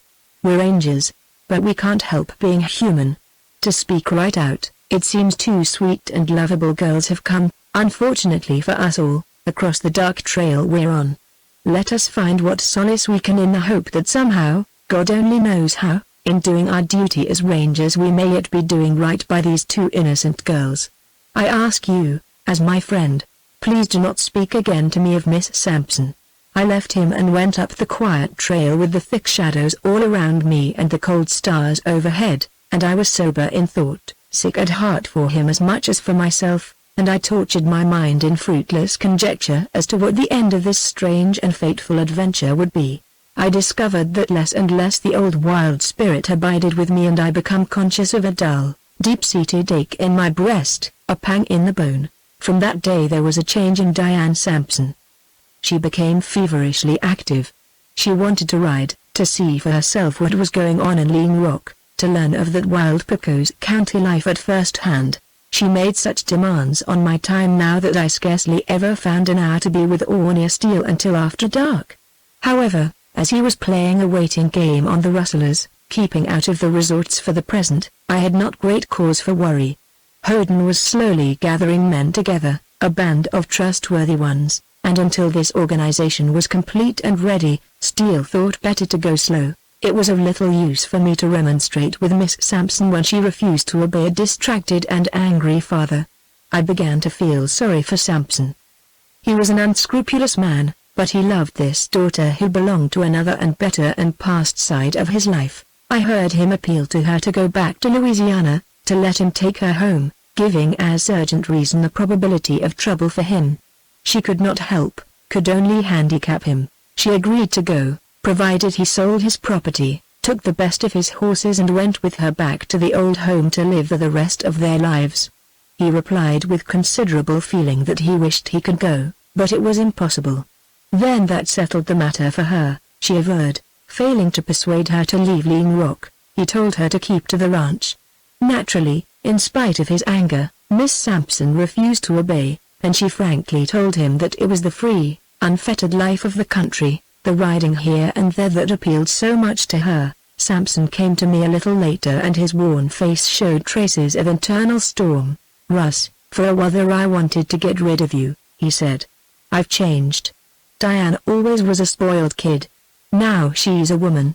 Something's fired her blood. Maybe it's this damned wild country. Anyway, she's got the bit between her teeth. She'll run till she's run herself out. Now, it seems the safety of Diane, and Sally, too, has fallen into your hands. The girls won't have one of my cowboys near them. Lately they've got shy of George, too. Between you and me, I want to tell you that conditions here in Pecos are worse than they've seemed since you all reached the ranch. But bad work will break out again. It's coming soon. I can't stop it. The town will be full of the hardest gang in western Texas. My daughter and Sally would not be safe if left alone to go anywhere. With you, perhaps, they'll be safe. Can I rely on you?" "Yes, Sampson, you sure can," I replied. "I'm on pretty good terms with most everybody in town. I think I can say none of the tough set who hang out down there would ever made any move while I'm with the girls. But I'll be pretty careful to avoid them, and particularly strange fellows who may come riding in. And if any of them do meet us and start trouble, I'm going for my gun, that's all. There won't be any talk." "Good. I'll back you," Sampson replied. "Understand, Russ, I didn't want you here, but I always had you sized up as a pretty hard nut, a man not to be trifled with. You've got a bad name. Diane insists the name's not deserved. She'd trust you with herself under any circumstances. And the kid, Sally, she'd be fond of you if it wasn't for the drink. Have you been drunk a good deal?" "Straight now, between you and me, not once," I replied. "George is a liar then. He's had it in for you since the day at Sanderson. Look out you two don't clash. He's got a temper, and when he's drinking he's a devil. Keep out of his way. I've stood a good deal from right, and guess I can stand more." "All right, Russ," he continued, as if relieved. "Chuck the drink and cards for a while and keep an eye on the girls. When my affairs straighten out maybe I'll make you a proposition." Sampson left me material for thought. Perhaps it was not only the presence of a ranger in town that gave him concern, nor the willfulness of his daughter. There must be internal strife in the Rustler gang with which we had associated him. Perhaps a menace of publicity, rather than risk, was the cause of the wearing strain on him. I began to get a closer insight into Sampson, and in the absence of any conclusive evidence of his personal baseness I felt pity for him. In the beginning he had opposed me just because I did not happen to be a cowboy he had selected. This latest interview with me, amounting in some instances to confidence, proved absolutely that he had not the slightest suspicion that I was otherwise than the cowboy I pretended to be. Another interesting deduction was that he appeared to be out of patience with Wright. In fact, I imagined I sensed something of fear and distrust in this spoken attitude toward his relative. Not improbably here was the internal strife between Sampson and Wright, and there flashed into my mind, absolutely without reason, an idea that the clash was over Diane Sampson. I scouted this intuitive idea as absurd, but, just the same, it refused to be dismissed. As I turned my back on the coarse and exciting life in the saloons and gambling hells, and spent all my time except when sleeping, out in the windy open under blue sky and starry heaven, my spirit had an uplift. I was glad to be free of the job. It was bad enough to have to go into these dens to arrest men, let alone living with them, almost being one. Diane Sampson noted a change in me, attributed it to the absence of the influence of drink, and she was glad. Sally made no attempt to conceal her happiness, and to my dismay, she utterly failed to keep her promise not to tease or tempt me further. She was adorable, distracting. We rode every day and almost all day.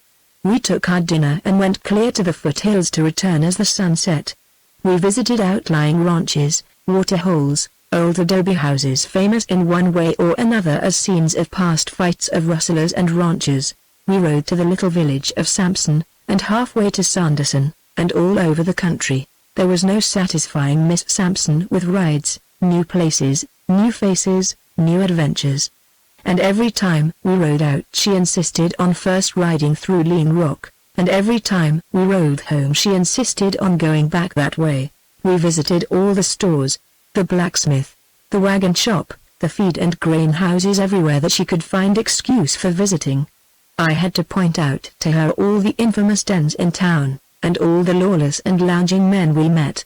She insisted upon being shown the inside of the Hope So, to the extreme confusion of that bewildered resort. I pretended to be blind to this restless curiosity.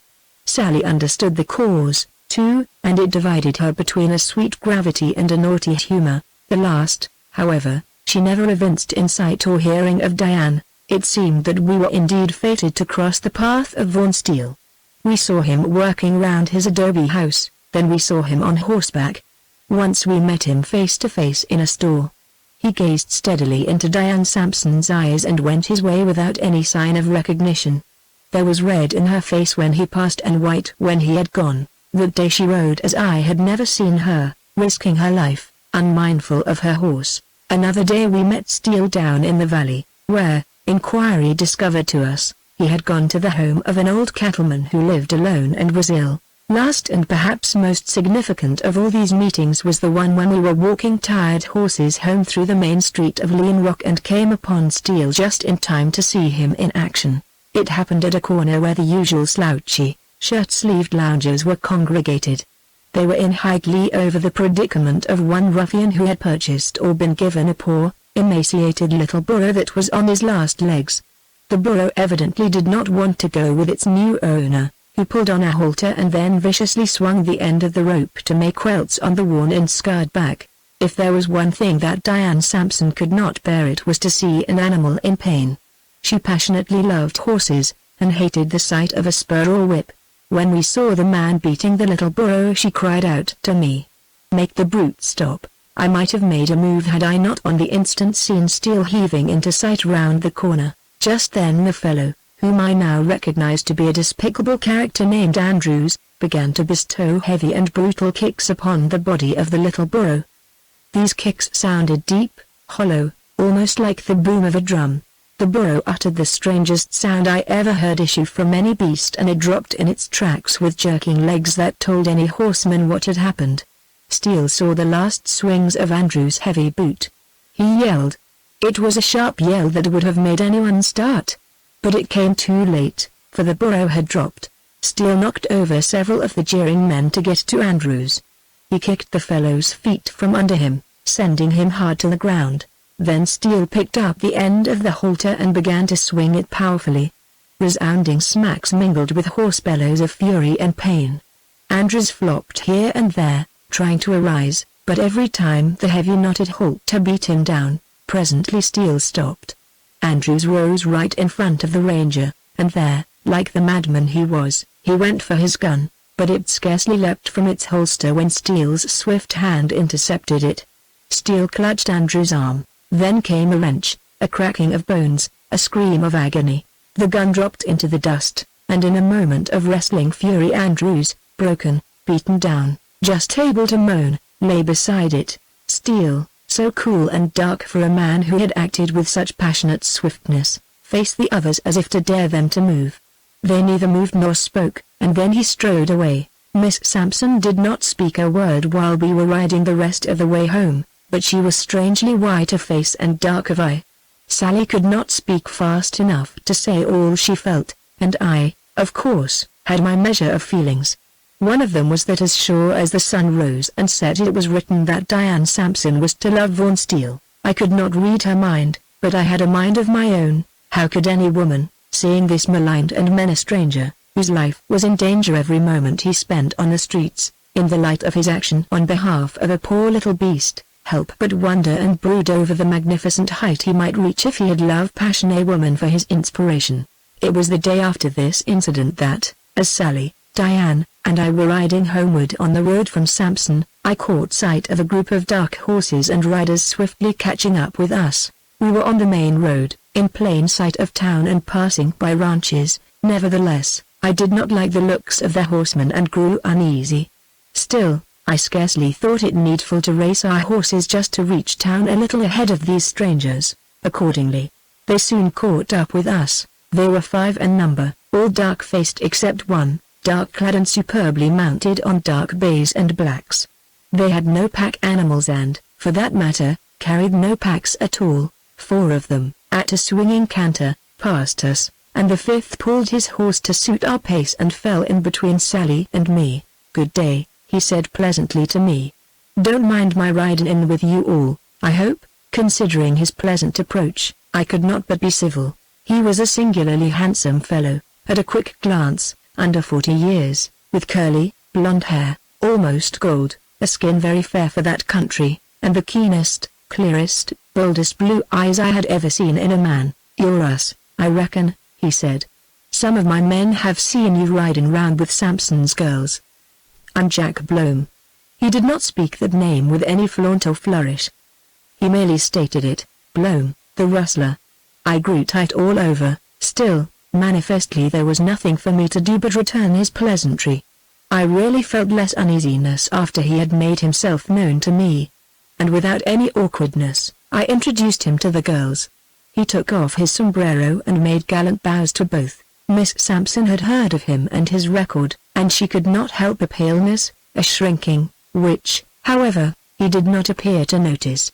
Sally had been dying to meet a real rustler, and here he was, a very prince of rascals, but I gathered that she would require a little time before she could be natural. Blome seemed to have more of an eye for Sally than for Diane.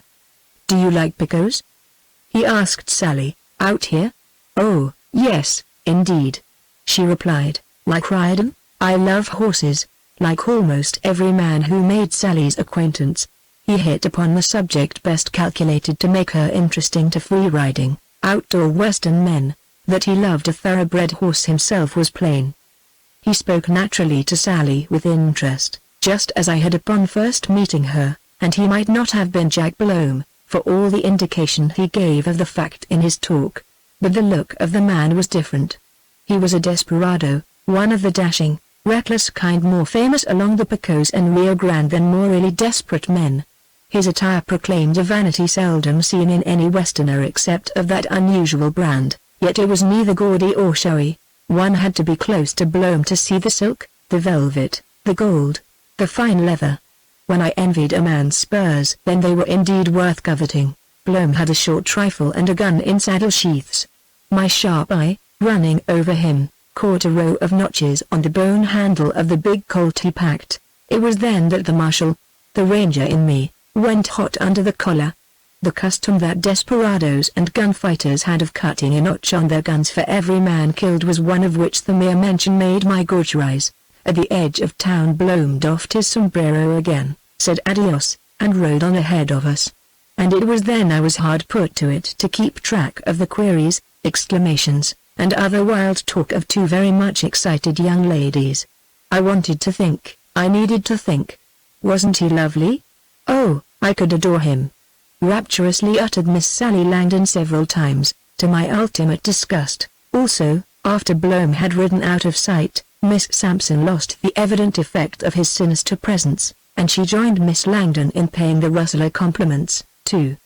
Perhaps my irritation was an indication of the quick and subtle shifting of my mind to harsher thought. Jack Blome. I broke in upon their adulations. Rustler and gunman. Did you see the notches on his gun? Every notch for a man he's killed. For weeks reports have come to Lean Rock that soon as he could get round to it he'd ride down and rid the community of that bothersome fellow, the Texas Ranger. He's come to kill Vaughn Steele. Chapter 7 Diane and Vaughn. Then as gloom descended on me with my uttered thought, my heart smote me at Sally's broken, "Oh, Russ. No. No." Diane Sampson bent dark, shocked eyes upon the hill and ranch in front of her, but they were sightless. They looked into space and eternity, and in them I read the truth suddenly and cruelly revealed to her. She loved Steele. I found it impossible to leave Miss Sampson with the impression I had given. My own mood fitted a kind of ruthless pleasure in seeing her suffer through love as I had intimation I was to suffer. But now, when my strange desire that she should love Steele had its fulfillment, and my fiendish subtleties to that end had been crowned with success. I was confounded in pity and the enormity of my crime. For it had been a crime to make, or help to make, this noble and beautiful woman love a ranger, the enemy of her father, and surely the author of her coming misery. I felt shocked at my work. I tried to hang an excuse on my old motive that through her love we might all be saved. When it was too late, however, I found that this motive was wrong and perhaps without warrant. We rode home in silence. Miss Sampson, contrary to her usual custom of riding to the corrals or the porch, dismounted at a path leading in among the trees and flowers. "I want to rest, to think before I go in," she said. Sally accompanied me to the corrals. As our horses stopped at the gate I turned to find confirmation of my fears in Sally's wet eyes. "Russ," she said, "it's worse than we thought." "Worse?" "I should say so," I replied. "It'll about kill her. She never cared that way for any man. When the Sampson women love, they love. Well, you're lucky to be a Langdon," I retorted bitterly. "I'm Sampson enough to be unhappy," she flashed back at me, "and I'm Langdon enough to have some sense. You haven't any sense or kindness, either. Why'd you want to blurt out that Jack Blome was here to kill Steele?" "I'm ashamed, Sally," I returned, with hanging head. "I've been a brute. I've wanted her to love Steele. I thought I had a reason, but now it seems silly. Just now I wanted to see how much she did care, Sally. The other day you said misery loved company. That's the trouble. I'm so bitter. I'm like a sick coyote that snaps at everything. I've wanted you to go into the very depths of despair. But I couldn't send you. So I took out my spite on poor Miss Sampson. It was a damn unmanly thing for me to do." "Oh, it's not so bad as all that. But you might have been less abrupt. Russ, you seem to take an awful tragic view of your own case." "Tragic? Ha!" I cried like the villain in the play. "What other way could I look at it? I tell you I love you so I can't sleep or do anything. That's not tragic. When you've no chance, then that's tragic." Sally, as swiftly as she had blushed, could change into that deadly sweet mood. She did both now. She seemed warm, softened, agitated. How could this be anything but sincere? I felt myself slipping, so I laughed harshly. "Chance? I've no chance on earth, Dry," she whispered, but I caught myself in time. Then the shock of bitter renunciation made it easy for me to simulate anger. "You promised not to," I began, choking. My voice was hoarse and it broke, matters surely far removed from pretense. I had seen Sally Langdon in varying degrees of emotion, but never as she appeared now. She was pale and she trembled a little. If it was not fright, then I could not tell what it was. But there were contrition and earnestness about her, too. "Russ, I know. I promised not to tease to tempt you anymore," she faltered. "I've broken it. I'm ashamed. I haven't played the game square. But I can't help myself. I've got sense enough not to engage myself to you, but I can't keep from loving you. I can't let you alone. There if you want it on the square. What's more, I'll go on as I have done unless you keep away from me. I don't care what I deserve, what you do I will." She had begun falteringly and she ended passionately. Somehow I kept my head, even though my heart pounded like a hammer and the blood drummed in my ears. It was the thought of Steele that saved me. But I felt cold at the narrow margin. I had reached a point, I feared, where a kiss, one touch from this bewildering creature of fire and change and sweetness would make me put her before Steele and my duty. "Sally, if you dare break your promise again, you'll wish you never had been born," I said with all the fierceness at my command. "I wish that now. And you can't bluff me, Mr. Gambler. I may have no hand to play, but you can't make me lay it down," she replied. Something told me Sally Langdon was finding herself, that presently I could not frighten her, and then I would be doomed. "Why, if I got drunk, I might do anything," I said cool and hard now. "Cut off your beautiful chestnut hair for bracelets for my arms." Sally laughed, but she was still white. She was indeed finding herself. "If you ever get drunk again you can't kiss me anymore. And if you don't you can." I felt myself shake and, with all of the iron will I could assert, I hid from her the sweetness of this thing that was my weakness and her strength. "I might lasso you from my horse, Drag you through the cactus, I added with the implacability of an Apache. Russ. She cried. Something in this last ridiculous threat had found a vital mark. After all, maybe those awful stories Joe Harper told about you were true. They sure were, I declared with great relief. And now to forget ourselves. I'm more than sorry I distressed Miss Sampson, more than sorry because what I said wasn't on the square. Bloom, no doubt, has come to Lean Rock after Steele. His intention is to kill him. I said that let Miss Sampson think it all meant fatality to the ranger. But, Sally, I don't believe that Bloom can kill Steele any more than you can. Why? She asked, and she seemed eager, glad, because he's not man enough. That's all, without details. You need not worry, and I wish you'd go tell Miss Sampson. Go yourself, interrupted Sally. I think she's afraid of my eyes.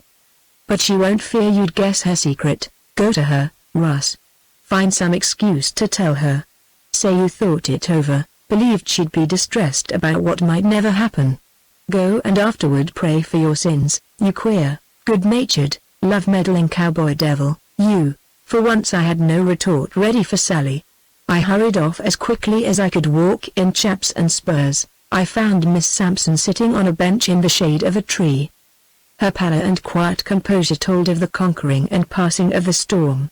Always she had a smile for me, and now it smote me, for I in a sense, had betrayed her. Miss Sampson, I began, awkwardly yet swiftly. I got to thinking it over, and the idea struck me, maybe you felt bad about this gunfighter Bloom coming down here to kill Steele. At first I imagined you felt sick just because there might be blood spilled. Then I thought you showed interest in Steele. Naturally his kind of ranger work is bound to appeal to women. You might be sorry it couldn't go on, you might care. Russ, don't beat about the bush, she said, interrupting my floundering. You know I care. How wonderful. Her eyes were then great dark, sad gulfs with the soul of a woman at the bottom. Almost I loved her myself. I did love her truth, the woman in her that scorned any subterfuge. Instantly she inspired me to command over myself. Listen, I said. Jack Bloom has come here to meet Steele. There will be a fight. But Bloom can't kill Steele. How is that? Why can't he? You said this Bloom was a killer of men. You spoke of notches on his gun.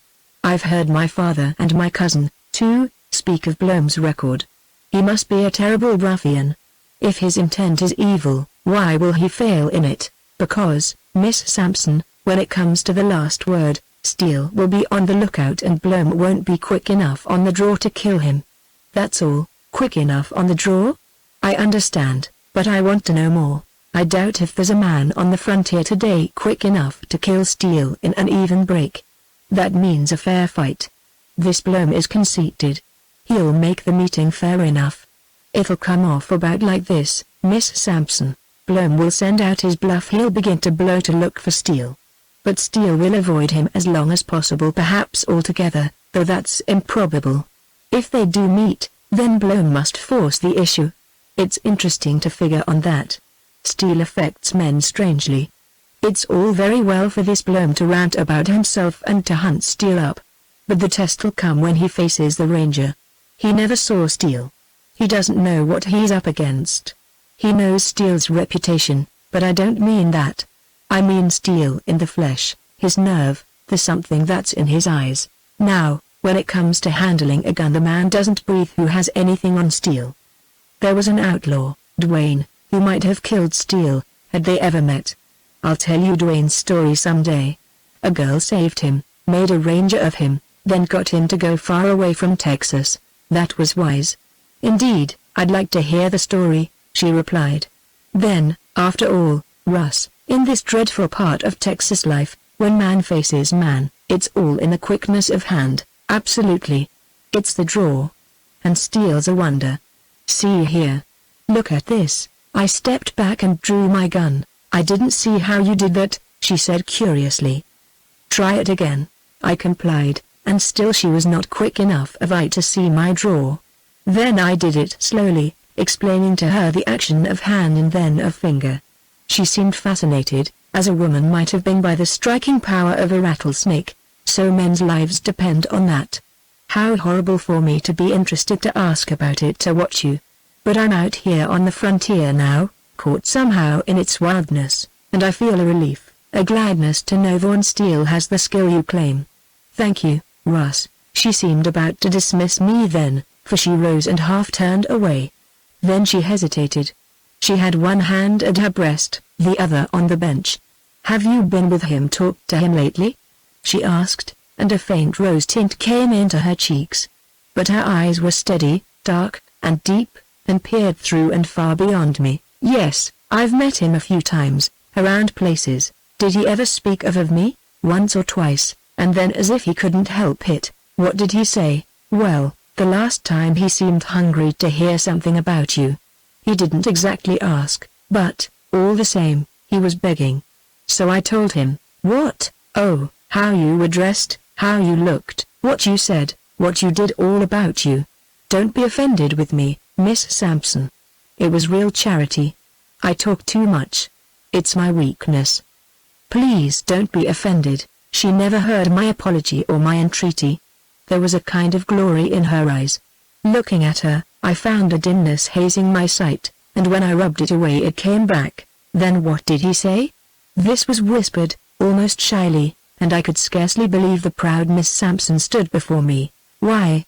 He flew into a fury, called me, and hastily I caught myself. Well, he said if I wanted to talk to him any more not to speak of you. He was sure unreasonable. Russ, you think you told me once you think he still. She was not facing me at all now. She had her head bent. Both hands were at her breast, and I saw it heave. Her cheek was white as a flower, her neck darkly, richly red with mounting blood. I understood. And I pitied her and hated myself and marveled at this thing, love. It made another woman out of Diane Sampson. I could scarcely comprehend that she was asking me, almost beseechingly, for further assurance of Steele's love. I knew nothing of women, but this seemed strange. Then a thought sent the blood chilling back to my heart. Had Diane Sampson guessed the guilt of her father?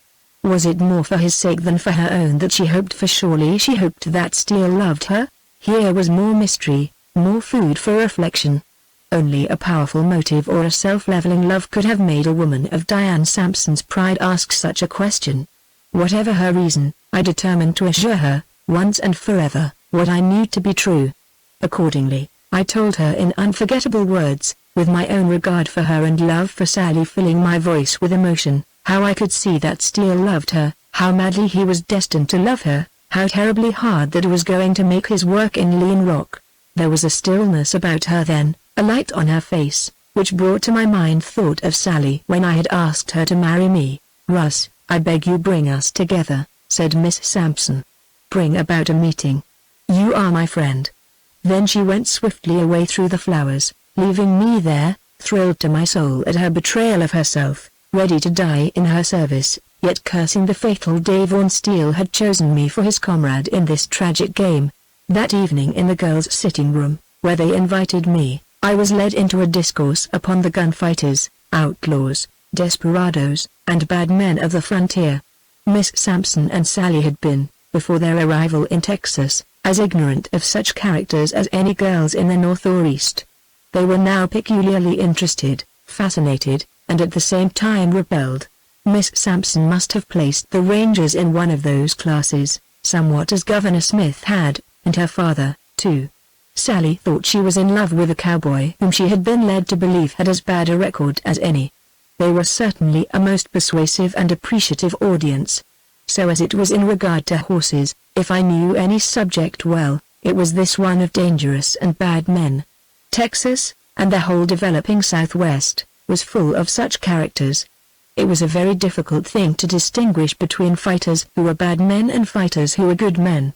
However, it was no difficult thing for one of my calling to tell the difference between a real bad man and the imitation four-flush. Then I told the girls the story of Buck Duane, famous outlaw and ranger.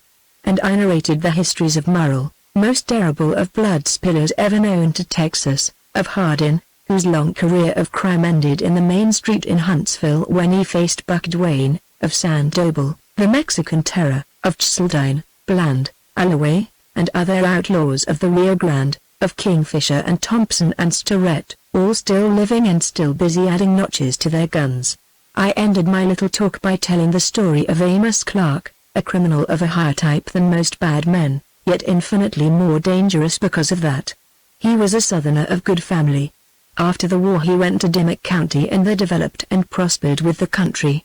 He became the most influential citizen of his town and the richest in that section. He held offices. He was energetic in his opposition to rustlers and outlaws. He was held in high esteem by his countrymen. But this Amos Clark was the leader of a band of rustlers, highwaymen, and murderers. Captain Neal and some of his rangers ferreted out Clark's relation to this lawless gang, and in the end caught him red-handed. He was arrested and eventually hanged. His case was unusual, and it furnished an example of what was possible in that wild country. Clark had a son who was honest and a wife whom he dearly loved, both of whom had been utterly ignorant of the other and wicked side of life. I told this last story deliberately, yet with some misgivings. I wanted to see. I convinced myself it was needful for me to see if Miss Sampson had any suspicion of her father. To look into her face then was no easy task. But when I did I experienced a shock, though not exactly the kind I had prepared myself for. She knew something, maybe she knew actually more than Steele or I. Still, if it were a crime, she had a marvelous control over her true feelings. Jack Blome and his men had been in Lean Rock for several days. Old Snooker and his son Bo had reappeared, and other hard-looking customers, new to me if not to Lean Rock. These helped to create a charged and waiting atmosphere. The saloons did unusual business and were never closed. Respectable citizens of the town were awakened in the early dawn by rowdies carousing in the streets. Steele kept pretty closely under cover. He did not entertain the opinion, nor did I, that the first time he walked down the street he would be a target for Blome and his gang. Things seldom happened that way, and when they did happen so it was more accident than design. Blome was setting the stage for his little drama. Meanwhile Steele was not idle. He told me he had met Jim Houghton, Morton and Zimmer, and that these men had approached others of like character. A secret club had been formed and all the members were ready for action. Steele also told me that he had spent hours at night watching the house where George Wright stayed when he was not up at Sampson's. Wright had almost recovered from the injury to his arm, but he still remained most of the time indoors. At night he was visited, or at least his house was, by strange men who were swift, stealthy, mysterious soul men who formerly would not have been friends or neighbors. Steele had not been able to recognize any of these night visitors, and he did not think the time was ripe for a bold holding up of one of them. Jim Houghton had forcibly declared and stated that some deviltry was afoot, something vastly different from Blome's open intention of meeting the ranger. Houghton was right. Not 24 hours after his last talk with Steele, in which he advised quick action, he was found behind the little room of his restaurant, with a bullet hole in his breast, dead. No one could be found who had heard a shot. It had been deliberate murder, for behind the bar had been left a piece of paper rudely scrawled with a pencil. All friends of Ranger Steele look for the same. Later that day I met Steele at Houghton's and was with him when he looked at the body and the written message which spoke so tersely of the enmity toward him. We left there together, and I hoped Steele would let me stay with him from that moment. "Russ, it's all in the dark," he said. "I feel Wright's hand in this," I agreed. "I remember his face at Houghton's that day you winged him. Because Jim swore you were wrong not to kill instead of wing him. You were wrong." "No, Russ, I never let feeling run wild with my head. We can't prove a thing on Wright. Come on, let's hunt him up. I'll bet I can accuse him and make him show his hand. Come on." That Steele found me hard to resist was all the satisfaction I got for the anger and desire to avenge Jim Houghton that consumed me. "Son, you'll have your belly full of trouble soon enough," replied Steele. "Hold yourself in. Wait. Try to keep your eye on Sampson at night. See if anyone visits him. Spy on him. I'll watch Wright. Don't you think you do well to keep out of town, especially when you sleep?" "Sure. I've got blankets out in the brush, and I go there every night late and leave before daylight. But I keep a light burning in the Derby house and make it look as if I were there." "Good." That worried me. Now, what's this murder of Jim Houghton going to do to Morton, Zimmer, and their crowd? "Russ, they've all got blood in their eyes. This'll make them see red. I've only to say the word and we'll have all the backing we need. Have you run into Blome?" Once, I was across the street. He came out of the Hope So with some of his gang. They lined up and watched me. But I went right on. He's here looking for trouble, Steele. Yes, and he'd have found it before this if I just knew his relation to Sampson and Wright. Do you think Blome a dangerous man to meet? Hardly. He's a genuine bad man, but for all that he's not much to be feared. If he were quietly keeping away from trouble, then that'd be different. Blome will probably die in his boots, thinking he's the worst man and the quickest one on the draw in the West. That was conclusive enough for me. The little shadow of worry that had haunted me in spite of my confidence vanished entirely. Russ, for the present help me do something for Jim Howden's family, went on Steele. His wife's in bad shape. She's not a strong woman. There are a lot of kids, and you know Jim Howden was poor. She told me her neighbors will keep shy of her now. They'd be afraid. Oh, it's tough. But we can put Jim away decently and help his family. Several days after this talk with Steele, I took Miss Sampson and Sally out to see Jim Howden's wife and children. I knew Steele would be there that afternoon, but I did not mention this fact to Miss Sampson. We rode down to the little adobe house which belonged to Mrs. Howden's people, and where Steele and I had moved her and the children after Jim Howden's funeral. The house was small, but comfortable, and the yard green and shady. If this poor wife and mother had not been utterly forsaken by neighbors and friends, it certainly appeared so, for to my knowledge no one besides Steele and me visited her. Miss Sampson had packed a big basket full of good things to eat, and I carried this in front of me on the pommel as we rode. We hitched our horses to the fence and went round to the back of the house. There was a little porch with a stone flooring, and here several children were playing. The door stood open. At my knock Mrs. Howden bade me come in.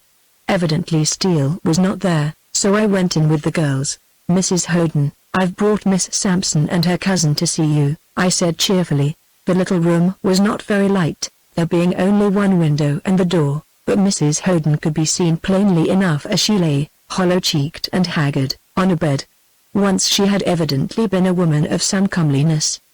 The ravages of trouble and grief were there to read in her worn face. It had not, however, any of the hard and bitter lines that had characterized her husband's. I wondered, considering that Sampson had ruined Howden, how Mrs. Howden was going to regard the daughter of an enemy. "So you're Roger Sampson's girl?" queried the woman, with her bright black eyes fixed on her visitor. "Yes," replied Miss Sampson, simply. "This is my cousin, Sally Langdon. We've come to nurse you, take care of the children, help you in any way you'll let us." There was a long silence. "Well, you look a little like Sampson," finally said Mrs. Howden, "but you're not at all like him.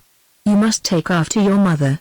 "Miss Sampson, I don't know if I ought to accept anything from you. Your father ruined my husband." "Yes, I know," replied the girl sadly. "That's all the more reason you should let me help you. Pray don't refuse.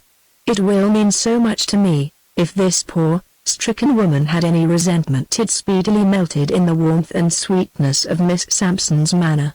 My idea was that the impression of Diane Sampson's beauty was always swiftly succeeded by that of her generosity and nobility.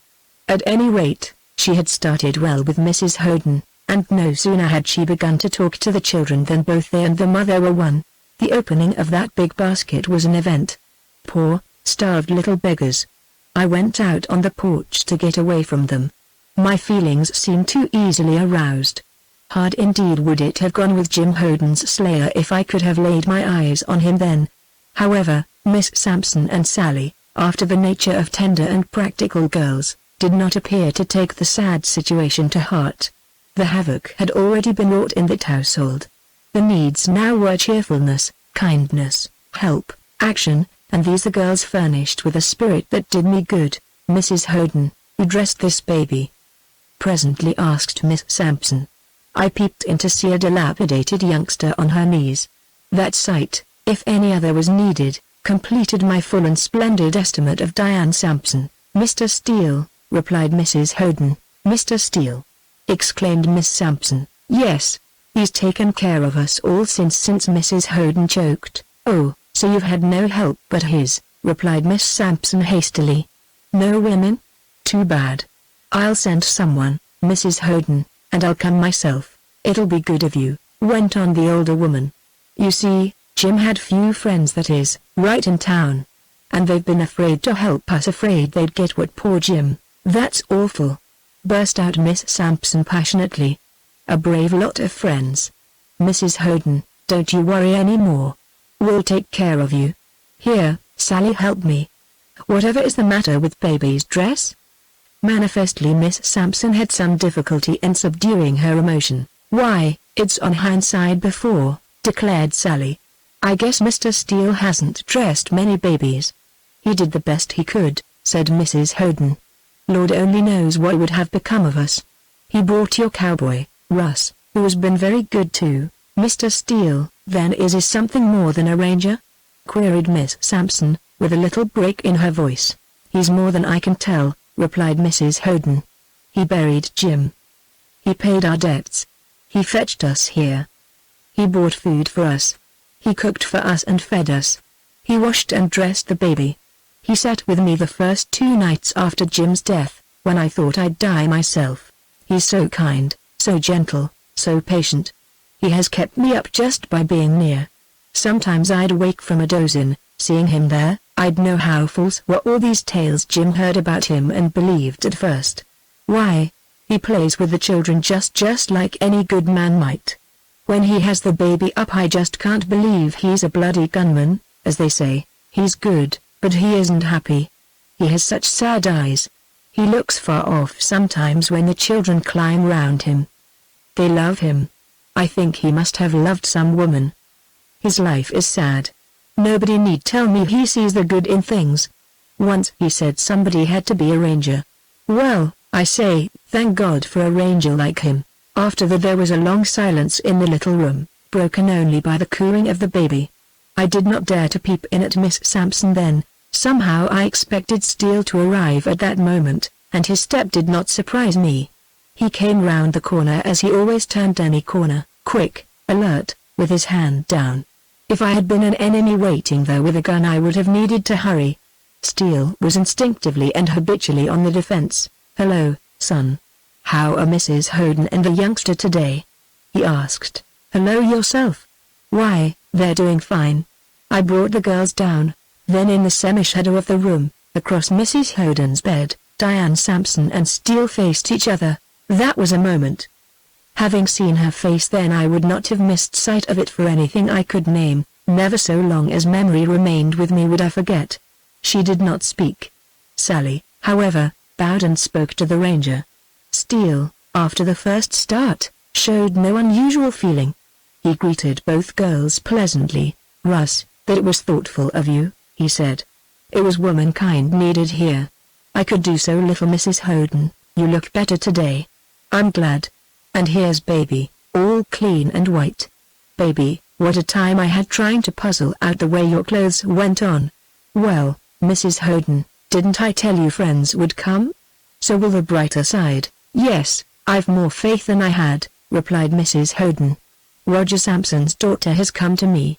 There for a while after Jim's death I thought I'd sink. We have nothing. How could I ever take care of my little ones? But I'm gaining courage, Mrs. Houghton. Do not distress yourself any more, said Miss Sampson. I shall see you are well cared for. I promise you, Miss Sampson. That's fine, exclaimed Steele, with a ring in his voice. It's what I'd have hoped expected of you. It must have been sweet praise to her, for the whiteness of her face burned in a beautiful blush. And it's good of you, too, Miss Langdon, to come, added Steele. Let me thank you both. I'm glad I have you girls as allies in part of my lonely task here. More than glad, for the sake of this good woman and the little ones. But both of you be careful. Don't stir without Russ. There's risk. And now I'll be going. Goodbye. Mrs. Houghton, I'll drop in again tonight. Goodbye. Steele backed to the door, and I slipped out before him. Mr. Steele, wait, called Miss Sampson as he stepped out. He uttered a little sound like a hiss or a gasp or an intake of breath, I did not know what, and then the incomprehensible fellow bestowed a kick upon me that I thought about broke my leg. But I understood and gamely endured the pain. Then we were looking at Diane Sampson. She was white and wonderful. She stepped out of the door, close to Steele. She did not see me, She cared nothing for my presence. All the world would not have mattered to her then. I have wronged you, she said impulsively. Looking on, I seemed to see or feel some slow, mighty force gathering in Steele to meet this ordeal. Then he appeared as always, yet, to me, how different. Miss Sampson, how can you say that? He returned. I believed what my father and George Wright said about you, that bloody, despicable record. Now I do not believe. I see I wronged you. You make me very glad when you tell me this. It was hard to have you think so ill of me. But, Miss Sampson, please don't speak of wronging me. I'm a ranger, and much said of me is true. My duty is hard on others, sometimes on those who are innocent, alas. But God knows that duty is hard, too, on me. I did wrong you. In thought, in word. I ordered you from my home as if you were indeed what they called you. But I was deceived. I see my error. If you entered my home again, I would think it an honor. Please don't, Miss Sampson, interrupted poor Steele.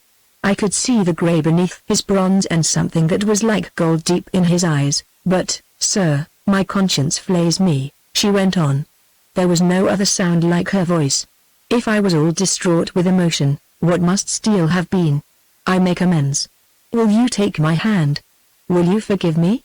She gave it royally, while the other was the pressing at her breast. Steele took the proffered hand and held it, and did not release it. What else could he have done? But he could not speak.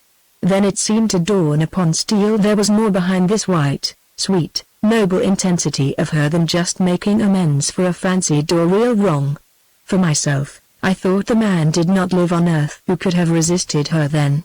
And there was resistance, I felt it, she must have felt it. It was poor Steele's hard fate to fight the charm and eloquence and sweetness of this woman when, for some reason unknown to him, and only guessed at by me, she was burning with all the fire and passion of her soul. Mr. Steele, I honor you for your goodness to this unfortunate woman, she said, and now her speech came swiftly. When she was all alone and helpless you were her friend. It was the deed of a man. But Mrs. Houghton isn't the only unfortunate woman in the world. I, too, am unfortunate. Ah, how I may soon need a friend. Vaughan Steele, the man whom I need most to be my friend, want most to lean upon, is the one whose duty is to stab me to the heart, to ruin me. You. Will you be my friend? If you knew Diane Sampson you would know she would never ask you to be false to your duty. Be true to us both. I'm so alone, no one but Sally loves me. I'll need a friend soon. Oh, I know what you'll find out sooner or later. I know now. I want to help you. Let us save life, if not honor.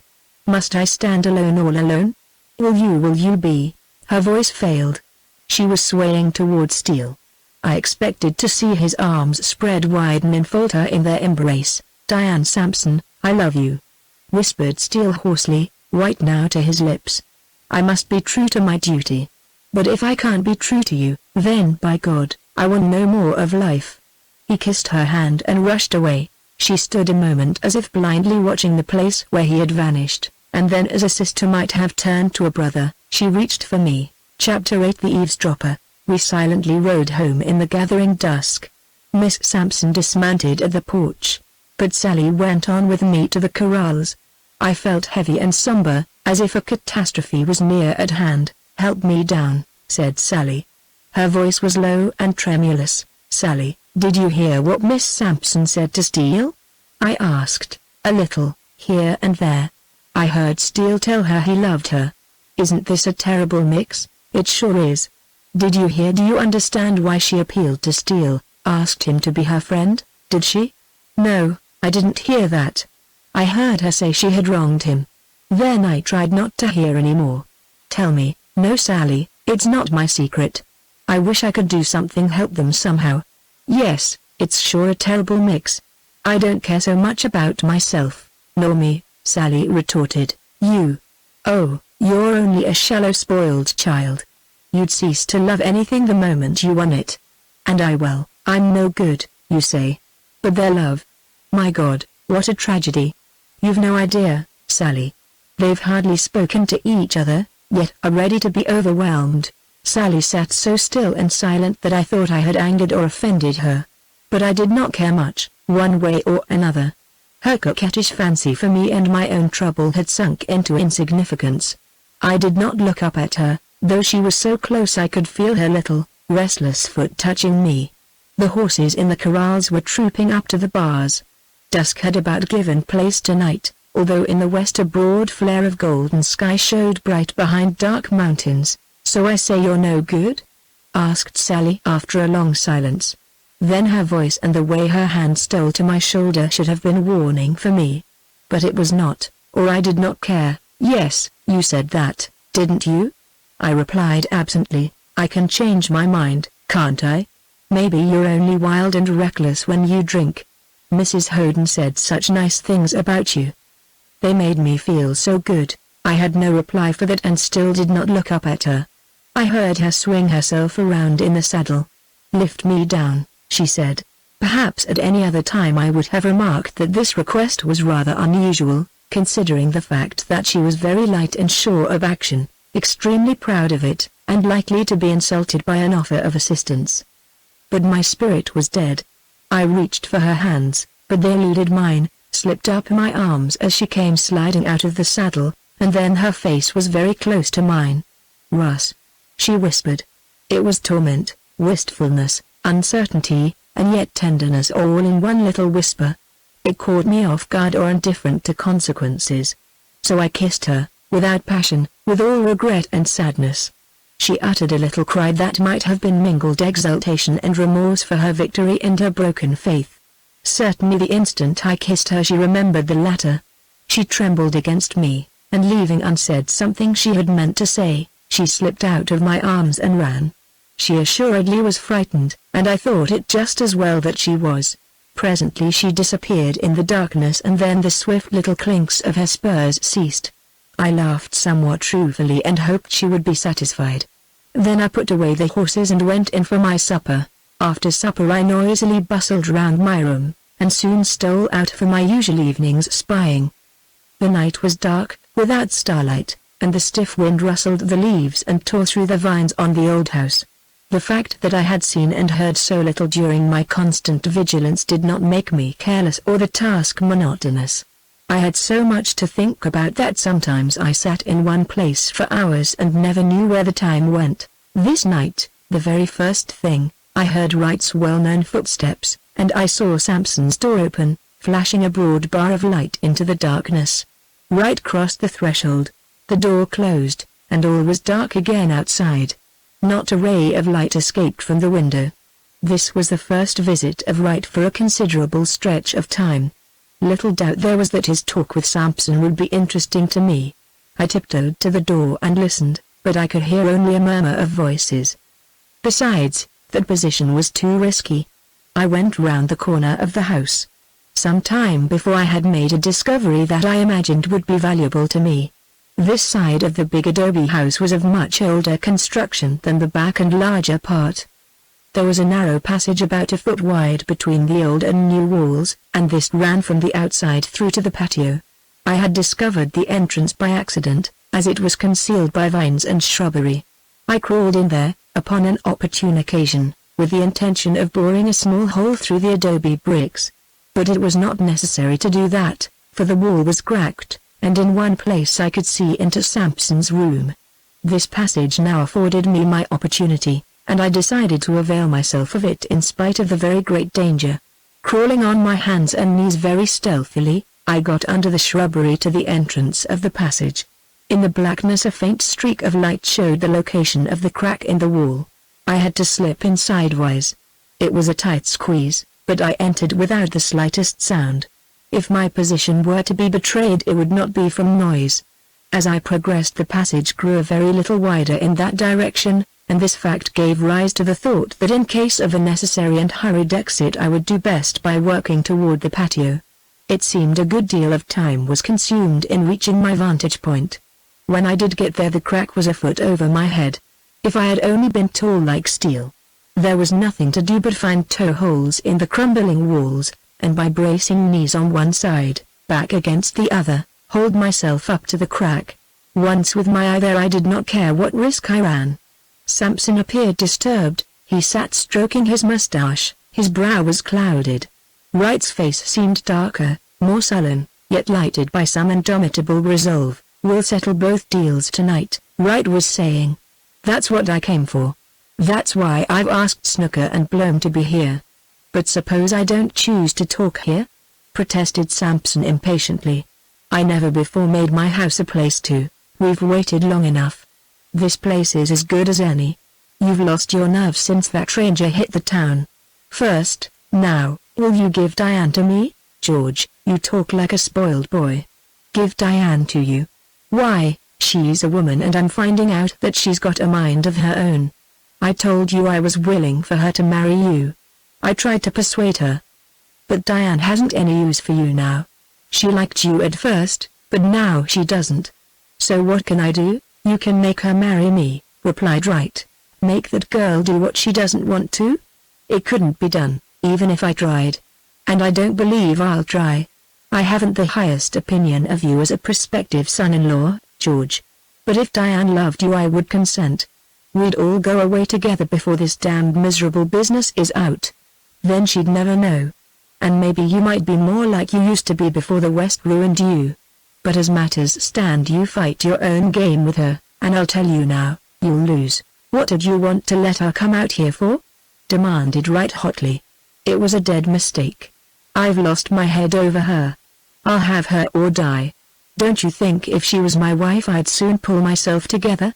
Since she came we've none of us been right. And the gang has put up a holler. No, Sampson, we've got to settle things tonight." "Well, we can settle what Diane's concerned in right now," replied Sampson, rising. "Come on, we'll go ask her. See where you stand." They went out, leaving the door open. I dropped down to rest myself and to wait. I would have liked to hear Miss Sampson's answer to him. But I could guess what it would be. Wright appeared to be all I had thought of him, and I believed I was going to find out presently that he was worse. Just then I wanted Steele as never before. Still, he was too big to worm his way into this place. The men seemed to be absent a good while, though that feeling might have been occasioned by my interest and anxiety. Finally I heard heavy steps. Wright came in alone. He was leaden-faced, humiliated. Then something abject in him gave place to rage. He strode the room, he cursed. Sampson returned, now appreciably calmer. I could not but decide that he felt relief at the evident rejection of Wright's proposal. "Don't fume about it, George," he said. "You see I can't help it. We're pretty wild out here. But I can't rope my daughter and give her to you as I would an unruly steer, Sampson. I can make her marry me," declared Wright thickly. "How? You know the hold I got on you, the deal that made you boss of this rustler gang?" "It isn't likely I'd forget," replied Sampson grimly. "I can go to Diane, tell her that, make her believe I tell it broadcast, tell this Ranger Steele, unless she'd marry me." Wright spoke breathlessly, with haggard face and shadowed eyes. He had no shame. He was simply in the grip of passion. Sampson gazed with dark, controlled fury at his relative. In that look I saw a strong, unscrupulous man fallen into evil ways, but still a man. It betrayed Wright to be the wild and passionate weakling. I seemed to see also how, during all the years of association, this strong man had upheld the weak one. But that time had gone forever, both in intent on Sampson's part and in possibility. Wright, like the great majority of evil and unrestrained men on the border, had reached a point where influence was futile. Reason had degenerated. He saw only himself. "But, George, Diane's the one person on earth who must never know I'm a rustler, a thief, a red-handed ruler of the worst gang on the border," replied Sampson impressively. George bowed his head at that, as if the significance had just occurred to him. But he was not long at a loss. "She's going to find it out sooner or later.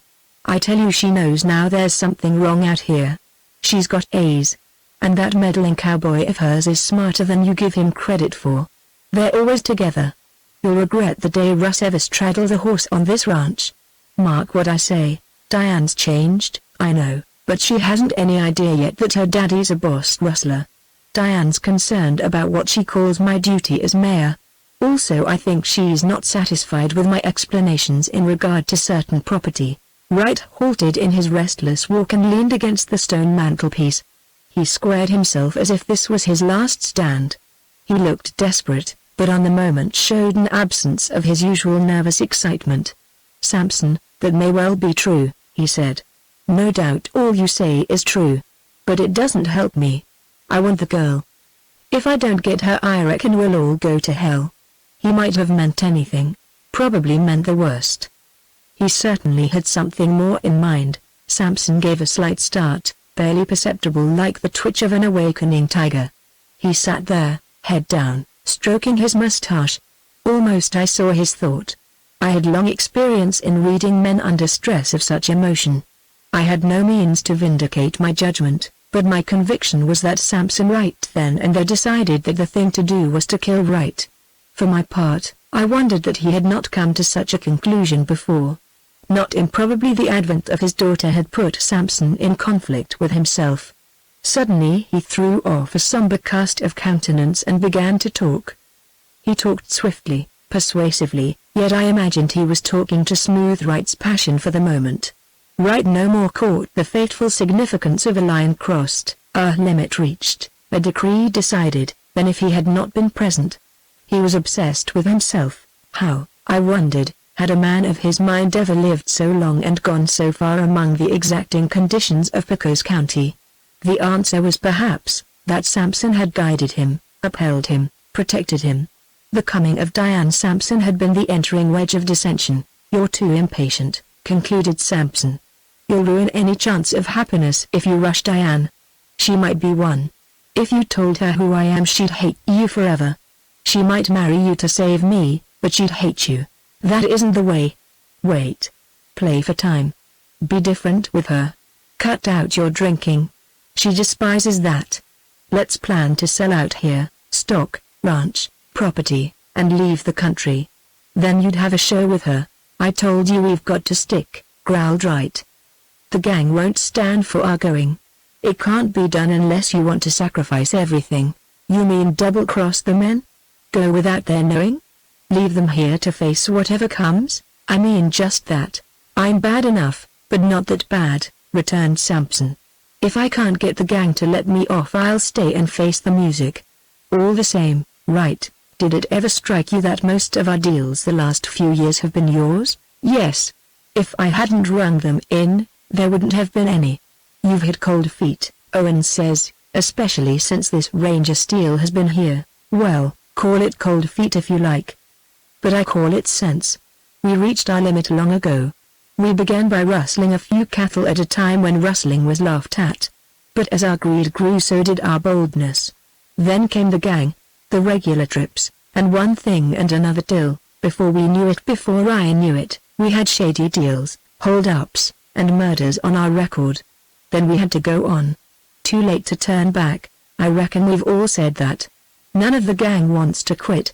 They all think, and I think, we can't be touched.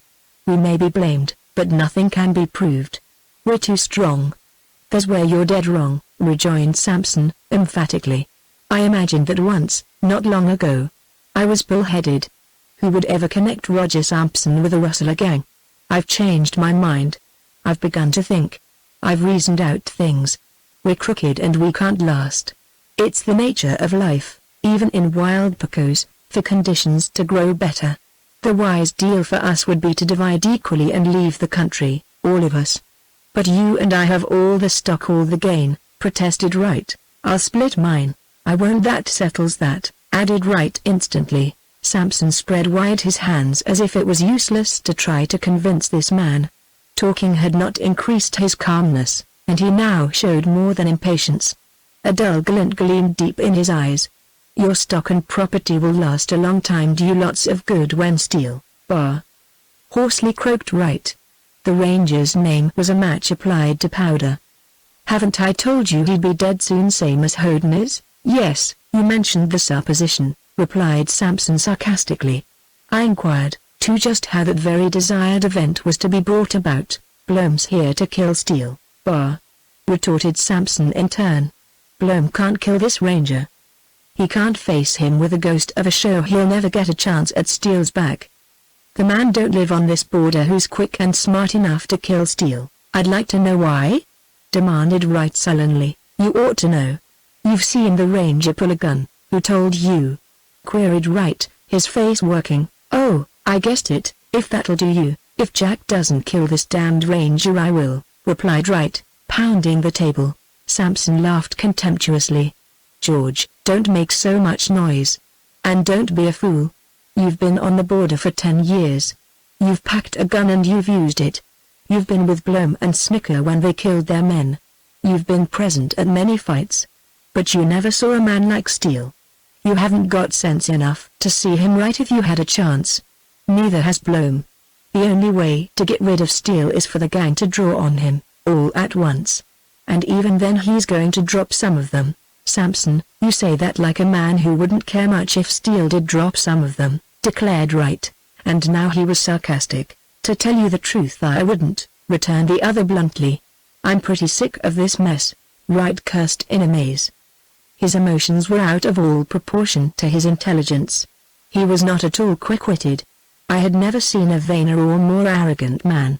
"Sampson, I don't like your talk," he said. "If you don't like the way I talk you know what you can do," replied Sampson quickly. He stood up then, cool and quiet, with flash of eyes and set of lips that told me he was dangerous. "Well, after all, that's neither here nor there," went on Wright, unconsciously cowed by the other. "The thing is, do I get the girl? Not by any means, except her consent. You'll not make her marry me?" "No.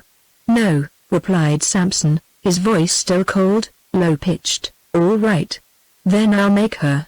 Evidently Sampson understood the man before him so well that he wasted no more words. I knew what Wright never dreamed of, and that was that Sampson had a gun somewhere within reach and meant to use it. Then heavy footsteps sounded outside, tramping upon the porch.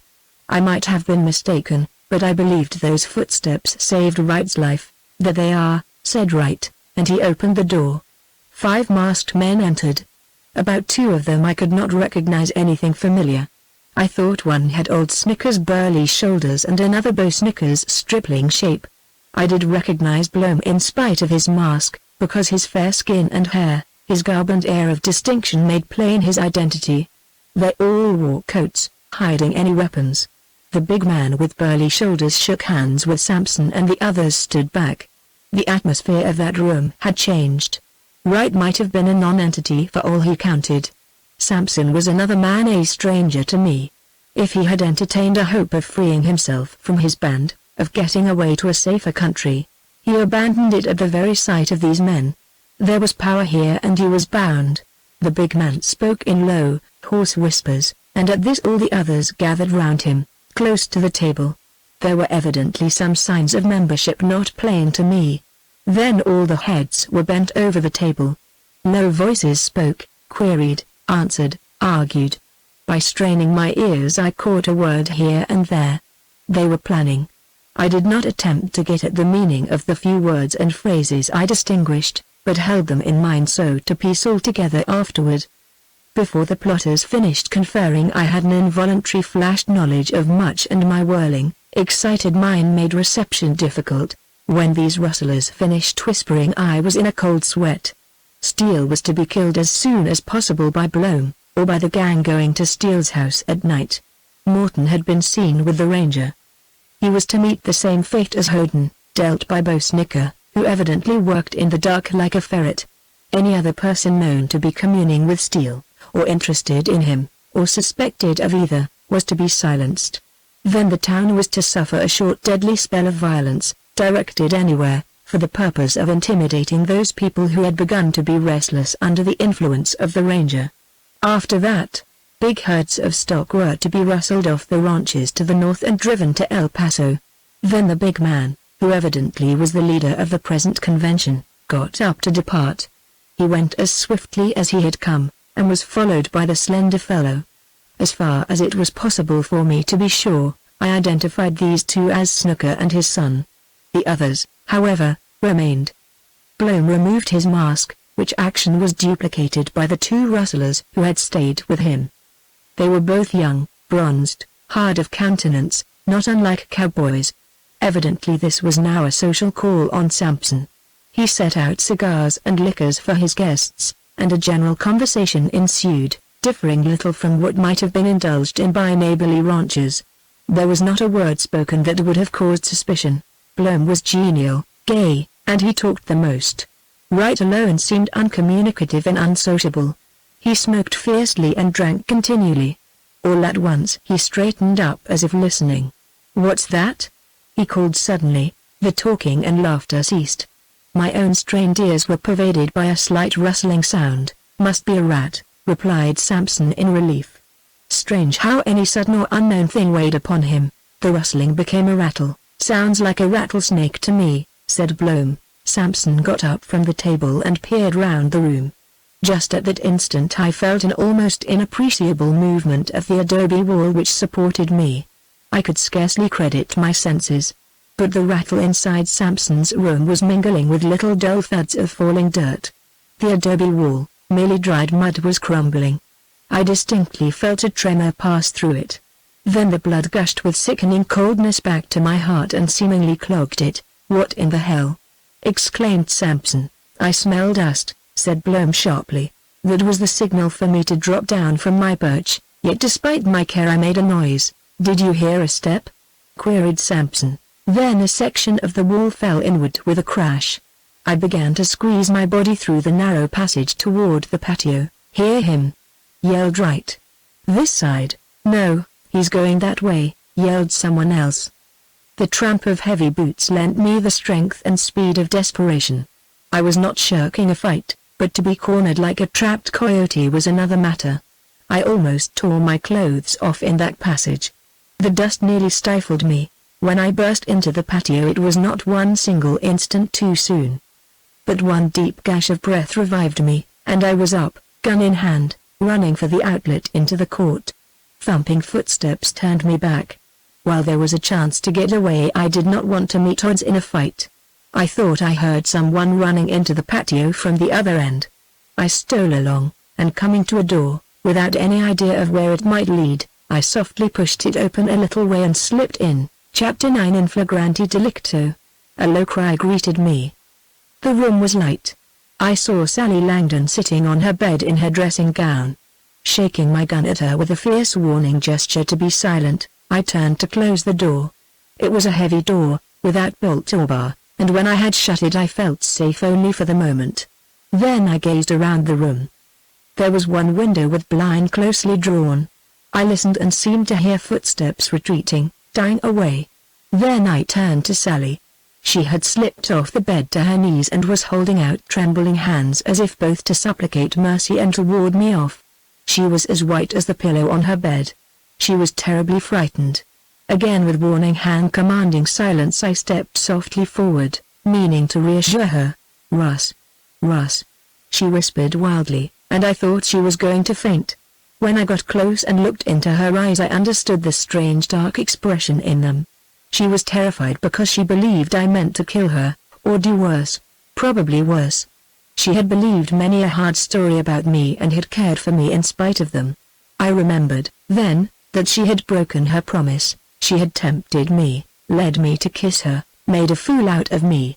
I remembered, also how I had threatened her. This intrusion of mine was the wild cowboy's vengeance. I verily believed she thought I was drunk. I must have looked pretty hard and fierce, bursting into her room with that big gun in hand. My first action then was to lay the gun on her bureau. "You poor kid," I whispered, taking her hands and trying to raise her. But she stayed on her knees and clung to me. "Russ." "It was vile of me," she whispered. "I know it. I deserve anything. But I am only a kid. Russ, I didn't break my word. I didn't make you kiss me just for vanity's sake. I swear I didn't. I wanted you to. For I care, Russ, I can't help it. Please forgive me. Please let me off this time." Don't, will you shut up?" I interrupted, half beside myself. And I used force in another way than speech. I shook her and sat her on the bed. "You little fool, I didn't come in here to kill you or do some other awful thing, as you think. For God's sake, Sally, what do you take me for?" "Russ, you swore you'd do something terrible if I tempted you anymore," she faltered. The way she searched my face with doubtful, fearful eyes hurt me. "Listen, and with the word I seemed to be pervaded by peace. I didn't know this was your room. I came in here to get away to save my life. I was pursued. I was spying on Sampson and his men. They heard me, but did not see me.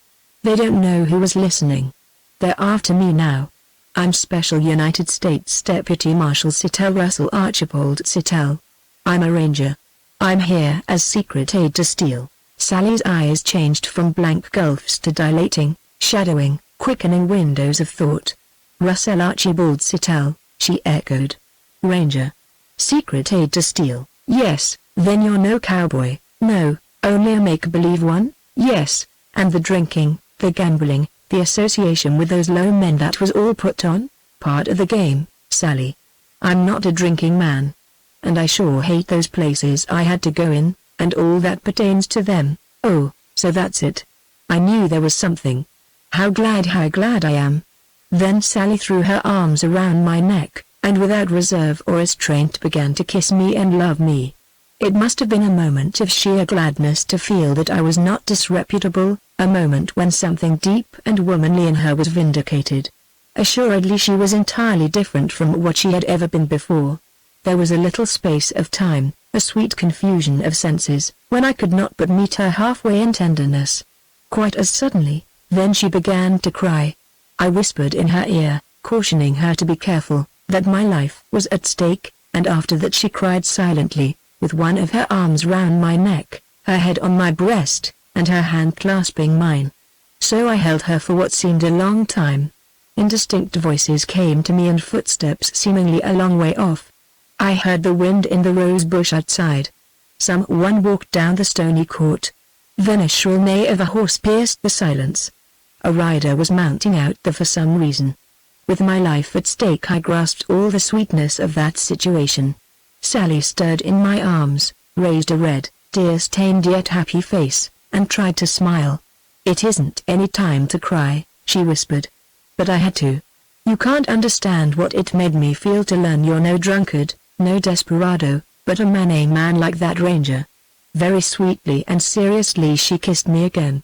Russ, if I didn't honestly and truly love you before, I do now.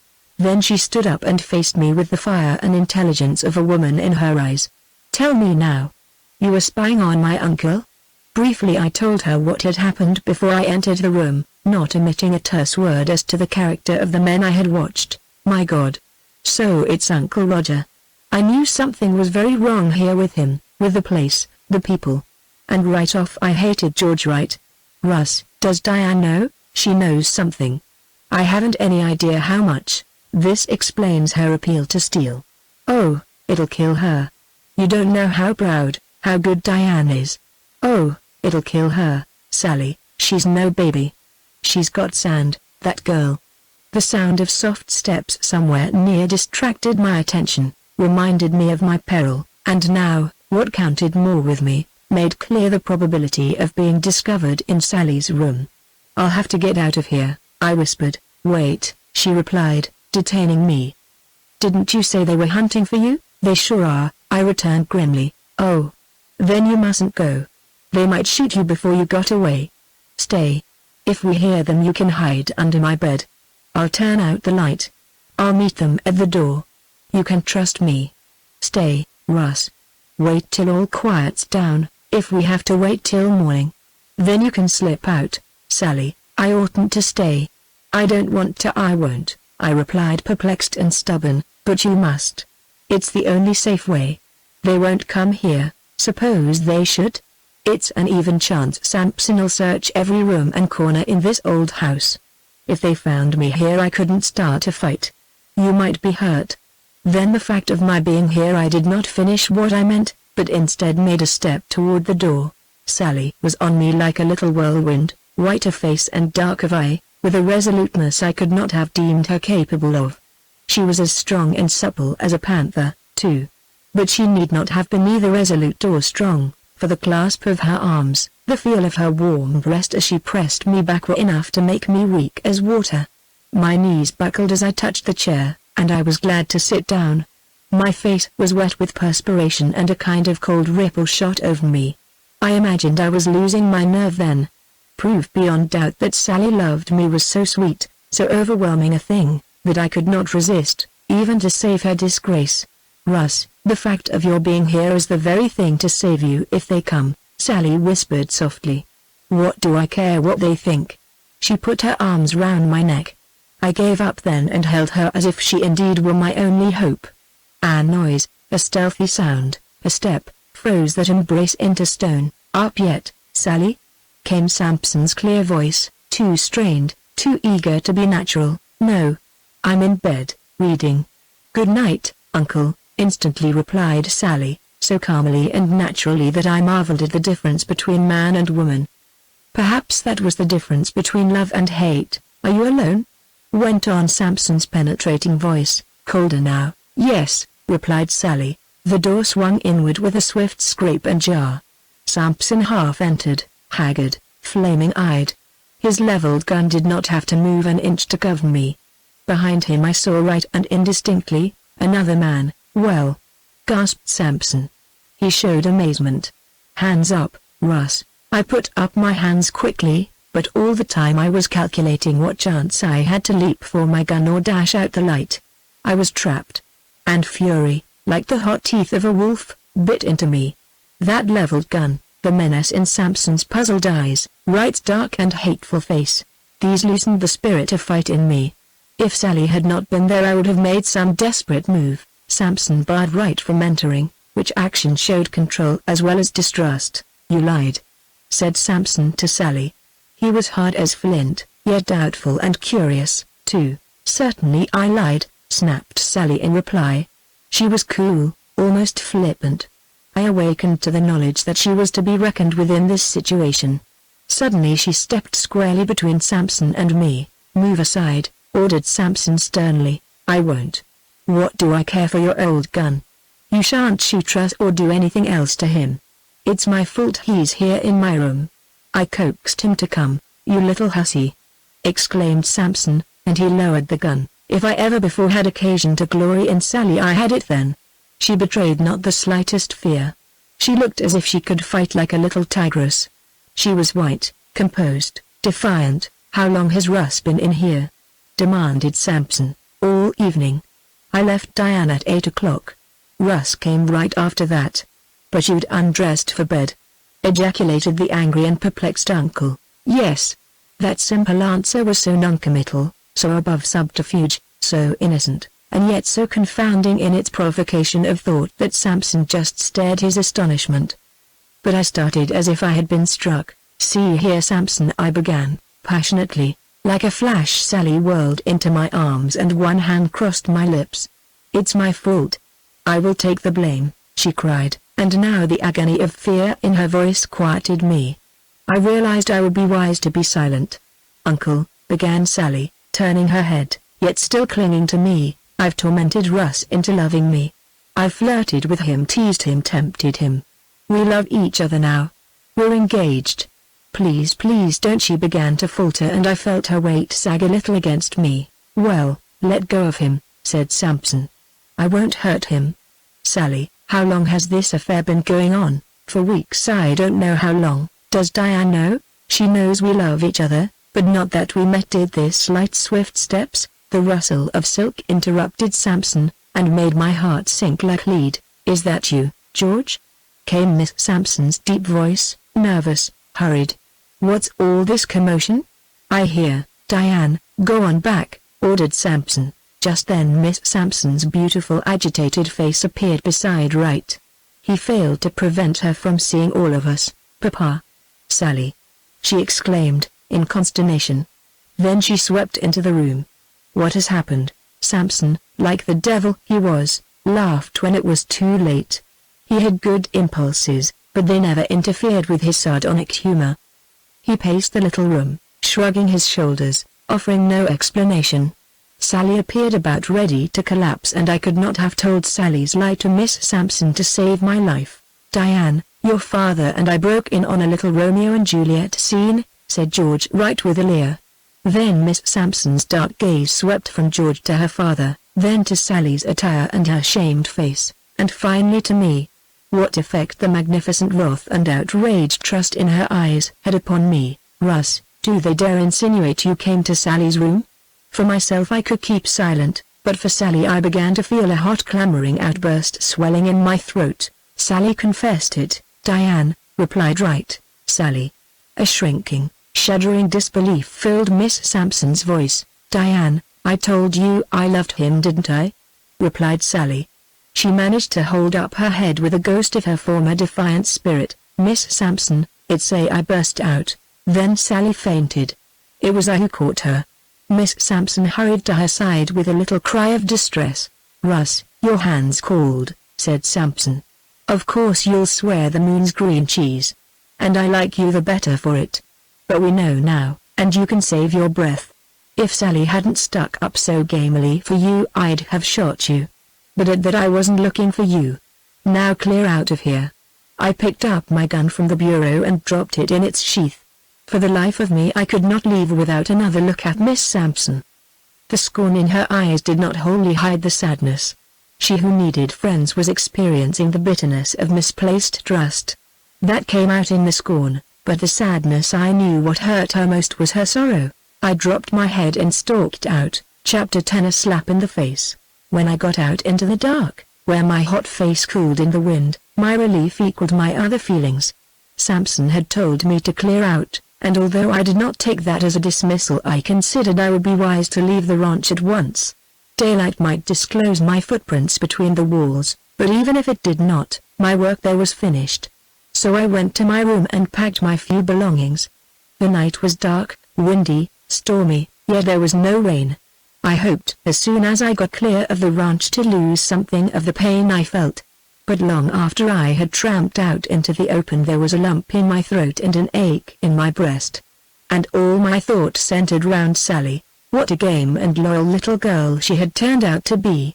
I was absolutely at a loss concerning what the future held in store for us. I seemed to have a vague but clinging hope that, after the trouble was over, there must be something more between us. Steele was not at our rendezvous among the rocks. The hour was too late. Among the few dim lights flickering on the outskirts of town I picked out the one of his little adobe house, but I knew almost to a certainty that he was not there.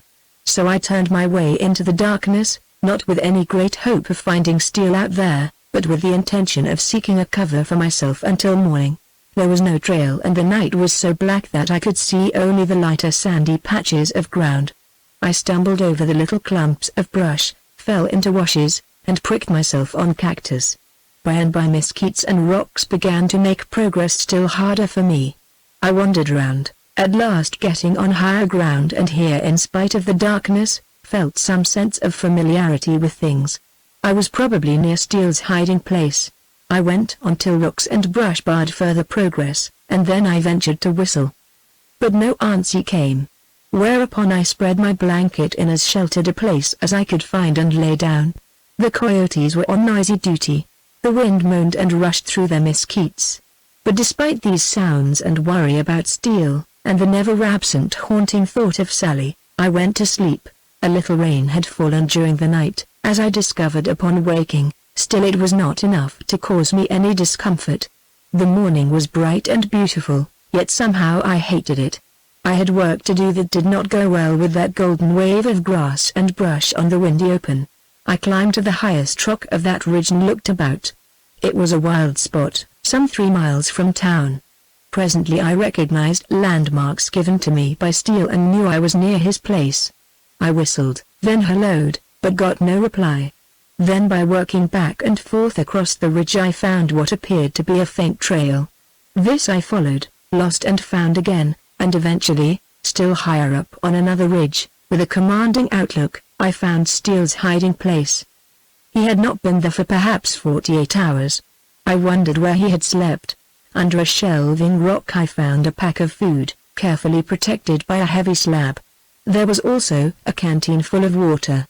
I lost no time getting myself some breakfast, and then, hiding my own pack, I set off at a rapid walk for town. But I had scarcely gone a quarter of a mile, had, in fact, just reached the level, when sight of 2 horsemen halted me and made me take to cover.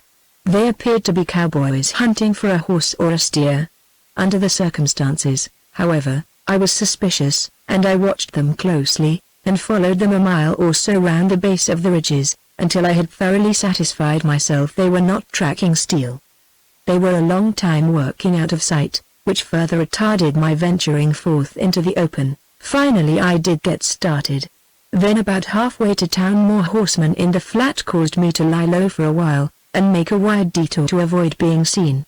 Somewhat to my anxiety it was afternoon before I arrived in town.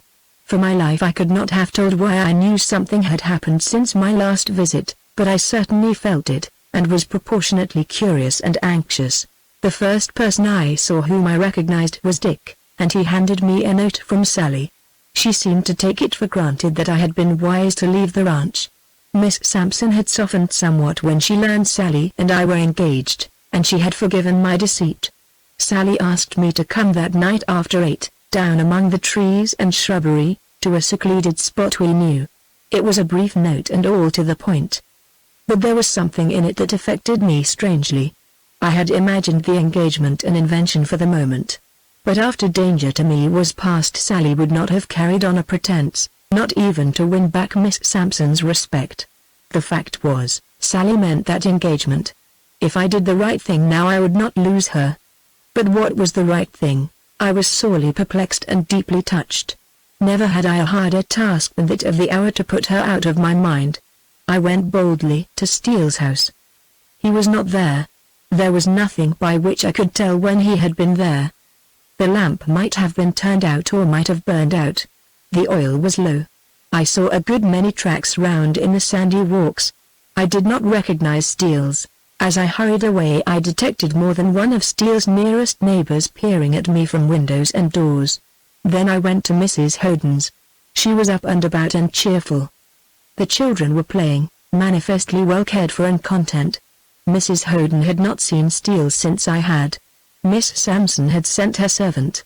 There was a very decided change in the atmosphere of Mrs. Howden's home, and I saw that for her the worst was past, and she was bravely, hopefully facing the future. From there, I hurried to the main street of Lean Rock and to that section where violence brooded, ready at any chance moment to lift its hydra head.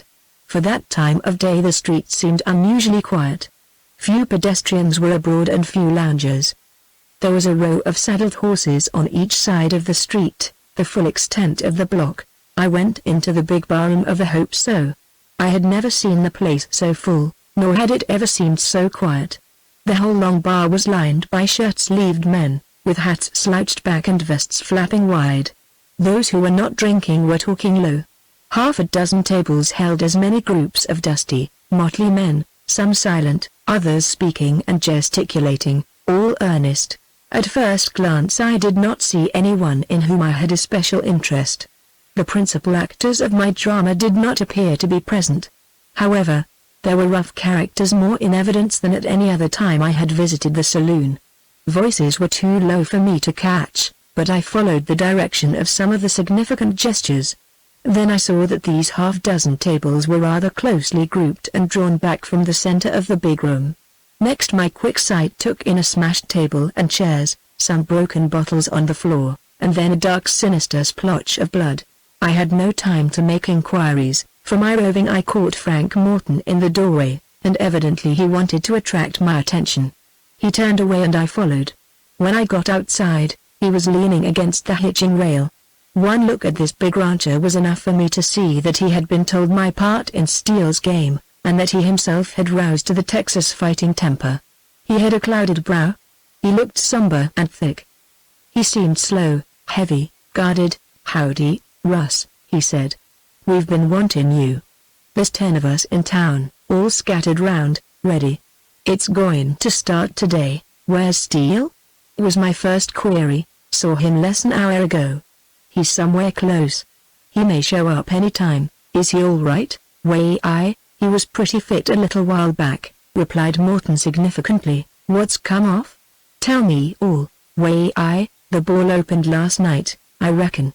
Jack Bloom came swaggerin' in here asking for Steele. We all knew what he was in town for. But last night he came out with it. Every man in the saloons, every man on the streets heard Bloom's loud and longin' call for the ranger. Bloom's pals took it up and they all enjoyed themselves some. drinking hard?"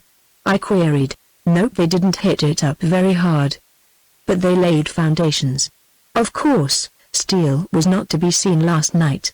This morning Bloom and his gang were out pretty early. But they traveled alone. Bloom just strolled up and down by himself. I watched him walk up this street on one side and then down the other, just a matter of 31 times. I counted them. For all I could see, maybe Bloom did not take a drink. But his gang, especially Bosnicker, sure looked on the red liquor. By 11 o'clock everybody in town knew what was coming off. There was no work or business, except in the saloons.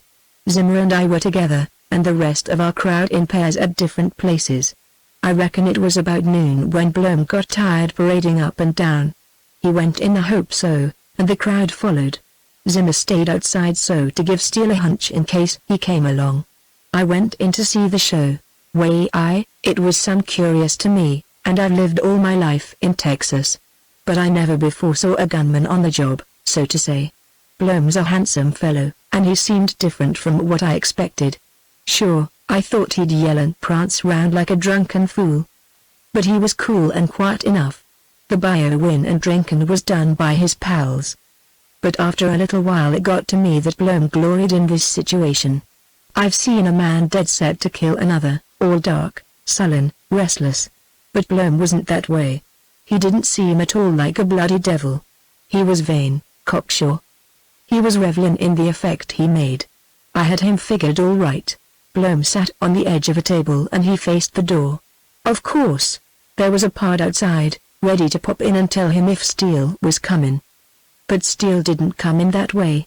He wasn't on the street just before that time, because Zimmer told me afterward. Steele must have been in the Hope So somewhere. Anyway, just like he dropped from the clouds, he came through the door near the bar. Bloom didn't see him come. But most of the gang did, and I want to tell you that big room went pretty quiet. "Hello Bloom, I hear you're looking for me," called out Steele. I don't know if he spoke ordinary or not, but his voice drew me up same as it did the rest, and damn me. Bloom seemed to turn to stone. He didn't start or jump. He turned gray. And I could see that he was trying to think in a moment when thinking was hard. Then Bloom turned his head. Sure, he expected to look into a six-shooter. But Steele was standing back there in his shirt sleeves, his hands on his hips, and he looked more man than anyone I ever saw. It's easy to remember the look of him, but how he made me feel, that isn't easy. Bloom was at a disadvantage. He was half sitting on a table, and Steele was behind and to the left of him. For Bloom to make a move then would have been a fool trick. He saw that. So did everybody. The crowd slid back without noise, but Bo Snooker and a rustler named March stuck near Bloom. I figured this Bo Snooker as dangerous as Bloom, and results proved I was right. Steele didn't choose to keep his advantage, so far as position in regard to Bloom went. He just walked round in front of the rustler.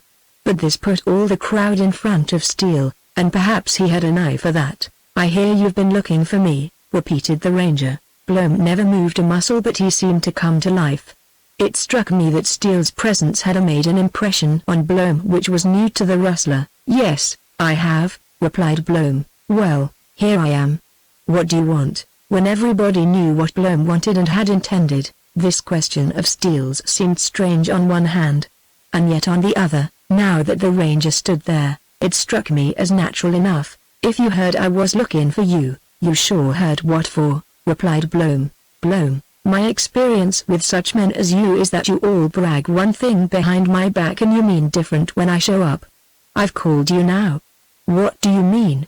"I reckon you know what Jack Bloom means." "Jack Bloom? That name means nothing to me." "Bloom, you've been bragging around that you'd meet me, kill me. You thought you meant it, didn't you?" "Yes, I did mean it." "All right. Go ahead." The barroom became perfectly still, except for the slow breaths I heard. There wasn't any movement anywhere.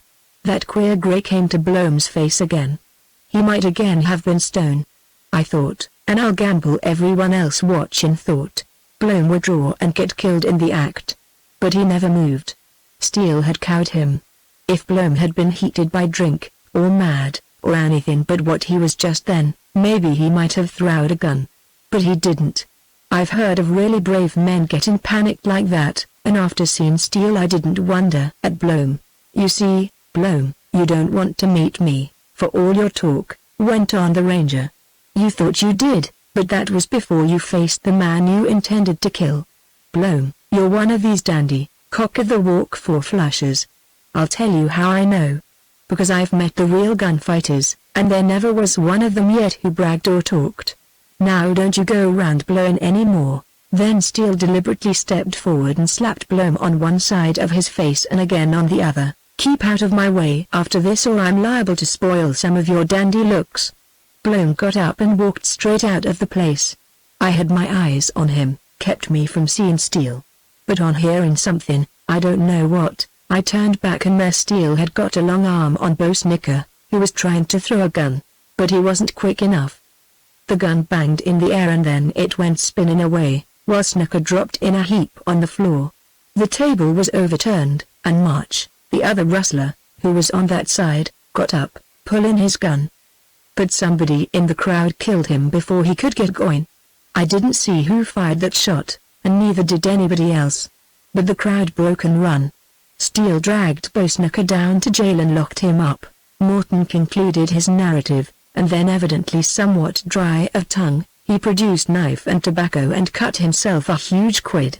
That's all, so far, today, Russ, but I reckon you'll agree with me on the main issue. Steele's games opened. I had felt the rush of excitement, the old exultation at the prospect of danger, but this time there was something lacking in them.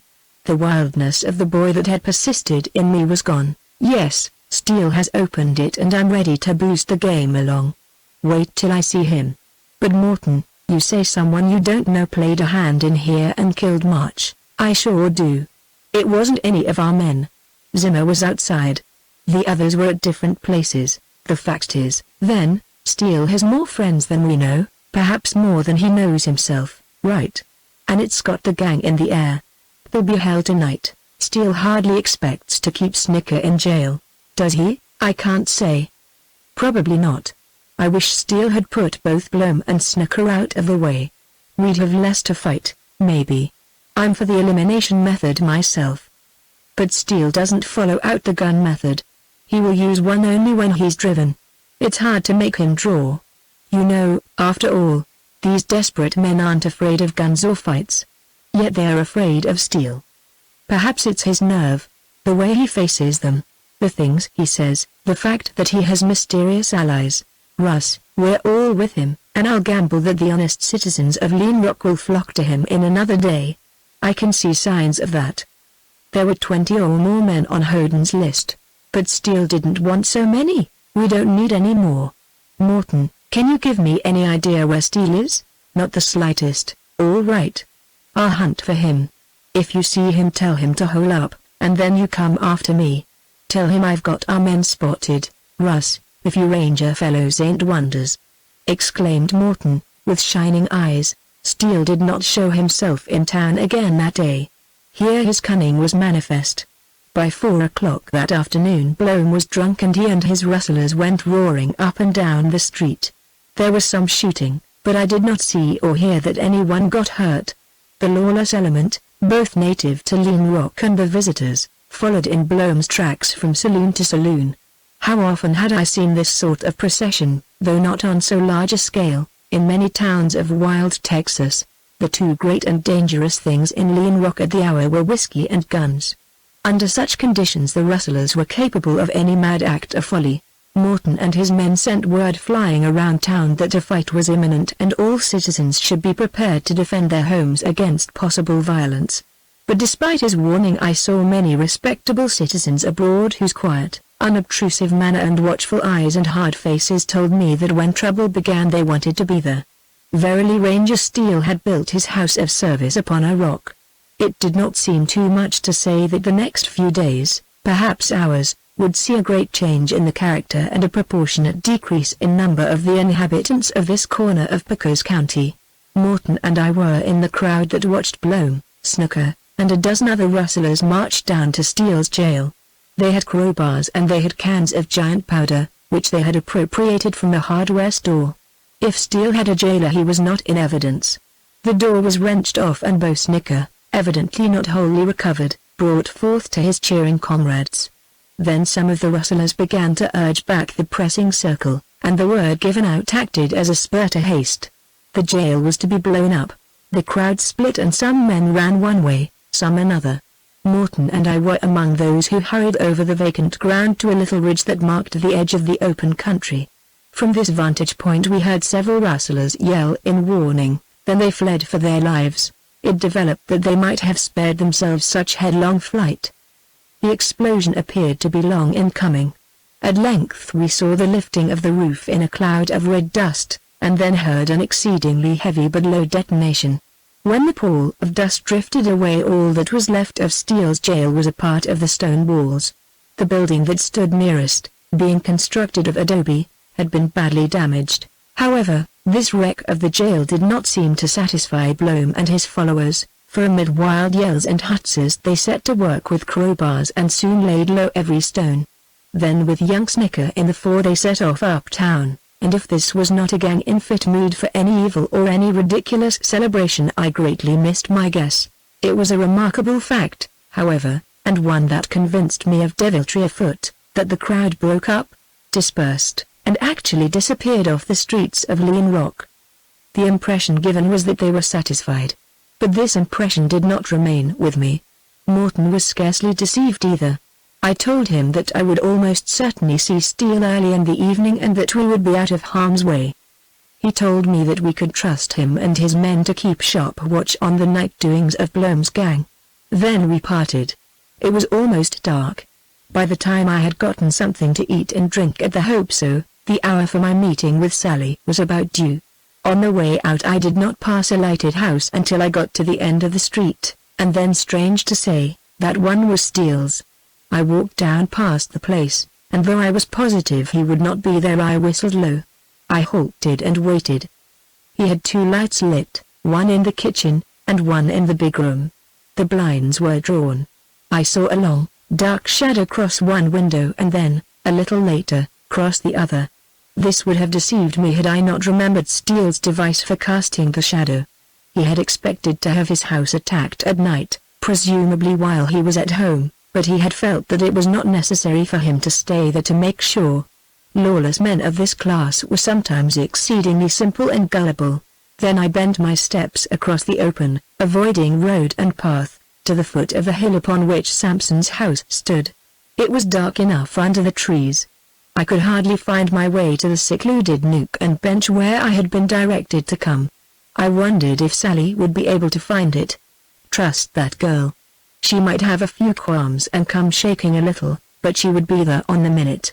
I had hardly seated myself to wait when my keen ears detected something, then slight rustlings, then soft steps, and a dark form emerged from the blackness into the little starlit glade. Sally came swiftly towards me and right into my arms. That was sure a sweet moment. Through the excitement and dark boding thoughts of the day, I had forgotten that she would do just this thing. And now I anticipated tears, clingings, fears. But I was agreeably surprised. "Russ, are you all right?" she whispered. "Just at this moment I am," I replied. Sally gave me another little hug, and then, disengaging herself from my arms, she sat down beside me. "I can only stay a minute." "Oh, it's safe enough." "But I told Diane I was to meet you and she's waiting to hear if Steele is." "Steele's safe so far," I interrupted. "There were men coming and going all day. Uncle Roger never appeared at meals." "He didn't eat," Diane said. George tramped up and down, smoking, biting his nails, listening for these messengers. When they'd leave he'd go in for another drink. We heard him roar someone had been shot and we feared it might be Steele. "No," I replied, steadily. "Did Steele shoot anybody?" "No. A rustler named March tried to draw on Steele, and someone in the crowd killed March." "Someone? Russ, was it you?" "It sure wasn't. I didn't happen to be there." "Ah. Then Steele has other men like you around him." "I might have guessed that, Sally. Steele makes men his friends.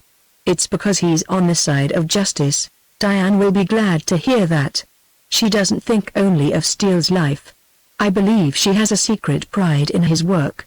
And I've an idea what she fears most is some kind of a clash between Steele and her father. I shouldn't wonder. Sally, what does Diane know about her father? Oh, she's in the dark. She got hold of papers that made her ask him questions. And his answers made her suspicious. She realizes he's not what he has pretended to be all these years. But she never dreams her father is a Rustler chief. When she finds that out, Sally broke off and I finished the sentence in thought. Listen, Sally, I said, suddenly.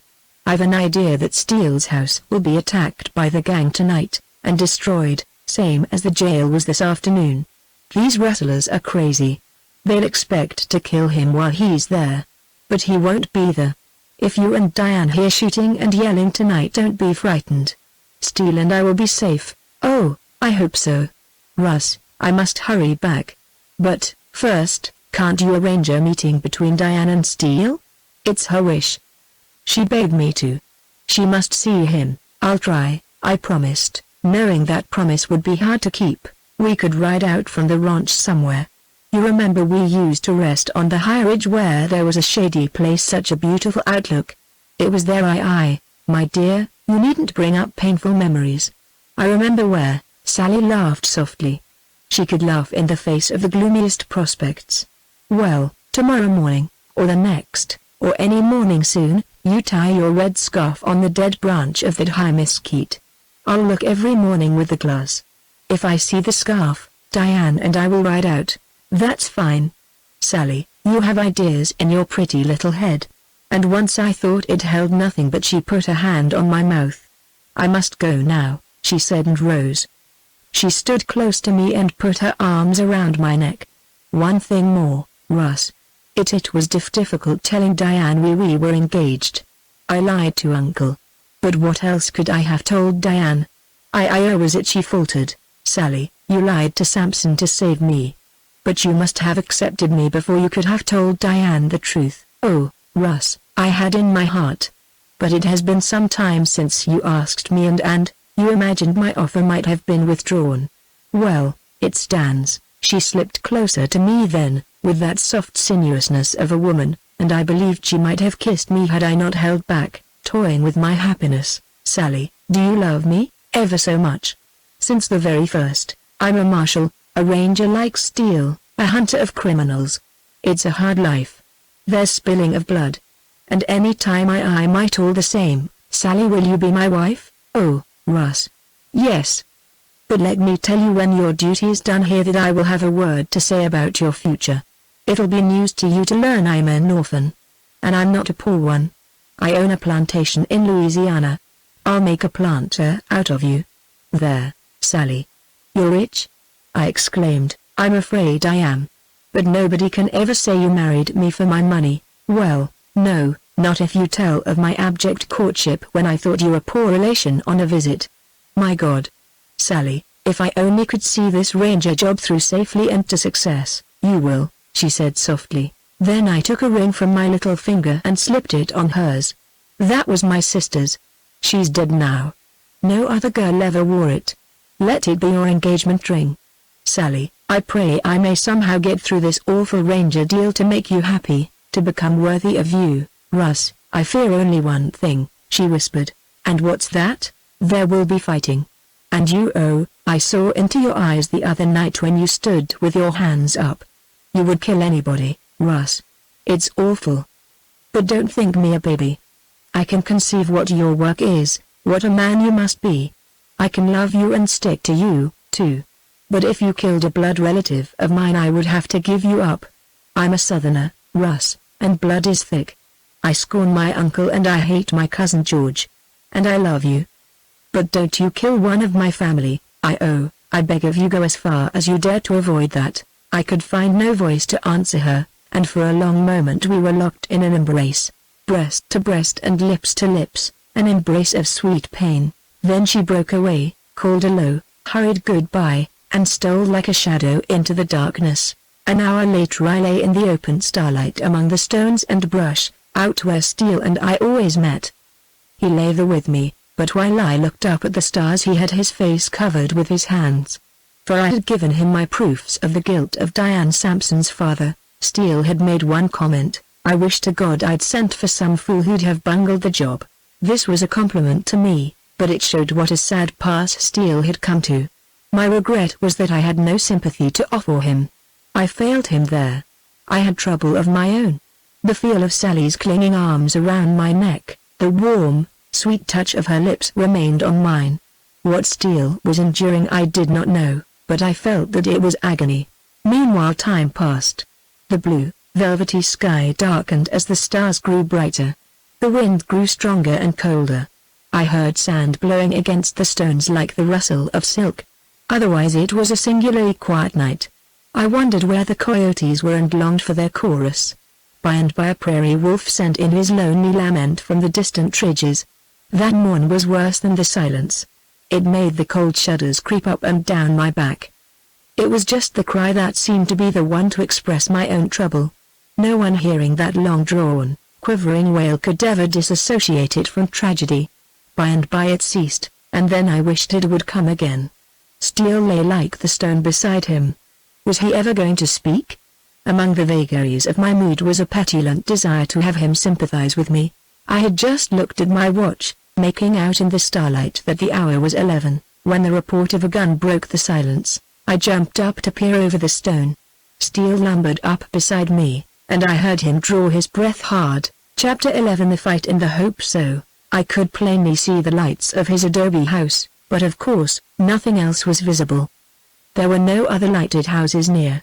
Several flashes gleamed, faded swiftly, to be followed by reports, and then the unmistakable jingle of glass. I guess the fools have opened up, Steele, I said. His response was an angry grunt. It was just as well, I concluded, that things had begun to stir. Steele needed to be roused. Suddenly a single sharp yell pealed out. Following it came a huge flare of light, a sheet of flame in which a great cloud of smoke or dust shot up. Then, with accompanying darkness, burst a low, deep, thunderous boom.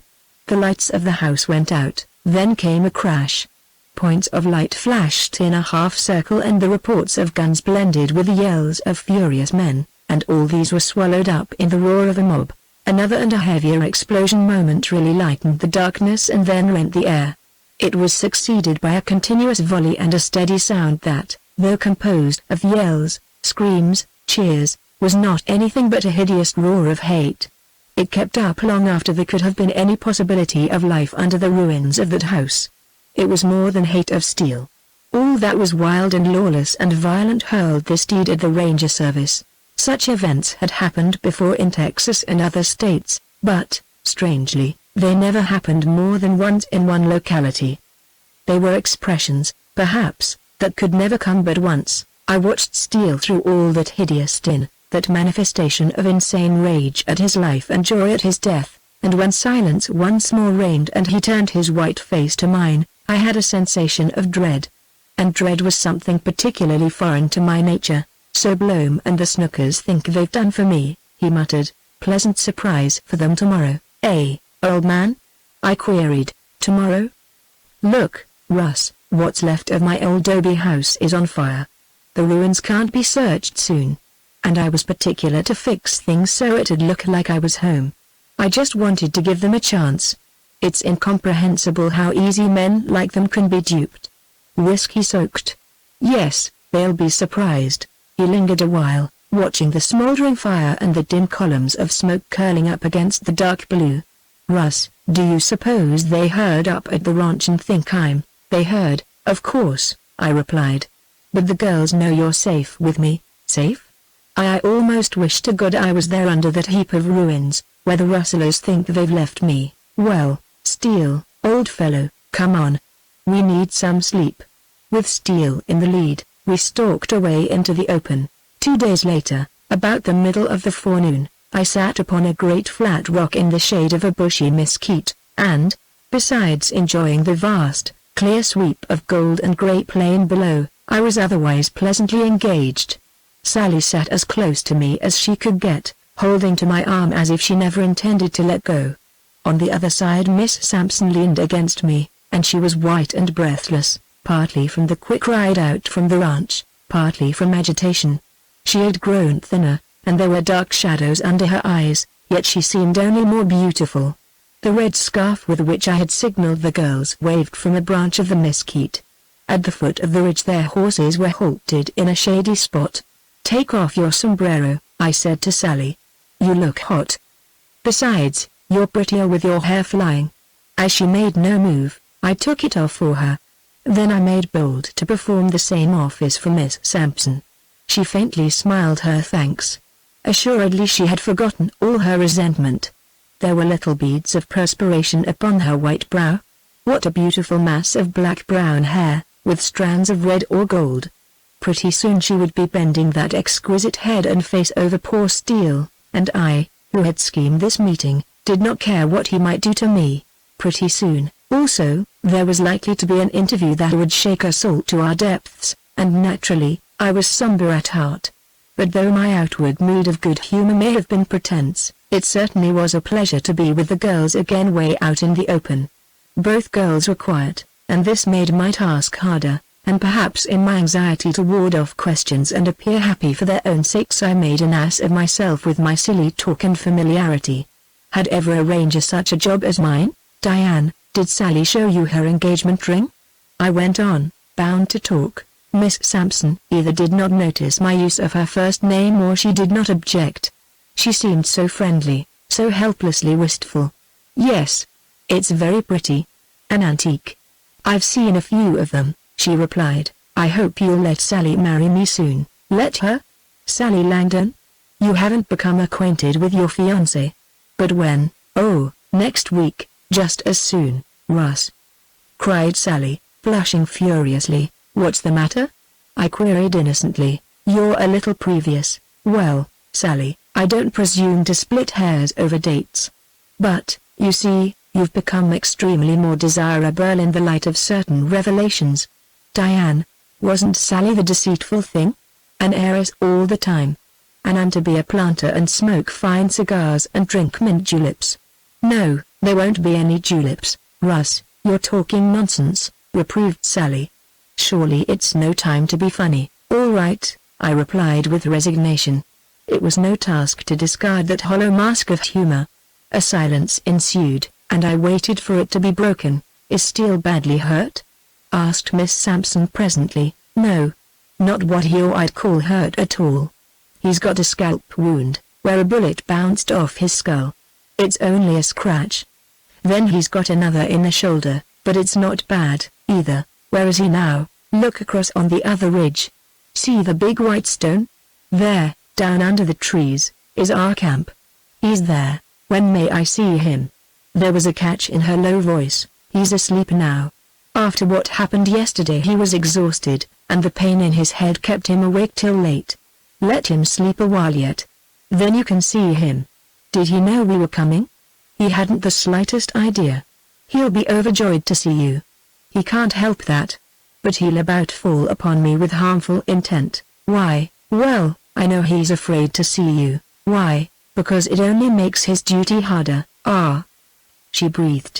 It seemed to me that my intelligence confirmed a hope of hers and gave her relief. I felt something terrible in the balance for Steele. And I was glad to be able to throw them together.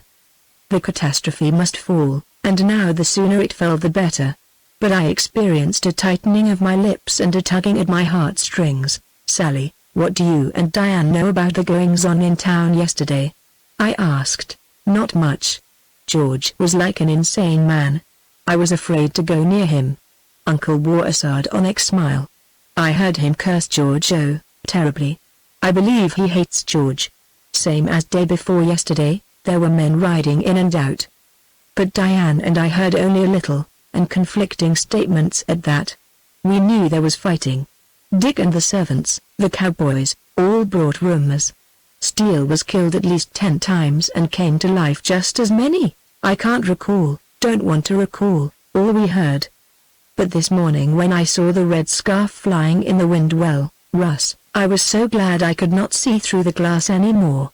We knew then Steele was all right or you wouldn't have put up the signal. Reckon few people in Lean Rock realize just what did come off," I replied with a grim chuckle. "Russ, I want you to tell me," said Miss Sampson earnestly. "What?"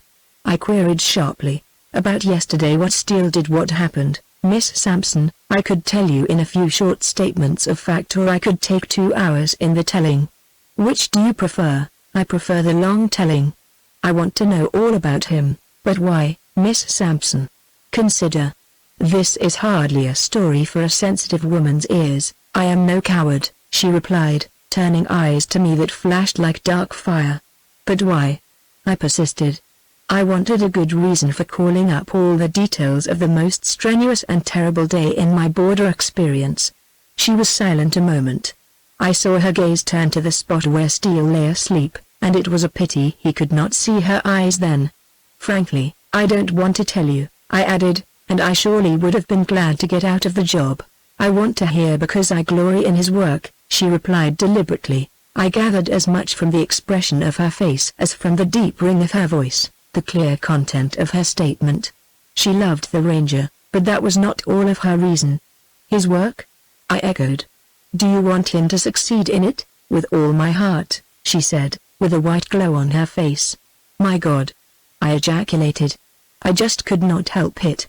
I felt Sally's small fingers clutching my arm like sharp pincers. I bit my lips to keep them shut. What if Steele had heard her say that? Poor, noble, justice-loving, blind girl. She knew even less than I hoped. I forced my thought to the question immediately at hand. She gloried in the Ranger's work. She wanted with all her heart to see him succeed in it. She had a woman's pride in his manliness. Perhaps, with a woman's complex, incomprehensible motive, she wanted Steele to be shown to her in all the power that made him hated and feared by lawless men. She had finally accepted the wild life of this border as something terrible and inevitable, but passing. Steele was one of the strange and great and misunderstood men who were making that wild life pass. For the first time I realized that Miss Sampson, through sharpened eyes of love, saw Steele as he really was, a wonderful and necessary violence. Her intelligence and sympathy had enabled her to see through defamation and the false records following a Ranger. She had had no choice but to love him, and then a woman's glory in a work that freed men, saved women, and made children happier faced forever the horror of a few dark deeds of blood. Miss Sampson, I must tell you first, I began, and hesitated, that I'm not a cowboy. My wild stunts, my drinking and gaming, these were all pretense, indeed. I am very glad to hear it. And was Sally in your confidence? Only lately. I am a United States Deputy Marshal in the service of Steele. She gave a slight start, but did not raise her head. I have deceived you. But, all the same, I've been your friend. I ask you to respect my secret a little while. I'm telling you because otherwise my relation to Steele yesterday would not be plain. Now, if you and Sally will use this blanket, make yourselves more comfortable seats, I'll begin my story. Miss Sampson allowed me to arrange a place for her where she could rest at ease, but Sally returned to my side and stayed there. She was an enigma today, pale, brooding, silent, and she never looked at me except when my face was half averted. Well, I began, night before last Steele and I lay hidden among the rocks near the edge of town, and we listened to and watched the destruction of Steele's house. It had served his purpose to leave lights burning, to have shadows blow across the window blinds, and to have a dummy in his bed. Also, he arranged guns to go off inside the house at the least jar. Steele wanted evidence against his enemies. It was not the pleasantest kind of thing to wait the listening to that drunken mob. There must have been 100 men. The disturbance and the intent worked strangely upon Steele. It made him different. In the dark I couldn't tell how he looked, but I felt a mood coming in him that fairly made me dread the next day. About midnight we started for our camp here. Steele got in some sleep, but I couldn't. I was cold and hot by turns, eager and backward, furious and thoughtful. You see, the deal was such a complicated one, and tomorrow certainly was nearing the climax. By morning I was sick, distraught, gloomy, and uncertain. I had breakfast ready when Steele awoke. I hated to look at him, but when I did it was like being revived. He said, "Russ, you'll trail alongside me today and through the rest of this mess." That gave me another shock. I want to explain to you girls that this was the first time in my life I was backward at the prospects of a fight. The shock was the jump of my pulse. My nerve came back. To line up with Steele against Blome and his gang, that would be great. All right, old man, I replied. We're going after them, then? He only nodded. After breakfast I watched him clean and oil and reload his guns. I didn't need to ask him if he expected to use them. I didn't need to urge upon him Captain Neal's command. Russ, said Steele, we'll go in together. But before we get to town I'll leave you and circle and come in at the back of the Hope So. You hurry on ahead, post Morton and his men, get the lay of the gang, if possible, and then be at the Hope So when I come in. I didn't ask him if I had a free hand with my gun. I intended to have that. We left camp and hurried toward town. It was near noon when we separated. I came down the road, apparently from Sampson's ranch. There was a crowd around the ruins of Steele's house. It was one heap of crumbled adobe bricks and burned logs, still hot and smoking. No attempt had been made to dig into the ruins. The curious crowd was certain that Steele lay buried under all that stuff. One feature of that night assault made me ponder. Daylight discovered the bodies of 3 dead men, rustlers, who had been killed, the report went out, by random shots. Other participants in the affair had been wounded. I believed Morton and his men, under cover of the darkness and in the melee, had sent in some shots not calculated upon the program. From there I hurried to town. Just as I had expected, Morton and Zimmer were lounging in front of the Hope So.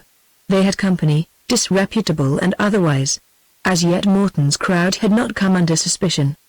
He was wild for news of Steele, and when I gave it, and outlined the plan, he became as cool and dark and grim as any man of my kind could have wished. He sent Zimmer to get the others of their clique. Then he acquainted me with a few facts, although he was non-committal in regard to my suspicion as to the strange killing of the 3 rustlers. Blome, Bosnicker, Hilliard, and Pickens, the ringleaders, had painted the town in celebration of Steele's death. They all got gloriously drunk except old man Snicker.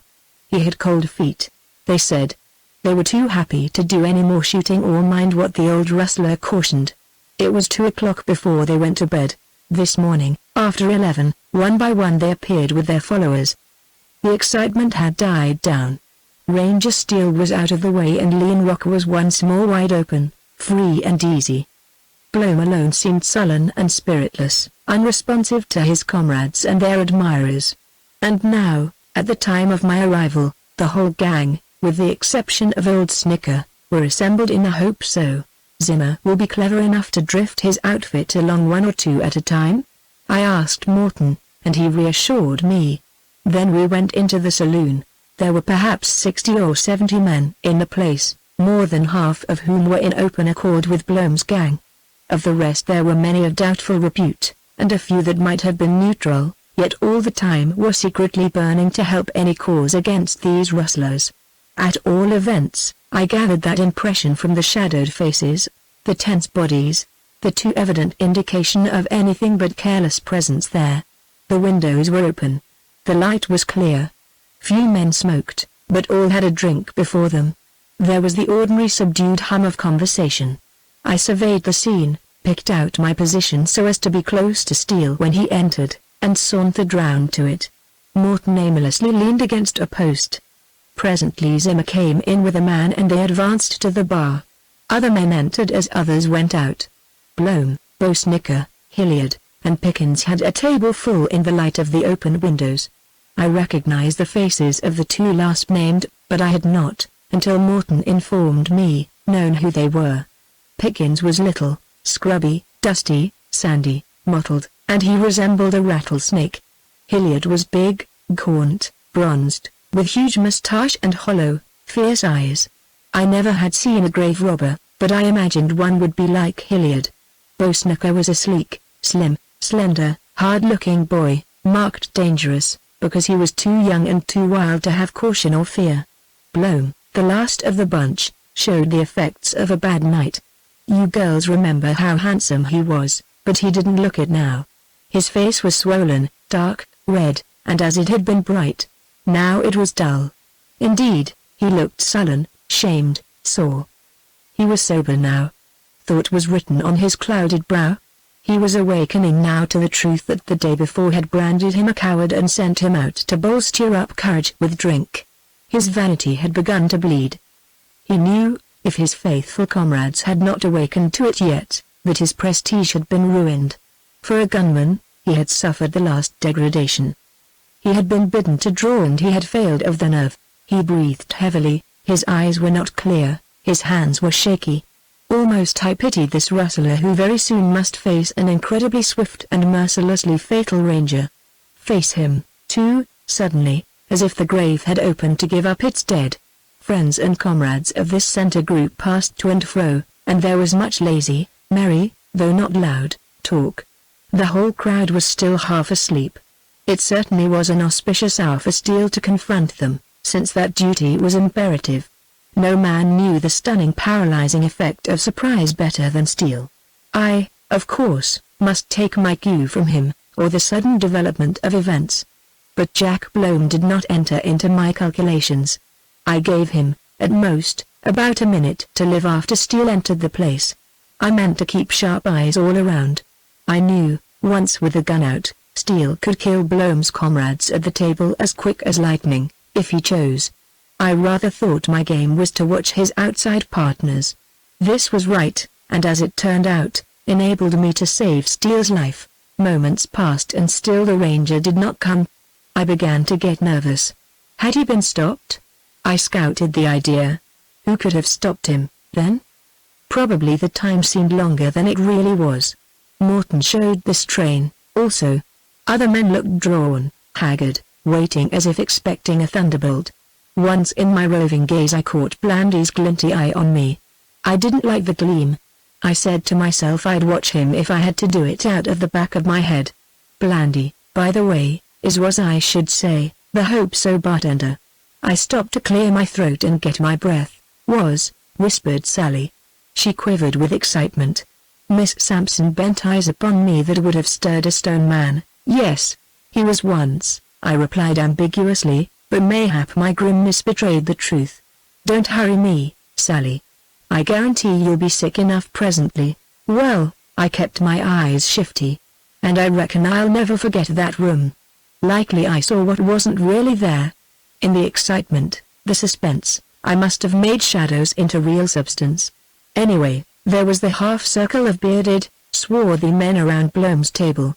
There were the four rustlers Blome brooding, perhaps vaguely, spiritually, listening to a knock. There was Bo Snicker, reckless youth, fondling a flower he had, putting the stem in his glass, then to his lips, and lastly into the buttonhole of Blome's vest. There was Hilliard, big, gloomy, maybe with his cavernous eyes seeing the hell where I expected he'd soon be, and last, the little dusty, scaly Pickens, who looked about to leap and sting someone. In the lull of the general conversation I heard Pickens say, "Jack, drink up and come out of it. Every man has an off day. You've gambled long enough to know every fella gets called.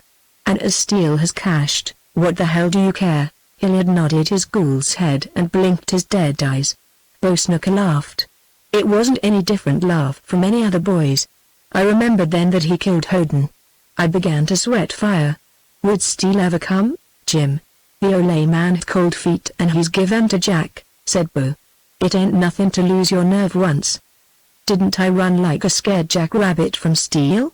Watch me if he comes to life, as the Olay man hinted, about maybe Steele wasn't in the doby at all. Or, that's a joke. I seen him in bed. I seen his shadow. I heard his shots come in from the room. Jack, you seen and heard same as me, sure. I know the Rangers cashed, replied Blome. It's not that. I'm sore, boys, deader 'en a doornail in hell, replied Pickens, louder, as he lifted his glass. Here's to Lone Star Steele's ghost. And if I seen it this minute I'd ask it to waltz with me. The back door swung violently, and Steele, huge as a giant, plunged through and leapt square inches front of that table. Some one of them let out a strange, harsh cry. It wasn't Blome or Snooker, probably Pickens. He dropped the glass he had lifted. The cry had stilled the room, so the breaking of the glass was plainly heard. For a space that must have been short, yet seemed long, everybody stood tight. Steele, with both hands out and down, leaned a little, in a way I had never seen him do. It was the position of a greyhound, but that was merely the body of him. Steele's nerve, his spirit. His meaning was there, like lightning about to strike. Bloom maintained a ghastly, stricken silence.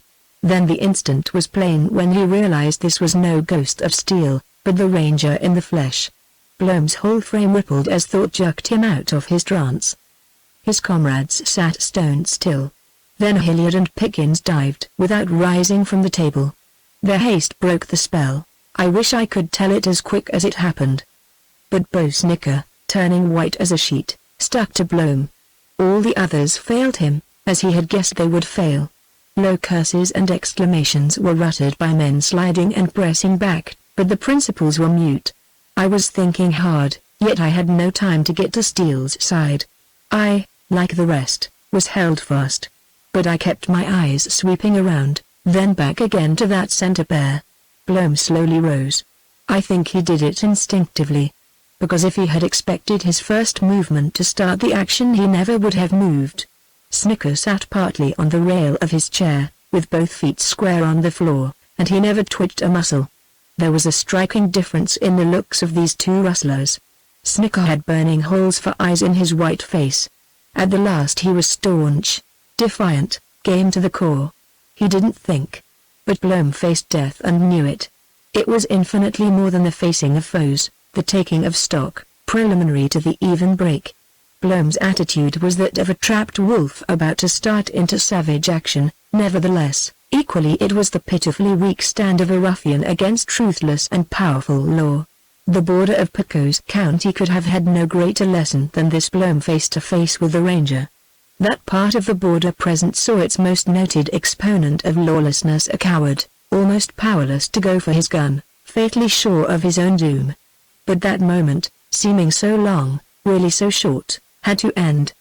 Bloom made a spasmodic upheaval of shoulder and arm. Snicker a second later flashed into movement, steel blurred in my sight. His action couldn't be followed. But I saw his gun, waving up, flame red once twice and the reports almost boomed together. Bloom bent forward, arm down, doubled up, and fell over the table and slid to the floor. But Snooker's gun cracked with Steele's last shot. I heard the bullet strike Steele. It made me sick as if it had hit me. But Steele never budged. Snicker leapt up, screaming, his gun sputtering to the floor. His left hand swept to his right arm, which had been shattered by Steele's bullet. Blood streamed everywhere.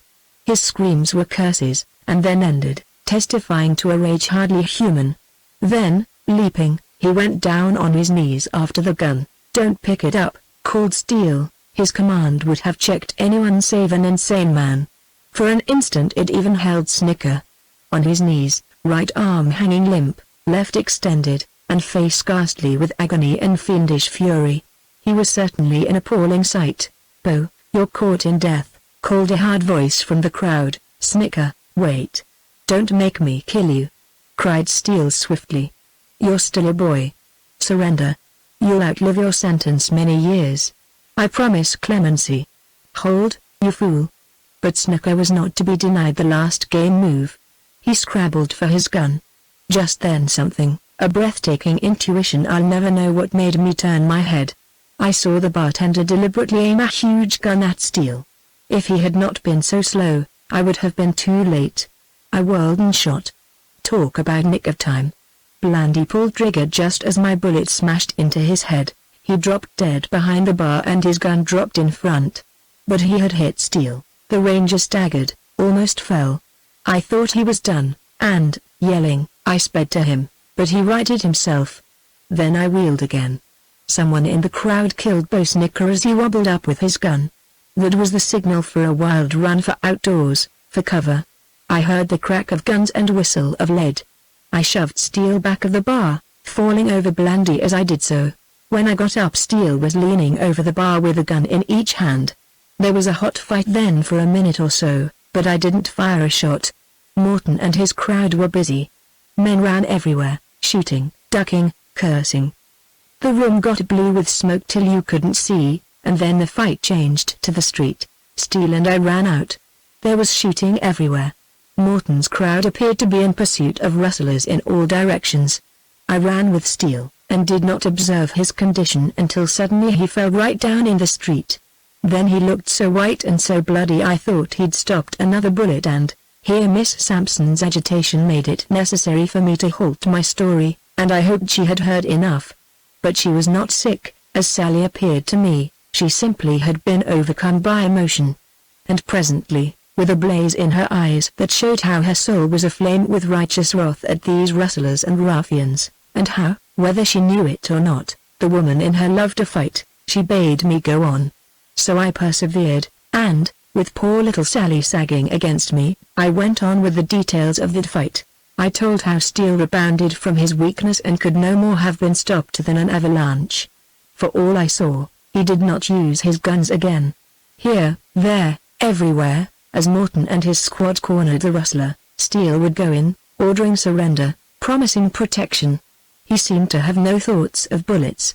I could not hold him back, and it was hard to keep pace with him. How many times he was shot at I had no idea, but it was many. He dragged forth this and that rustler, and turned them all over to Morton to be guarded. More than once he protected a craven rustler from the summary dealing Morton wanted to see in order. I told Miss Sampson particularly how Steele appeared to me, what his effect was on these men, how toward the end of the fight rustlers were appealing to him to save them from these newborn vigilantes. I believed I drew a picture of the ranger that would live forever in her heart of hearts. If she were a hero worshipper she would have her fill. One thing that was strange to me leaving fight, action, blood, barrel out of the story the singular exultation, for want of some better term, that I experienced in recalling Steele's look, his wonderful cold, resistless, inexplicable presence, his unquenchable spirit which was at once deadly and merciful. Other men would have killed where he saved. I recalled this magnificent spiritual something about him, remembered it strongest in the ring of his voice as he appealed to Bosnicker not to force him to kill. Then I told how we left a dozen prisoners under guard and went back to the Hope So to find Blome where he had fallen. Steele's bullet had cut one of the petals of the rose Snooker had playfully put in the rustler's buttonhole. Bright and fatal target for an eye like Steele's. Bosnicker lay clutching his gun, his face set rigidly in that last fierce expression of his savage nature. There were 5 other dead men on the floor, and, significant of the work of Steele's unknown allies, Hilliard and Pickens were among them. Steele and I made for camp then, I concluded. We didn't speak a word on the way out. When we reached camp all Steele said was for me to go off and leave him alone. He looked sick. I went off, only not very far. I knew what was wrong with him, and it wasn't bullet wounds. I was near when he had his spell and fought it out. Strange how spilling blood affects some men. It never bothered me much. I hope I'm human, too. I certainly felt an awful joy when I sent that bullet into Blandy's bloated head in time.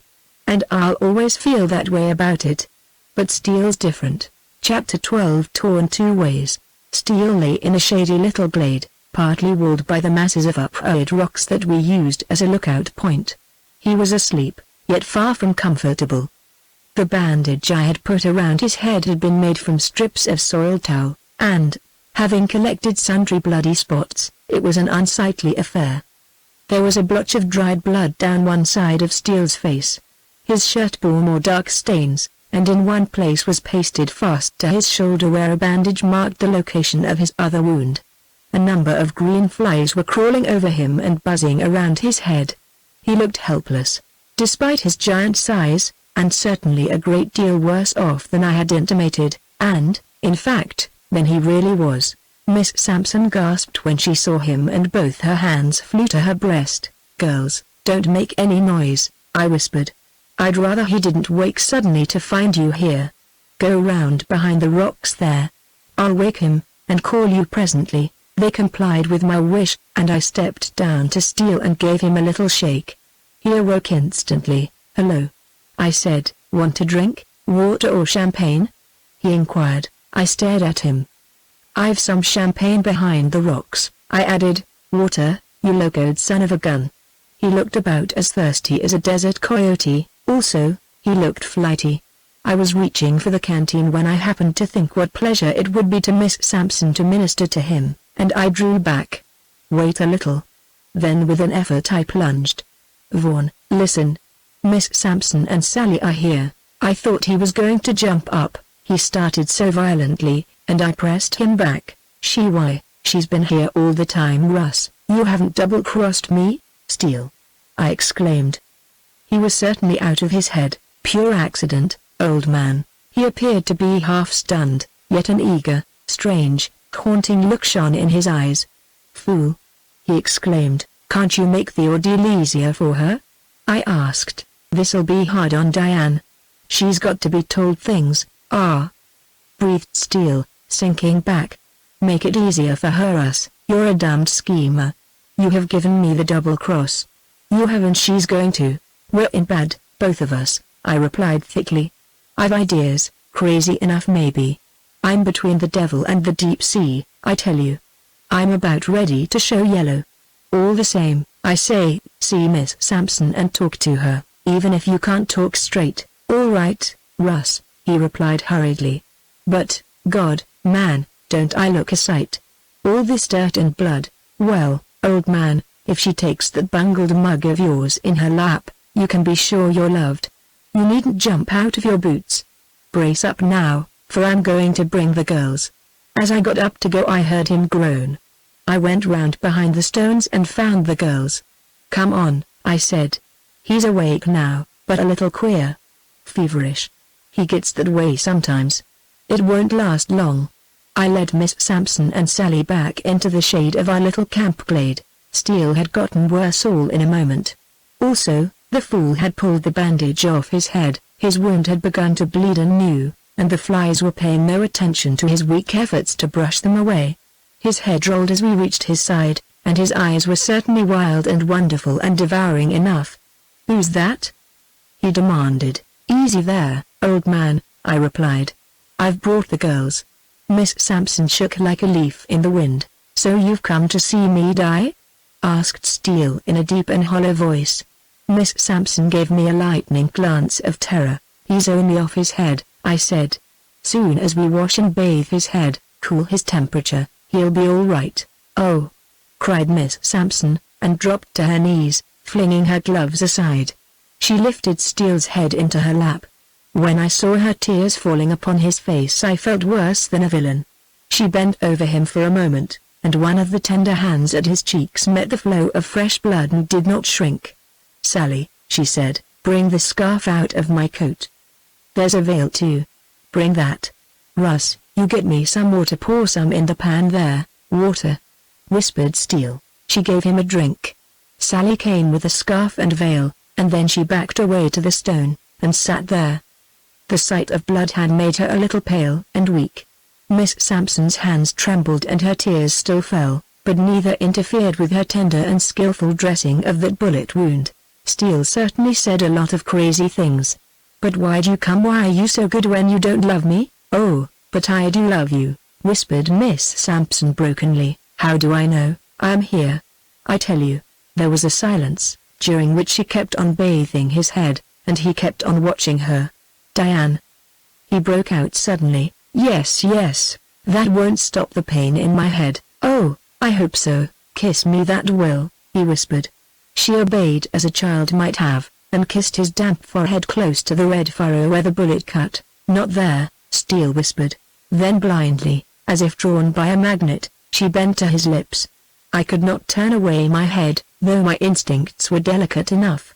I believe that kiss was the first kiss of love for both Diane Sampson and Vaughn Steele. It was so strange and so long, and somehow beautiful. Steele looked trapped. I could only see the side of Diane's face, and that was white, like snow. After she raised her head she seemed unable, for a moment, to take up her task where it had been broken off, and Steele lay as if he really were dead. Here I got up, and seating myself beside Sally, I put an arm around her. Sally dear, there are others, I said. Oh, Russ, what's to come of it all? She faltered, and then she broke down and began to cry softly. I would have been only too glad to tell her what hung in the balance, one way or another, had I known. But surely, catastrophe.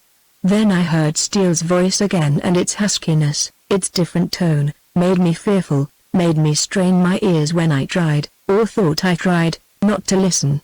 Diane, you know how hard my duty is, don't you? Yes, I know, I think I know. You've guessed about your father? I've seen all along you must clash. But it needn't be so bad. If I can only bring you two together. Please don't speak any more. You're excited now, just not yourself. No, listen. We must clash, your father and I. Diane, he's not what he seems. Oh, I know, to my sorrow. What do you know? She seemed drawn by a will stronger than her own. To my shame I know. He has been greedy, crafty, unscrupulous, dishonest. Diane, if he were only that. That wouldn't make my duty torture. That wouldn't ruin your life. Dear, sweet girl, forgive me your father's. Hush, Vaughn. You're growing excited. It will not do. Please, please, Diane, your father's chief of this gang that I came to break up. My God, hear him. How dare you? Oh, Vaughn, poor boy, you're out of your mind. Sally, Russ, what shall we do? He's worse. He's saying the most dreadful things. I can't bear to hear him. Steele heaved a sigh and closed his eyes. I walked away with Sally, led her to and fro in a shady aisle beyond the rocks, and tried to comfort her as best I could. After a while, when we returned to the glade, Miss Sampson had considerable color in her cheeks, and Steele was leaning against the rock, grave and sad. I saw that he had recovered and he had reached the critical point. "Hello, Russ," he said. "Sprung a surprise on me, didn't you? Miss Sampson says I've been a little flighty while she bandaged me up. I hope I wasn't bad. I certainly feel better now. I seem to have dreamed." Miss Sampson flushed at his concluding words. Then silence ensued. I could not think of anything to say and Sally was dumb. "You all seem very strange," said Miss Sampson. When Steele's face turned grey to his lips I knew the moment had come. "No doubt. We all feel so deeply for you," he said. "Me? Why, because the truth must no longer be concealed." It was her turn to blanch, and her eyes, strained, dark as night, flashed from one of us to the other. "The truth. Tell it then." She had more courage than any of us. "Miss Sampson, your father is the leader of this gang of rustlers I have been tracing. Your cousin George Wright is his right-hand man." Miss Sampson heard, but she did not believe. "Tell her, Russ," Steele added huskily, turning away. Wildly she whirled to me. I would have given anything to have been able to lie to her. As it was I could not speak. But she read the truth in my face. And she collapsed as if she had been shot. I caught her and laid her on the grass. Sally, murmuring and crying, worked over her. I helped. But Steele stood aloof, dark and silent, as if he hoped she would never return to consciousness. When she did come to, and began to cry, to moan, to talk frantically, Steele staggered away, while Sally and I made futile efforts to calm her. All we could do was to prevent her doing herself violence. Presently, when her fury of emotion subsided, and she began to show a hopeless-stricken shame, I left Sally with her and went off a little way myself. How long I remained absent I had no idea, but it was no inconsiderable length of time. Upon my return, to my surprise and relief, Miss Sampson had recovered her composure, or at least, self-control. She stood leaning against the rock where Steele had been, and at this moment, beyond any doubt, she was supremely more beautiful than I had ever seen her. She was white, tragic, wonderful. "Where is Mr. Steele?" she asked. Her tone and her look did not seem at all suggestive of the mood I expected to find her in, one of beseeching agony, of passionate appeal to Steele not to ruin her father. "I'll find him," I replied, turning away. Steele was readily found and came back with me. He was as unlike himself as she was strange. But when they again faced each other, then they were indeed new to me. "I want to know what you must do," she said. Steele told her briefly, and his voice was stern. Those criminals outside of my own family don't concern me now. But can my father and cousin be taken without bloodshed? I want to know the absolute truth." Steele knew that they could not be, but he could not tell her so. Again she appealed to me. Thus my part in the situation grew harder. It hurt me so that it made me angry, and my anger made me cruelly frank. "No. It can't be done. Sampson and Wright will be desperately hard to approach, which will make the chances even. So, if you must know the truth, it'll be your father and cousin to go under, or it'll be Steele or me. or any combination. Luck breaks or all of us. Her self-control seemed to fly to the four winds. Swift as light she flung herself down before Steele, against his knees, clasped her arms round him. "Good God! Miss Sampson, you mustn't do that," implored Steele. He tried to break her hold with shaking hands, but he could not. "Listen.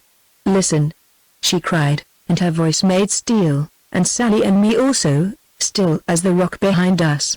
"Hear me. Do you think I beg you to let my father go, for his sake? No. No.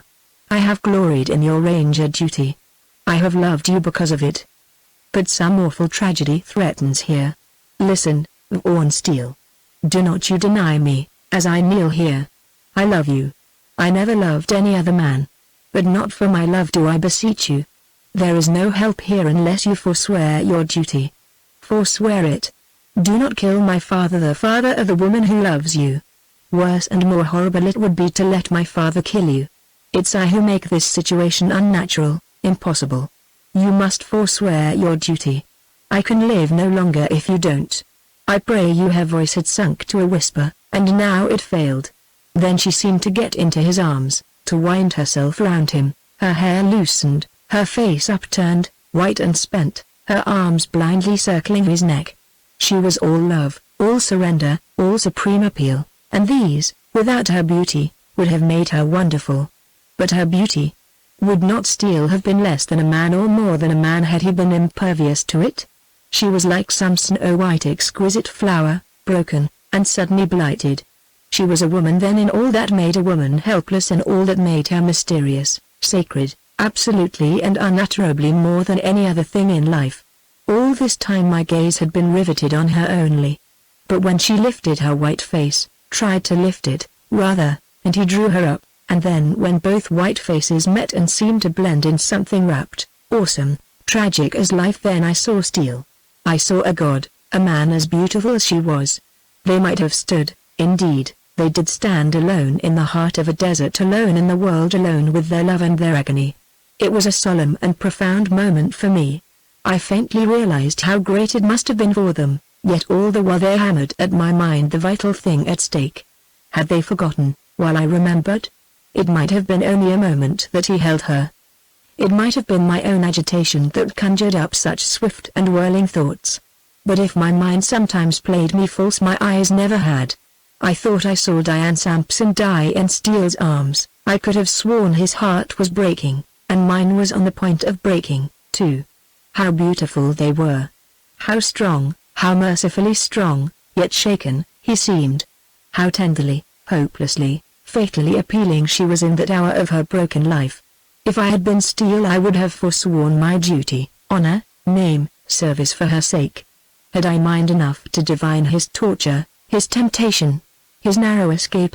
I seemed to feel them, at any rate, and while I saw him with a beautiful light on his face, I saw him also ghastly, ashen, with hands that shook as they groped around her, loosing her, only to draw her convulsively back again.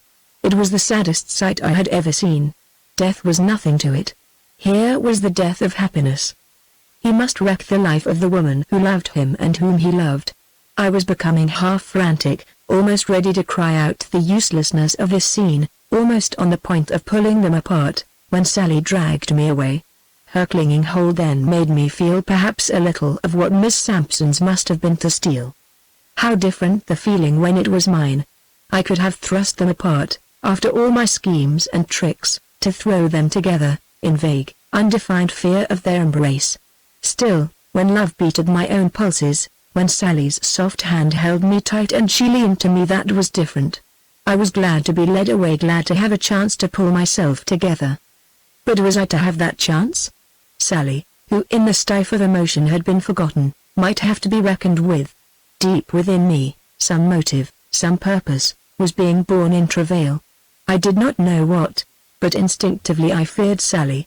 I feared her because I loved her. My wits came back to combat my passion. This hazel-eyed girl, soft, fragile creature, might be harder to move than the ranger. But could she divine a motive scarcely yet formed in my brain? Suddenly I became cool, with craft to conceal. "Oh, Russ. What's the matter with you?" she queried quickly. Can't Diane and Steele, you and I ride away from this bloody, bad country? Our own lives, our happiness, come first, do they not? They ought to, I suppose, I muttered, fighting against the insidious sweetness of her. I knew then I must keep my lips shut or betray myself. You look so strange. Russ, I wouldn't want you to kiss me with that mouth. Thin, shut lips smile. Soften and kiss me. Oh, you're so cold, strange. You chill me. Dear child, I'm badly shaken, I said. Don't expect me to be natural yet. There are things you can't guess. So much depended upon. Oh, never mind. I'll go now. I want to be alone, to think things out. Let me go, Sally. She held me only the tighter, tried to pull my face around. How intuitively keen women were. She felt my distress, and that growing, stern, and powerful thing I scarcely dared to acknowledge to myself. Strangely, then, I relaxed and faced her. There was no use trying to foil these feminine creatures. Every second I seemed to grow farther from her. The swiftness of this mood of mine was my only hope. I realized I had to get away quickly, and make up my mind after that what I intended to do. It was an earnest, soulful, and loving pair of eyes that I met. What did she read in mine? Her hands left mine to slide to my shoulders, to slip behind my neck, to lock the like steel bands. Here was my ordeal. Was it to be as terrible as Steele's had been? I thought it would be, and I swore by all that was rising grim and cold in me that I would be strong. Sally gave a little cry that cut like a blade in my heart, and then she was close pressed upon me, her quivering breast beating against mine, her eyes, dark as night now, searching my soul. She saw more than I knew, and with her convulsive clasp of me confirmed my half-formed fears. Then she kissed me, kisses that had no more of girlhood or coquetry or joy or anything but woman's passion to blind and hold and tame. By their very intensity I sensed the tiger in me. And it was the tiger that made her new and alluring sweetness fail of its intent. I did not return one of her kisses. Just one kiss given back and I would be lost. Oh, Russ, I'm your promised wife. She whispered at my lips. Soon, you said. I want it to be soon. Tomorrow. All the subtlety, the intelligence, the cunning, the charm, the love that made up the whole of woman's power, breathed in her pleading. What speech known to the tongue could have given me more torture? She chose the strongest weapon nature afforded her. And had the calamity to consider been mine alone, I would have laughed at it and taken Sally at her word. Then I told her in short, husky sentences what had depended on Steele, that I loved the ranger service, but loved him more, that his character, his life, embodied this service I loved, that I had ruined him, and now I would forestall him, do his work, force the issue myself or die in the attempt. Dearest, it's great of you, she cried. But the cost. If you kill one of my canaille I'll shrink from you. If you're killed, oh, the thought is dreadful. You've done your share. Let Steele some other ranger finish it. I swear I don't plead for my uncle or my cousin, for their sakes. If they are vile, let them suffer. Russ, it's you I think of. Oh, my pitiful little dreams. I wanted so to surprise you with my beautiful home, the oranges, the mossy trees, the mockingbirds. Now you'll never, never come, but, Sally, there's a chance, a mere chance I can do the job without. Then she let go of me. She had given up. I thought she was going to drop, and drew her toward the stone. I cursed the day I ever saw kneel in the service. Where, now, was the arch Britoness, the gay, sweet charm of Sally Langdon? She looked as if she was suffering from a desperate physical injury. And her final breakdown showed how, one way or another, I was lost to her. As she sank on the stone I had my supreme wrench, and it left me numb, hard, in a cold sweat. Don't betray me. I'll forestall him. He's planned nothing for today, I whispered hoarsely. Sally, you dearest, gamest little girl in the world. Remember I loved you, even if I couldn't prove it your way. It's for his sake. I'm to blame for their love. Someday my act will look different to you. Goodbye. Chapter 13 Russ Sittell in action. I ran like one possessed of devils down that rough slope, hurdling the stones and crashing through the brush, with a sound in my ears that was not all the rush of the wind. When I reached a level I kept running, but something dragged at me. I slowed down to a walk. Never in my life had I been victim of such sensation. I must flee from something that was drawing me back. Apparently one side of my mind was unalterably fixed, while the other was a hurrying conglomeration of flashes of thought, reception of sensations. I could not get calm. By and by, almost involuntarily, with a fleeting look backward as if in expectation of pursuit, I hurried faster on. Action seemed to make my state less oppressive, it eased the weight upon me. But the further I went on, the harder it was to continue. I was turning my back upon love, happiness, success in life, perhaps on life itself. I was doing that, but my decision had not been absolute. There seemed no use to go on further until I was absolutely sure of myself. I received a clear warning thought that such work as seemed haunting and driving me could never be carried out in the mood under which I labored. I hung on to that thought. Several times I slowed up, then stopped, only to tramp on again. At length, as I mounted a low ridge, lean rock lay bright and green before me, not far away, and the sight was a conclusive check. There were mesquites on the ridge, and I sought the shade beneath them. It was the noon hour, with hot, gloomy sun and no wind. Here I had to have out my fight. If ever in my varied life of exciting adventure I strove to think, to understand myself, to see through difficulties, I assuredly strove then. I was utterly unlike myself, I could not bring the old self back, I was not the same man I once had been. But I could understand why. It was because of Sally Langdon, the gay and roguish girl who had bewitched me, the girl whom love had made a woman, the kind of woman meant to make life beautiful for me. I saw her changing through all those weeks, holding many of the old traits and graces, acquiring new character of mind and body, to become what I had just fled from, a woman sweet, fair, loyal, loving, passionate. Temptation assailed me. To have her tomorrow my wife. She had said it. Just 24 little hours, and she would be mine, the only woman I had ever really coveted, the only one who had ever found the good in me. The thought was alluring. I followed it out, a long, happy stage ride back to Austin, and then by train to her home where, as she had said, the oranges grew and the trees waved with streamers of grey moss and the mockingbirds made melody. I pictured that home. I wondered that long before I had not associated wealth and luxury with her family. Always I had owned a weakness for plantations, for the agricultural life with its open air and freedom from towns. I saw myself riding through the cotton and rice and cane, home to the stately old mansion, where long-eared hounds bade me welcome and a woman looked for me and met me with happy and beautiful smiles. There would be children. And something new, strange, confounding with its emotion, came to life deep in my heart. There would be children. Sally their mother, I their father. The kind of life a lonely ranger always yearned for and never had.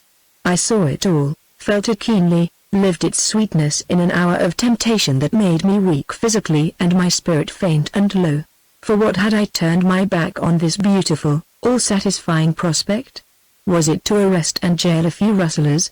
Was it to meet that mocking Samson face to face and show him my shield and reach for my gun? Was it to kill that hated right? Was it to save the people of Lean Rock from further greed, raids, murder? Was it to please and aid my old captain, Neil of the Rangers? Was it to save the service to the state? No, 1,000 times no. It was for the sake of Steele. Because he was a wonderful man. Because I had been his undoing. Because I had thrown Diane Sampson into his arms. That had been my great terror. This ranger had always been the wonder and despair of his fellow officers, so magnificent a machine, so sober, temperate, chaste, so unremittingly loyal to the service, so strangely stern and faithful to his conception of the law, so perfect in his fidelity to duty. He was the model, the inspiration, the pride of all of us. To me, indeed, he represented the Ranger service. He was the incarnation of that spirit which fighting Texas had developed to oppose wildness and disorder and crime. He would carry through this Lean Rock case. But even so, if he were not killed, his career would be ruined. He might save the service, yet at the cost of his happiness. He was not a machine, he was a man. He might be a perfect ranger, still he was a human being. The loveliness, the passion, the tragedy of a woman, great as they were, had not power to shake him from his duty. Futile, hopeless, vain her love had been to influence him. But there had flashed over me with subtle, overwhelming suggestion that not futile, not vain was my love to save him. Therefore, beyond and above all other claims, and by reason of my wrong to him, his claim came first. It was then there was something cold and death-like in my soul. It was then I bade farewell to Sally Langdon. For I knew, whatever happened, of one thing I was sure: I would have to kill either Sampson or Wright. Snicker could be managed, Sampson might be trapped into arrest, but Wright had no sense, no control, no fear. He would snarl like a panther and go for his gun, and he would have to be killed. This, of all consummations, was the one to be calculated upon. And, of course, by Sally's own words, that contingency would put me forever outside the pale for her. I did not deceive myself, I did not accept the slightest intimation of hope. I gave her up. And then for a time regret, remorse, pain, darkness worked their will with me. I came out of it all bitter and callous and sore, in the most fitting of moods to undertake a difficult and deadly enterprise. Miss Sampson completely slipped my mind, Sally became a wraith, as of someone dead, Steele began to fade. In their places came the bushy-bearded Snicker, the olive-skinned Sampson with his sharp eyes, and dark, evil-faced Wright. Their possibilities began to loom up, and with my speculation returned tenfold more thrilling and sinister the old strange zest of the manhunt. It was about 1 o'clock when I strode into Lean Rock. The streets for the most part were deserted. I went directly to the hall where Morton and Zimmer, with their men, had been left by Steele to guard the prisoners. I found them camping out in the place, restless, somber, anxious. The fact that only about half the original number of prisoners were left struck me as further indication of Morton's summary dealing. But when I questioned him as to the decrease in number, he said bluntly that they had escaped. I did not know whether or not to believe him. But that didn't matter. I tried to get in some more questions, only I found that Morton and Zimmer meant to be heard first. "Where's Steele?" they demanded. "He's out of town, in a safe place," I replied. "Too bad hurt for action. I'm to rush through with the rest of the deal." "That's good. We've waited long enough. This gang has been split, and if we hurry they'll never get together again. Old man Snicker showed up today. He's drawing the outfit in again. Reckon he's waiting for orders. Sure he's Reagan since Spur was killed. This old fox will be dangerous if he gets going." "Where is he now?" I queried. "Over at the Hope So. Must be a dozen of the gang there. But he's the only leader left we know of. If we get him, the Rustler gang will be broken for good. He sent word down here for us to let our prisoners go or there'd be a damn bloody fight. We haven't sent our answer yet. Was hoping Steele would show up. And now we're sure glad you're back, Morton." "I'll take the answer," I replied quickly. "Now there are two things. Do you know if Sampson and Wright are at the ranch?" "They were an hour ago. We had word. Zimmer saw Dick, all right." "Have you any horses handy?" "Sure. Those hitched outside belong to us. I want you to take a man with you, in a few moments, and ride round the back roads and up to Sampson's house.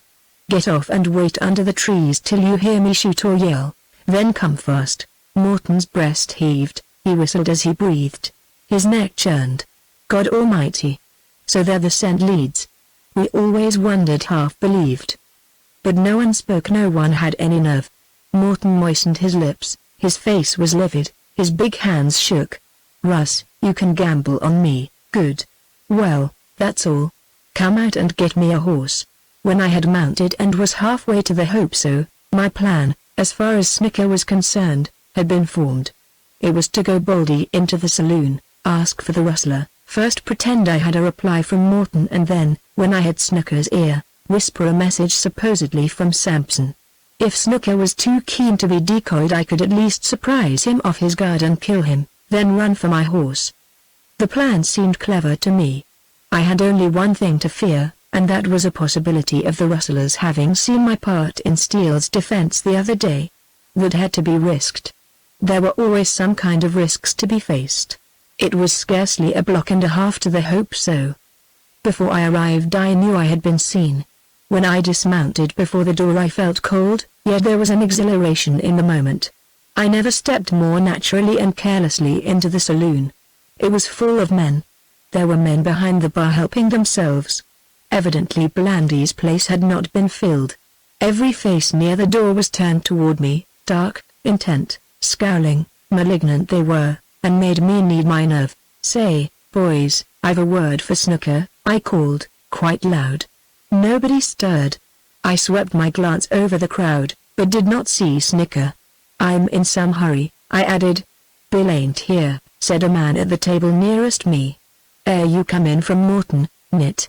But I'm not yellin' this message." The rustler rose, and in a few long strides confronted me. "Word from Sampson," I whispered, and the rustler stared. "I'm in his confidence. He's got to see Bill at once. Sampson sends word he's quit, he's done, he's through. The jig is up, and he means to hit the road out of Lean Rock. Bill kill him sure in hell," muttered the rustler. "But we all said it'd come to that. And what did Wright say?" "Right. Why, he's cashed in. Didn't you all hear? Reckon Sampson shot him." The rustler cursed his amaze and swung his rigid arm with fist clenched tight. "When did Wright get it?" "A little while ago. I don't know how long. Anyway, I saw him lie in dead on the porch. Say, Pard, I've got to rustle. Send Bill up quick as he comes. Tell him Sampson wants to turn over all his stock and then light out." I backed to the door, and the last I saw of the rustler he was standing there in a scowling amaze. I had fooled him all right. If only I had the luck to have Snooker come along soon. Mounting, I trotted the horse leisurely up the street. Business and everything else was at a standstill in Lean Rock these days. The doors of the stores were barricaded. Down side streets, however, I saw a few people, a buckboard, and stray cattle. When I reached the edge of town I turned aside a little and took a look at the ruins of Steele's adobe house. The walls and debris had all been flattened, scattered about, and if anything of value had escaped destruction it had disappeared. Steele, however, had left very little that would have been of further use to him. Turning again, I continued on my way up to the ranch. It seemed that, though I was eager rather than backward, my mind seized avidly upon suggestion or attraction, as if to escape the burden of grim pondering. When about halfway across the flat, and perhaps just out of gunshot sound of Sampson's house, I heard the rapid clatter of hooves on the hard road. I wheeled, expecting to see Morton and his man, and was ready to be chagrined at their coming openly instead of by the back way. But this was only one man, and it was not Morton. He seemed of big build, and he bestrode a fine bay horse. There evidently was reason for hurry, too. At about 100 yards, when I recognized Snooker, complete astonishment possessed me. Well, it was I had ample time to get on my guard. In wheeling my horse I booted him so hard that he reared. As I had been warm I had my sombrero over the pommel of the saddle.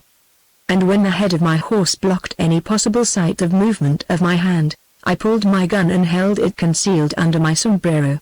This rustler had bothered me in my calculations. And here he came galloping, alone. Exultation would have been involuntary then but for the sudden shock, and then the cold settling of temper, the breathless suspense. Snooker pulled his huge bay and pounded to halt abreast of me. Luck favored me. Had I ever had anything but luck in these dangerous deals? Snooker seemed to fume. Internally there was a volcano. His wide sombrero and bushy beard hid all his face except his eyes, which were deep-set furnaces. He, too, like his lieutenant, had been carried completely off balance by the strange message apparently from Sampson. It was Sampson's name that had fooled and decoyed these men. "Hey, you're the fella who just left word for someone at the Hope So?" he asked. "Yes," I replied, while with my left hand I patted the neck of my horse, holding him still. "Sampson wants me bad, eh? Reckon there's only one man who wants you more." Steadily, I met his piercing gaze. This was a rustler not to be long victim to any ruse. I waited in cold surety. "You that cowboy, Russ?" he asked. "I was and I'm not," I replied significantly. The violent start of this violent outlaw was a rippling jerk of passion. "What in hell?" he ejaculated. "Bill, you're easy, who are you?" he uttered hoarsely. I watched Snooker with hawk-like keenness. "United States Deputy Marshal. Bill, you're under arrest," he roared a mad curse as his hand clapped down to his gun. Then I fired through my sombrero. Snooker's big horse plunged. The rustler fell back, and one of his legs pitched high as he slid off the lunging steed. His other foot caught in the stirrup. This fact terribly frightened the horse. He bolted, dragging the rustler for a dozen jumps. Then Snooker's foot slipped loose. He lay limp and still and shapeless in the road. I did not need to go back to look him over, but to make assurance doubly sure, I dismounted, and went back to where he lay. My bullet had gone where it had been aimed. As I rode up into Sampson's courtyard and turned into the porch, I heard loud and angry voices. Sampson and Wright were quarreling again. How my lucky star guided me. I had no plan of action, but my brain was equal to 100 lightning-swift evolutions. The voices ceased. The men had heard the horse. Both of them came out on the porch. In an instant I was again the lolling impudent cowboy, half under the influence of liquor. "It's only Russ and he's drunk," said George Wright contemptuously. "I heard horses trotting off there," replied Sampson. "Maybe the girls are coming. I bet I teach them not to run off again." "Hello, Russ." He looked haggard and thin, but seemed amiable enough. He was in his shirt sleeves and he had come out with a gun in his hand. This he laid on a table near the wall. He wore no belt. I rode right up to the porch and, greeting them laconically, made a show of a somewhat tangle-footed cowboy dismounting. The moment I got off and straightened up, I asked no more. The game was mine. It was the great hour of my life and I met it as I had never met another. I looked and acted what I pretended to be, though a deep and intense passion, an almost ungovernable suspense, an icy sickening nausea abided with me. All I needed, all I wanted was to get Sampson and Wright together, or failing that, to maneuver into such position that I had any kind of a chance. Sampson's gun on the table made 3 distinct objects for me to watch and 2 of them could change position. "What do you want here?" demanded Wright. He was red, bloated, thick-lipped, all fiery and sweaty from drink, though sober on the moment, and he had the expression of a desperate man in his last stand. It was his last stand, though he was ignorant of that. "Me say, Wright, I ain't fired yet," I replied, in slow rising resentment. "Well, you're fired now," he replied insolently. "Who fires me, I'd like to know." I walked up on the porch and I had a cigarette in one hand, a match in the other. I struck the match. "I do," said Wright. I studied him with apparent amusement. It had taken only one glance around for me to divine that Sampson would enjoy any kind of a clash between Wright and me. "Huh. You fired me once before and it didn't go, right? I reckon you don't stack up here as strong as you think." He was facing the porch, moody, preoccupied, somber, all the time. Only a little of his mind was concerned with me. Manifestly there were strong forces at work. Both men were strained to a last degree, and Wright could be made to break at almost a word. Sampson laughed mockingly at this sally of mine, and that stung Wright. He stopped his pacing and turned his handsome, fiery eyes on me. "Sampson, I won't stand this man's impudence." Or, "Wright, cut that talk. I'm not impudent.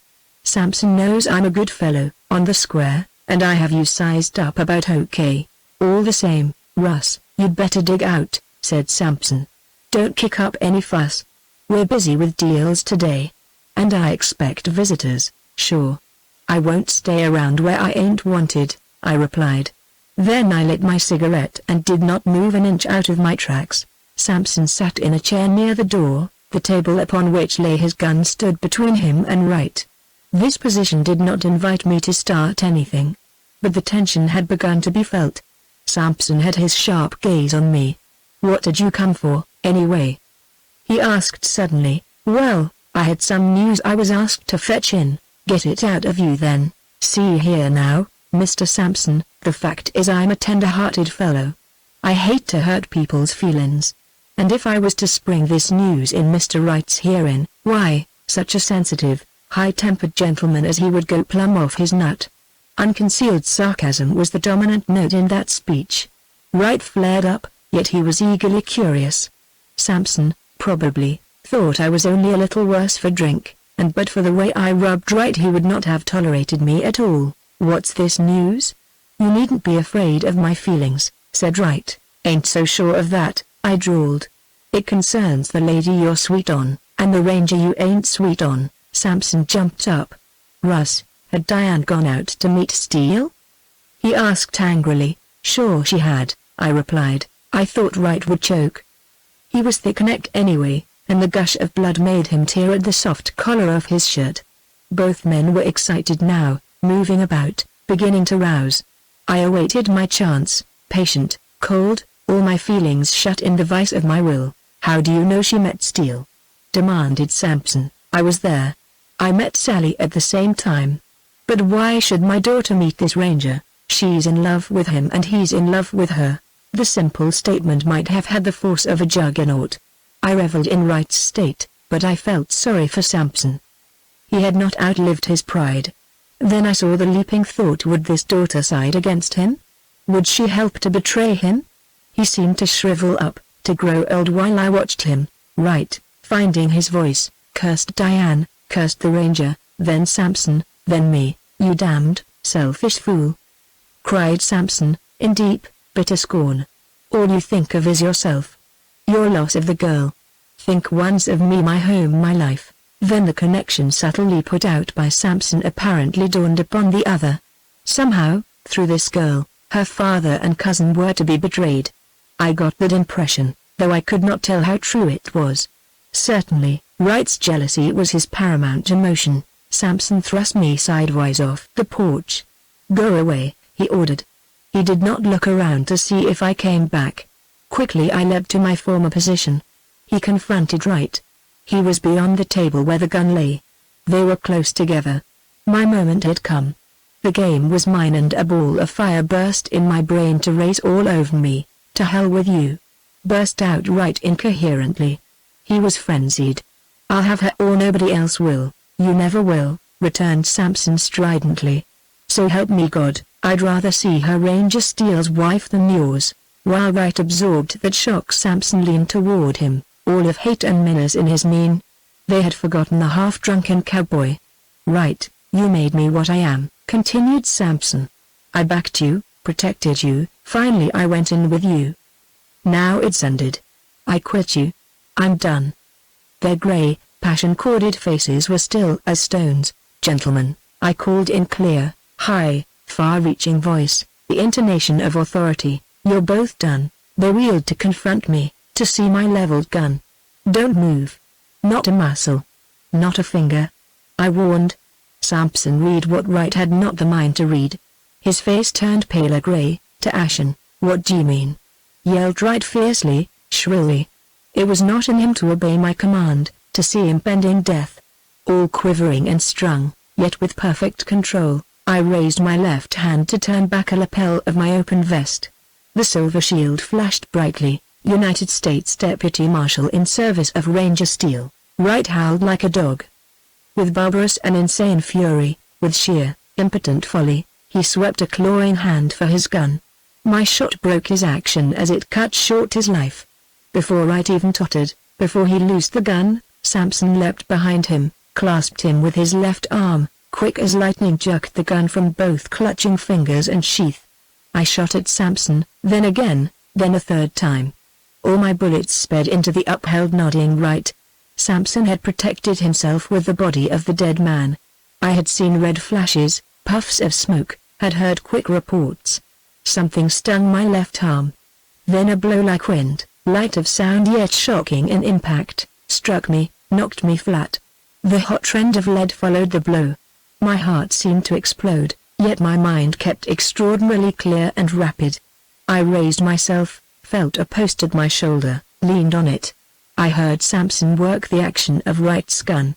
I heard the hammer click, fall upon empty shells. He had used up all the loads in Wright's gun. I heard him curse as a man cursed at defeat. I waited, cool and sure now, for him to show his head or other vital part from behind his bolster. He tried to lift the dead man, to edge him closer toward the table where the gun lay. But, considering the peril of exposing himself, he found the task beyond him. He bent, peering at me under Wright's arm. Sampson's eyes were the eyes of a man who meant to kill me. There was never any mistaking the strange and terrible light of eyes like those.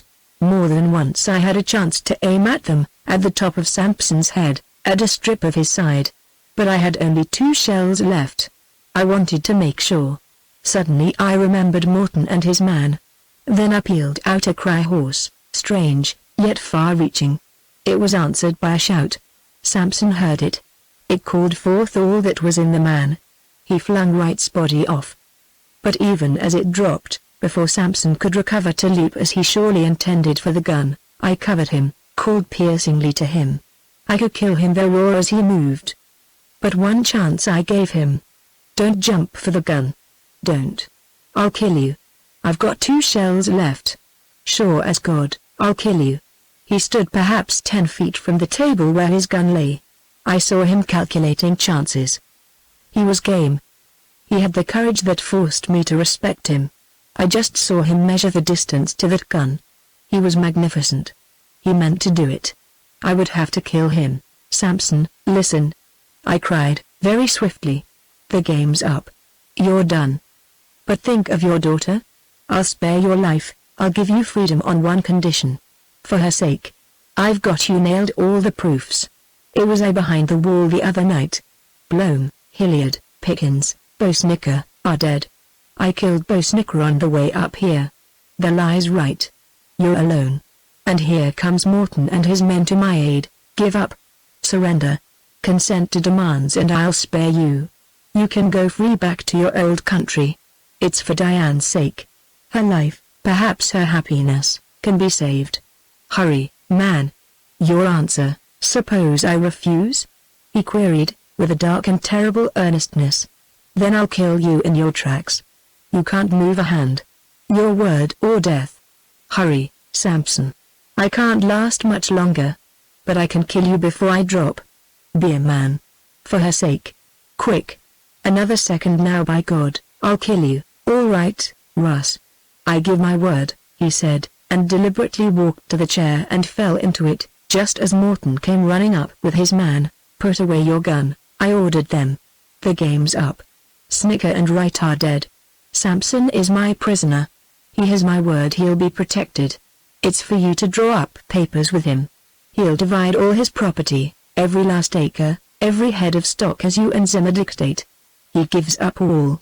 Then he's free to leave the country, and he's never to return. Chapter 14. Through the valley. Samson looked strangely at the great bloody blot on my breast, and his look made me conscious of a dark hurrying of my mind. Morton came stamping up the steps with blunt queries, with anxious mien. When he saw the front of me he halted, threw wide his arms. There come the girls. Suddenly exclaimed Samson. Morton, help me drag Wright inside. They mustn't see him. I was facing down the porch toward the court and corrals. Miss Sampson and Sally had come in sight, was swiftly approaching, evidently alarmed. Steele, no doubt, had remained out at the camp. I was watching them, wondering what they would do and say presently, and then Sampson and Johnson came to carry me indoors. They laid me on the couch in the parlor where the girls used to be so often. Russ, you're pretty hard hit, said Sampson, bending over me, with his hands at my breast. The room was bright with sunshine, yet the lights seemed to be fading. Reckon I am, I replied. I'm sorry. If only you could have told me sooner. Right, damn him.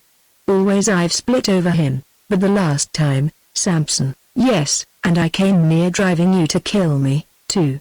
Russ, you talked me out of it. For Diane's sake. She'll be in here in a minute. This'll be harder than facing a gun, hard now. But it'll turn out OK. Russ, will you do me a favor? He asked, and he seemed shamefaced. Sure, let Diane and Sally think Wright shot you. He's dead. It can't matter. And you're hard hit. The girls are fond of you. If you go under us, the old side of my life is coming back. It's been coming. It'll be here just about when she enters this room. And by God, I'd change places with you if I could. Glad you said that, Samson, I replied. And sure Wright plugged me. It's our secret. I've a reason, too, not that it matters much now. The light was fading. I could not talk very well. I felt dumb, strange, locked in ice, with dull little prickings of my flesh, with dim rushing sounds in my ears. But my mind was clear. Evidently there was little to be done. Morton came in, looked at me, and went out. I heard the quick, light steps of the girls on the porch. and murmuring voices. "Where am I hit?" I whispered. "3 places. Arm, shoulder, and a bad one in the breast. It got your lung, I'm afraid. But if you don't go quick, you've a chance." "Sure, I've a chance, Russ. I'll tell the girls, do what I can for you, then settle with Morton and clear out." Just then Diane and Sally entered the room. I heard 2 low cries, so different in tone, and I saw 2 dim white faces. Sally flew to my side and dropped to her knees. Both hands went to my face, then to my breast. She lifted them, shaking. They were red, white, and mute. She gazed from them to me. But some woman's intuition kept her from fainting. "Papa!" cried Diane, wringing her hands. "Don't give way," he replied. "Both you girls will need your nerve. Russ is badly hurt. There's little hope for him." Sally moaned and dropped her face against me, clasping me convulsively. I tried to reach a hand out to touch her, but I could not move. I felt her hair against my face. Diane uttered a low heart-rending cry, which both Sampson and I understood. "Listen, let me tell it quick," he said huskily. "There's been a fight. Russ killed Snooker and Wright. They resisted arrest. It was Wright's gun that put Russ down. Russ let me off. In fact, Diane, he saved me. I'm to divide my property, return so far as possible what I've stolen, leave Texas at once and forever. You'll find me back in old Louisiana if you ever want to come home." As she stood there, realizing her deliverance, with the dark and tragic glory of her eyes passing from her further to me, my own sight shadowed, and I thought if I were dying then, it was not in vain. "Send for steel," I whispered. Silently, swiftly, breathlessly they worked over me. I was exquisitely sensitive to touch, to sound, but I could not see anything. By and by all was quiet, and I slipped into a black void. Familiar heavy swift footsteps, the thump of heels of a powerful and striding man, jarred into the blackness that held me, seemed to split it to let me out, and I opened my eyes in a sunlit room to see Sally's face all lined and haggard, to see Miss Sampson fly to the door, and the stalwart ranger bow his lofty head to enter. However far life had ebbed from me, then it came rushing back, keen-sighted, memorable, with agonizing pain in every nerve. I saw him start, I heard him cry, but I could not speak. He bent over me and I tried to smile. He stood silent, his hand on me, while Diane Sampson told swiftly, brokenly, what had happened, how she told it. I tried to whisper a protest. To anyone on earth except Steele I might have wished to appear a hero. Still, at that moment I had more dread of him than any other feeling. She finished the story with her head on his shoulder, with tears that certainly were in part for me. Once in my life, then, I saw him stunned. But when he recovered it was not Diane that he thought of first, nor of the end of Sampson's power. He turned to me. "Little hope?" he cried out, with the deep ring in his voice. "No. There's every hope. No bullet hole like that could ever kill this ranger. Russ." I could not answer him. But this time I did achieve a smile. There was no shadow, no pain in his face such as had haunted me and Sally's and Diane's. He could fight death the same as he could fight evil. He vitalized the girls. Diane began to hope, Sally lost her woe. He changed the atmosphere of that room. Something filled it, something like himself, big, virile, strong. The very look of him made me suddenly want to live, and all at once it seemed I felt alive. And that was like taking the deadened ends of nerves to cut them raw and quicken them with fiery current. From stupor I had leapt to pain, and that tossed me into fever. There were spaces darkened, mercifully shutting me in. There were others of light, where I burned and burned in my heated blood. Sally, like the wraith she had become in my mind, passed in and out. Diane watched and helped in those hours when sight was clear. But always the ranger was with me. Sometimes I seemed to feel his spirit grappling with mine, drawing me back from the verge. Sometimes, in strange dreams, I saw him between me and a dark, cold, sinister shape. The fever passed, and with the first nourishing drink given me I seemed to find my tongue, to gain something. "Hello, old man," I whispered to Steele. "Oh, Lord, Russ, to think you would double-cross me the way you did." That was his first speech to me after I had appeared to face round from the grave. His good-humored reproach told me more than any other thing how far from his mind was thought of death for me. Then he talked a little to me, cheerfully, with that directness and force characteristic of him always, showing me that the danger was past, and that I could now be rapidly on the mend. I discovered that I cared little whether I was on the mend or not. When I had passed the state of somber unrealities and then the hours of pain and then that first inspiring flush of renewed desire to live, an entirely different mood came over me. But I kept it to myself. I never even asked why. For 3 days, Sally never entered the room where I lay. I associated this fact, however, with what I had imagined her shrinking from me, her intent and pale face, her singular manner when occasion made it necessary or unavoidable for her to be near me. No difficulty was there in associating my change of mood with her absence. I brooded. Steele's keen insight betrayed me to him, but all his power and his spirit availed nothing to cheer me. I pretended to be cheerful, I drank and ate anything given me, I was patient and quiet. But I ceased to mend. Then, one day she came back, and Steele, who was watching me as she entered, quietly got up and without a word took Diane out of the room and left me alone with Sally. "Russ, I've been sick myself in bed for 3 days," she said. "I'm better now. I hope you are. You look so pale. Do you still brood about that fight?" "Yes, I can't forget. I'm afraid it cost me more than life." Sally was somber, gloomy, thoughtful. "You weren't driven to kill George?" she asked. "How do you mean?" "By that awful instinct, that hankering to kill, you once told me these gunmen had." "No, I can swear it wasn't that. I didn't want to kill him. But he forced me. As I had to go after these 2 men, it was a foregone conclusion about right. It was premeditated. I have no excuse." "Hush, tell me, if you confronted them, drew on them, then you had a chance to kill my uncle?" "Yes. I could have done it easily." "Why, then, didn't you?" "It was for Diane's sake. I'm afraid I didn't think of you. I had put you out of my mind." "Well, if a man can be noble at the same time he's terrible, you've been, Russ. I don't know how I feel. I'm sick and I can't think." "I see, though, what you saved Diane and Steele." "Why, she's touching happiness again, fearfully, yet really. Think of that. God only knows what you did for Steele. If I judged it by his suffering as you lay there about to die, it would be beyond words to tell. But, Russ, you're pale and shaky now. Hush. No more talk."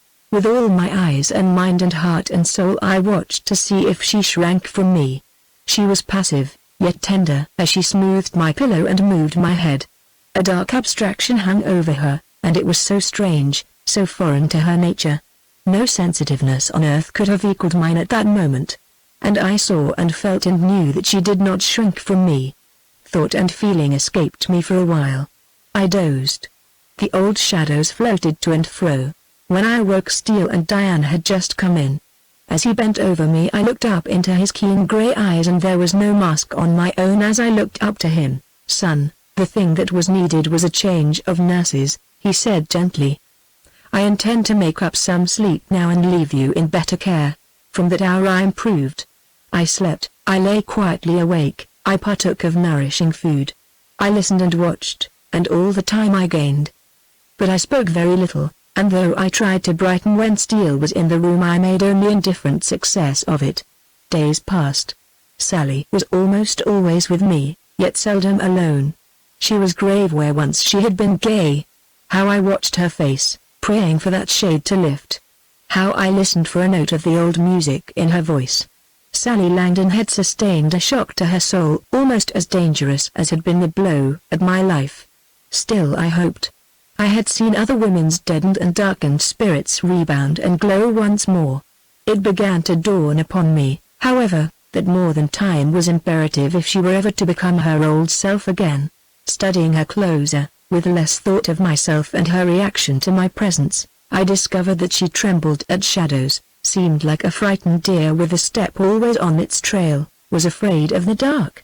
Then I wondered why I had not long before divined one cause of her strangeness. The house where I had killed one of her kin would ever be haunted for her. She had said she was a Southerner and that blood was thick. When I had thought out the matter a little further, I deliberately sat up in bed, scaring the wits out of all my kind nurses. Steele, I'll never get well in this house. I want to go home. When can you take me? They remonstrated with me and pleaded and scolded, all to little avail. Then they were persuaded to take me seriously, to plan, providing I improved, to start in a few days. We were to ride out of Pecos County together, back along the stage trail to civilization. The look in Sally's eyes decided my measure of improvement. I could have started that very day and have borne up under any pain or distress. Strange to see, too, how Steele and Diane responded to the stimulus of my idea, to the promise of what lay beyond the wild and barren hills. He told me that day about the headlong flight of every lawless character out of Lean Rock, the very hour that Snooker and Wright and Sampson were known to have fallen. Steele expressed deep feeling, almost mortification, that the credit of that final coup had gone to him, instead of me. His denial and explanation had been only a few soundless words in the face of a grateful and clamorous populace that tried to reward him, to make him mayor of Lean Rock. Sampson had made restitution in every case where he had personally gained at the loss of farmer or rancher, and the accumulation of years went far toward returning to Lean Rock what it had lost in a material way. He had been a poor man when he boarded the stage for Sanderson, on his way out of Texas forever. Not long afterward I heard Steele talking to Miss Sampson, in a deep and agitated voice. "You must rise above this. When I come upon you alone I see the shadow, the pain in your face. How wonderfully this thing has turned out when it might have ruined you. I expected it to ruin you. Who, but that wild boy in the could have saved us all? Diane, you have had cause for sorrow. But your father is alive and will live it down. Perhaps, back there in Louisiana, the dishonor will never be known. Pecos County is far from your old home. And even in San Antonio and Austin, a man's evil repute means little. Then the line between a rustler and a rancher is hard to draw in these wild border days. Rustling is stealing cattle, and I once heard a well-known rancher say that all rich cattlemen had done a little stealing. Your father drifted out here, and like a good many others, he succeeded. It's perhaps just as well not to split hairs, to judge him by the law and morality of a civilized country. Some way or other he drifted in with bad men. Maybe a deal that was honest somehow tied his hands and started him in wrong. This matter of land, water, a few stray head of stock had to be decided out of court. I'm sure in his case he never realized where he was drifting. Then one thing led to another, until he was face to face with dealing that took on crooked form. To protect himself he bound men to him. And so the gang developed. Many powerful gangs have developed that way out here. He could not control them. He became involved with them, and eventually their dealings became deliberately and boldly dishonest. That meant the inevitable spilling of blood sooner or later, and so he grew into the leader because he was the strongest. Whatever he is to be judged for, I think he could have been infinitely worse. When he ceased speaking I had the same impulse that must have governed Steele somehow to show Sampson not so black as he was painted, to give him the benefit of a doubt, to arraign him justly in the eyes of rangers who knew what wild border life was. "Steele, bring Diane in," I called. "I've something to tell her." They came quickly, concerned probably at my tone. "I've been hoping for a chance to tell you something, Miss Sampson. That day I came here your father was quarreling with Wright. I had heard them do that before. He hated Wright. The reason came out just before we had the fight. It was my plan to surprise them. I did. I told them you went out to meet Steele, that you two were in love with each other. Wright grew wild. He swore no one would ever have you. Then Sampson said he'd rather have you Steele's wife than Wright's. I'll not forget that scene. There was a great deal back of it, long before you ever came out to Lean Rock. Your father said that he had backed Wright, that the deal had ruined him, made him a rustler. He said he quit. He was done. Now, this is all clear to me, and I want to explain, Miss Sampson. It was Wright who ruined your father. It was Wright who was the rustler. It was Wright who made the gang necessary. But Wright had not the brains or the power to lead men. Because blood is thick, your father became the leader of that gang. At heart he was never a criminal. The reason I respected him was because he showed himself a man at the last. He faced me to be shot, and I couldn't do it. As Steele said, You've reason for sorrow. But you must get over it. You mustn't brood. I do not see that you'll be disgraced or dishonored. Of course, that's not the point. The vital thing is whether or not a woman of your high-mindedness had real and lasting cause for shame. Steele says no. I say no. Then, as Miss Sampson dropped down beside me, her eyes shining and wet, Sally entered the room in time to see her cousin bend to kiss me gratefully with sisterly fervor. Yet it was a woman's kiss, given for its own sake. Sally could not comprehend, it was too sudden, too unheard of, that Diane Sampson should kiss me, the man she did not love. Sally's white, sad face changed, and in the flaming wave of scarlet that dyed neck and cheek and brow I read with mighty pound of heart that, despite the dark stain between us, she loved me still. Chapter 15 Convalescence. 4 mornings later we were aboard the stage, riding down the main street, on the way out of Lean Rock. The whole town turned out to bid us farewell.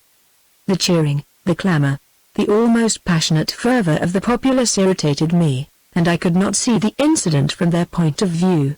Never in my life had I been so eager to get out of a place. But then I was morbid, and the whole world hinged on one thing. Morton insisted on giving us an escort as far as Del Rio. It consisted of 6 cowboys, mounted, with light packs, and they rode ahead of the stage. We had the huge vehicle to ourselves.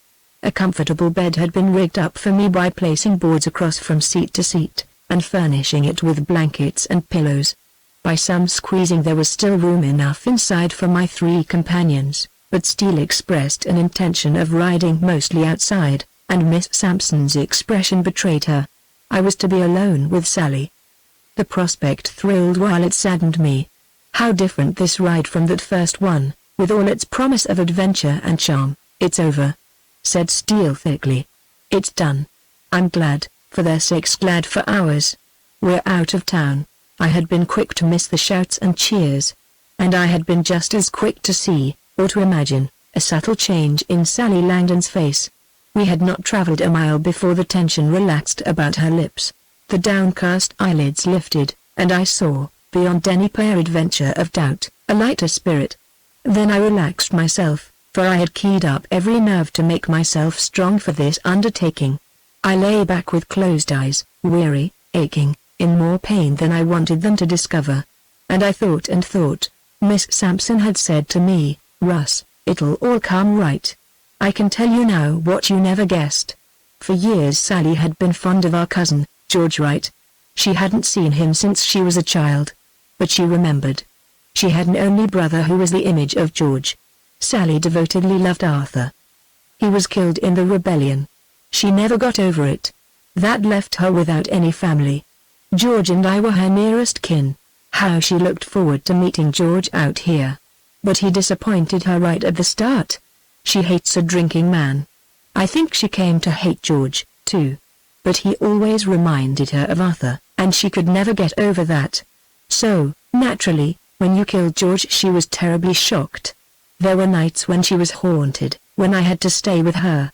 Vaughn and I have studied her, talked about her, and we think she's gradually recovering. She loved you, too, and Sally doesn't change.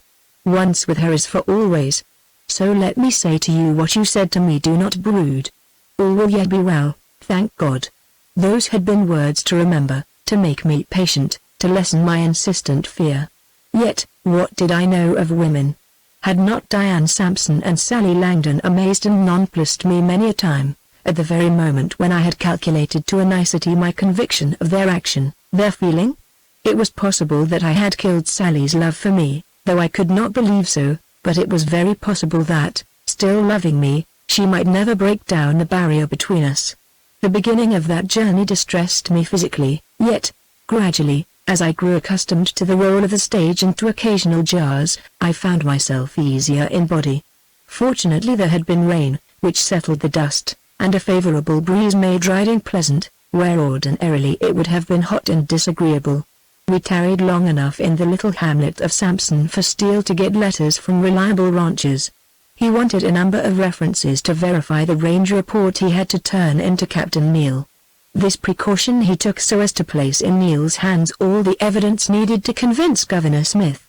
And now, as Steele returned to us and entered the stage. He spoke of this report. "It's the longest and the best I ever turned in," he said, with a grey flame in his eyes. "I shan't let Russ read it. He's peevish because I want his part put on record. And listen, Diane. There's to be a blank line in this report. Your father's name will never be recorded. Neither the governor, nor the adjutant general, nor Captain Neal, nor anyone back Austin Way will ever know who this mysterious leader of the Pecos gang might have been. Even out here very few know. Many supposed, but few knew. I've shut the mouths of those few. That blank line in the report is for a supposed and mysterious leader who vanished. Jack Blome, the reputed leader, and all his lawless associates are dead. Lean Rock is free and safe now, its future in the hands of roused, determined, and capable men." We were all silent after Steele ceased talking. I did not believe Diane could have spoken just then. If sorrow and joy could be perfectly blended in one beautiful expression, they were in her face. By and by I dared to say, "And Vaughn Steele, Lone Star Ranger, has seen his last service." "Yes," he replied with emotion. Sally stirred and turned a strange look upon us all. "In that case, then, if I am not mistaken, there were 2 Lone Star Rangers and both have seen their last service." Sally's lips were trembling, the way they trembled when it was impossible to tell whether she was about to laugh or cry.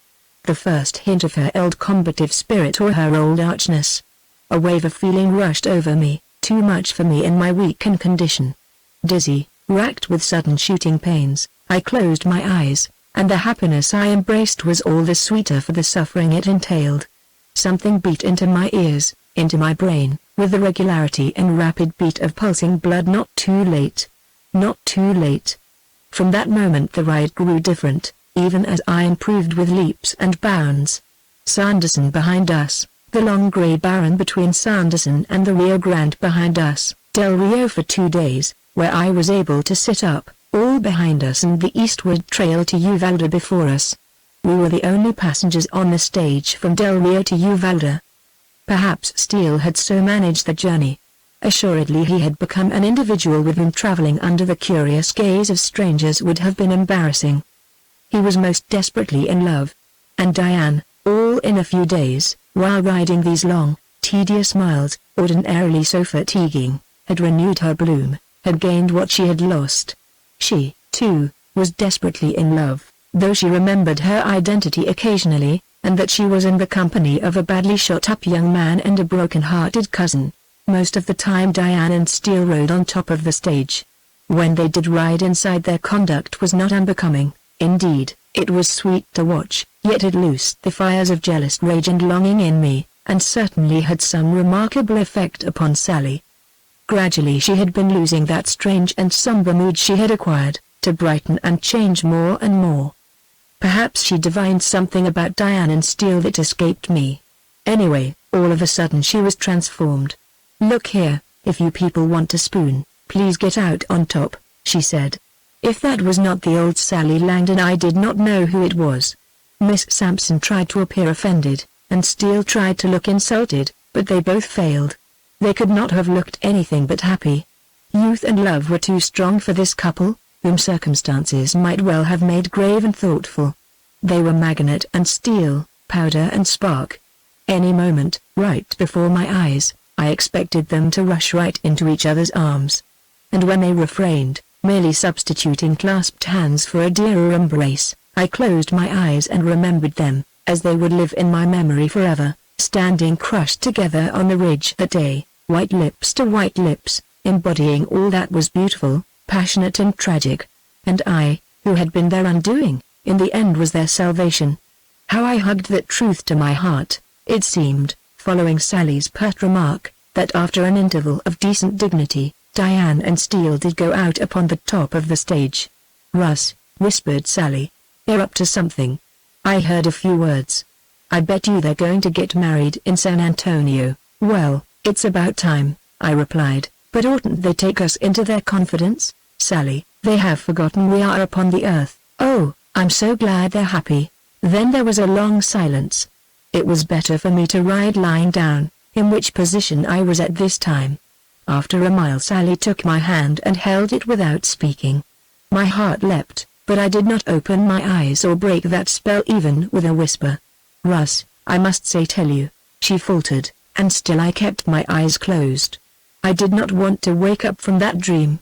"Have I been very, very sad?" she went on. "Sad and strange, Sally.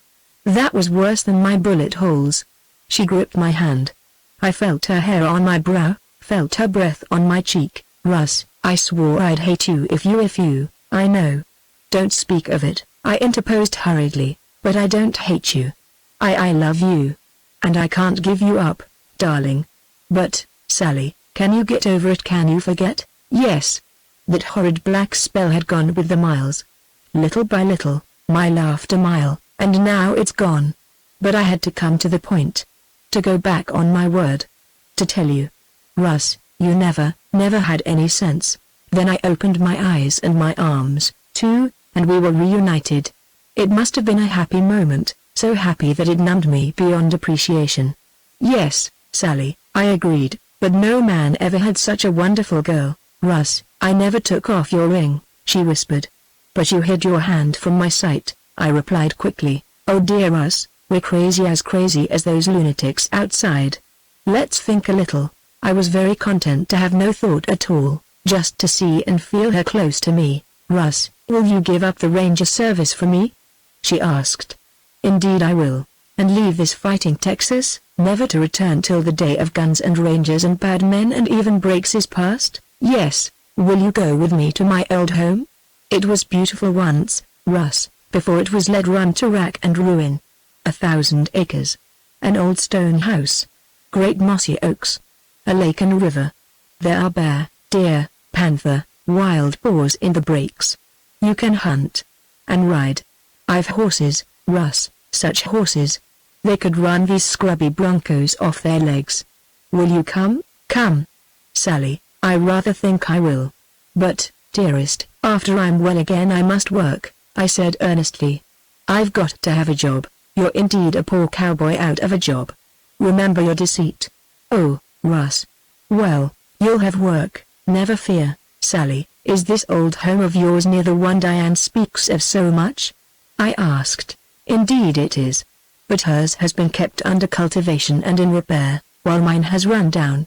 That will be our work, to build it up." "So it's settled then?" "Almost. There are certain formalities needful in a compact of this kind." She looked inquiringly at me, with a soft flush. "Well, if you are so dense, try to bring back that Sally Langdon who used to torment me. How you broke your promises. How you leaned from your saddle. Kiss me, Sally." Later, as we drew close to Uvalde, Sally and I sat in one seat, after the manner of Diane and Vaughn, and we looked out over the west where the sun was setting behind dim and distant mountains. We were fast leaving the wild and barren border. Already it seemed far beyond that broken rugged horizon with its dark line silhouetted against the rosy and golden sky. Already the spell of its wildlife and the grim and haunting faces had begun to fade out of my memory. Let newer rangers, with less to lose, and with the call in their hearts, go on with our work till soon that wild border would be safe. The great Lone Star State must work out its destiny. Some distant day, in the fullness of time, what place the Rangers had in that destiny would be history.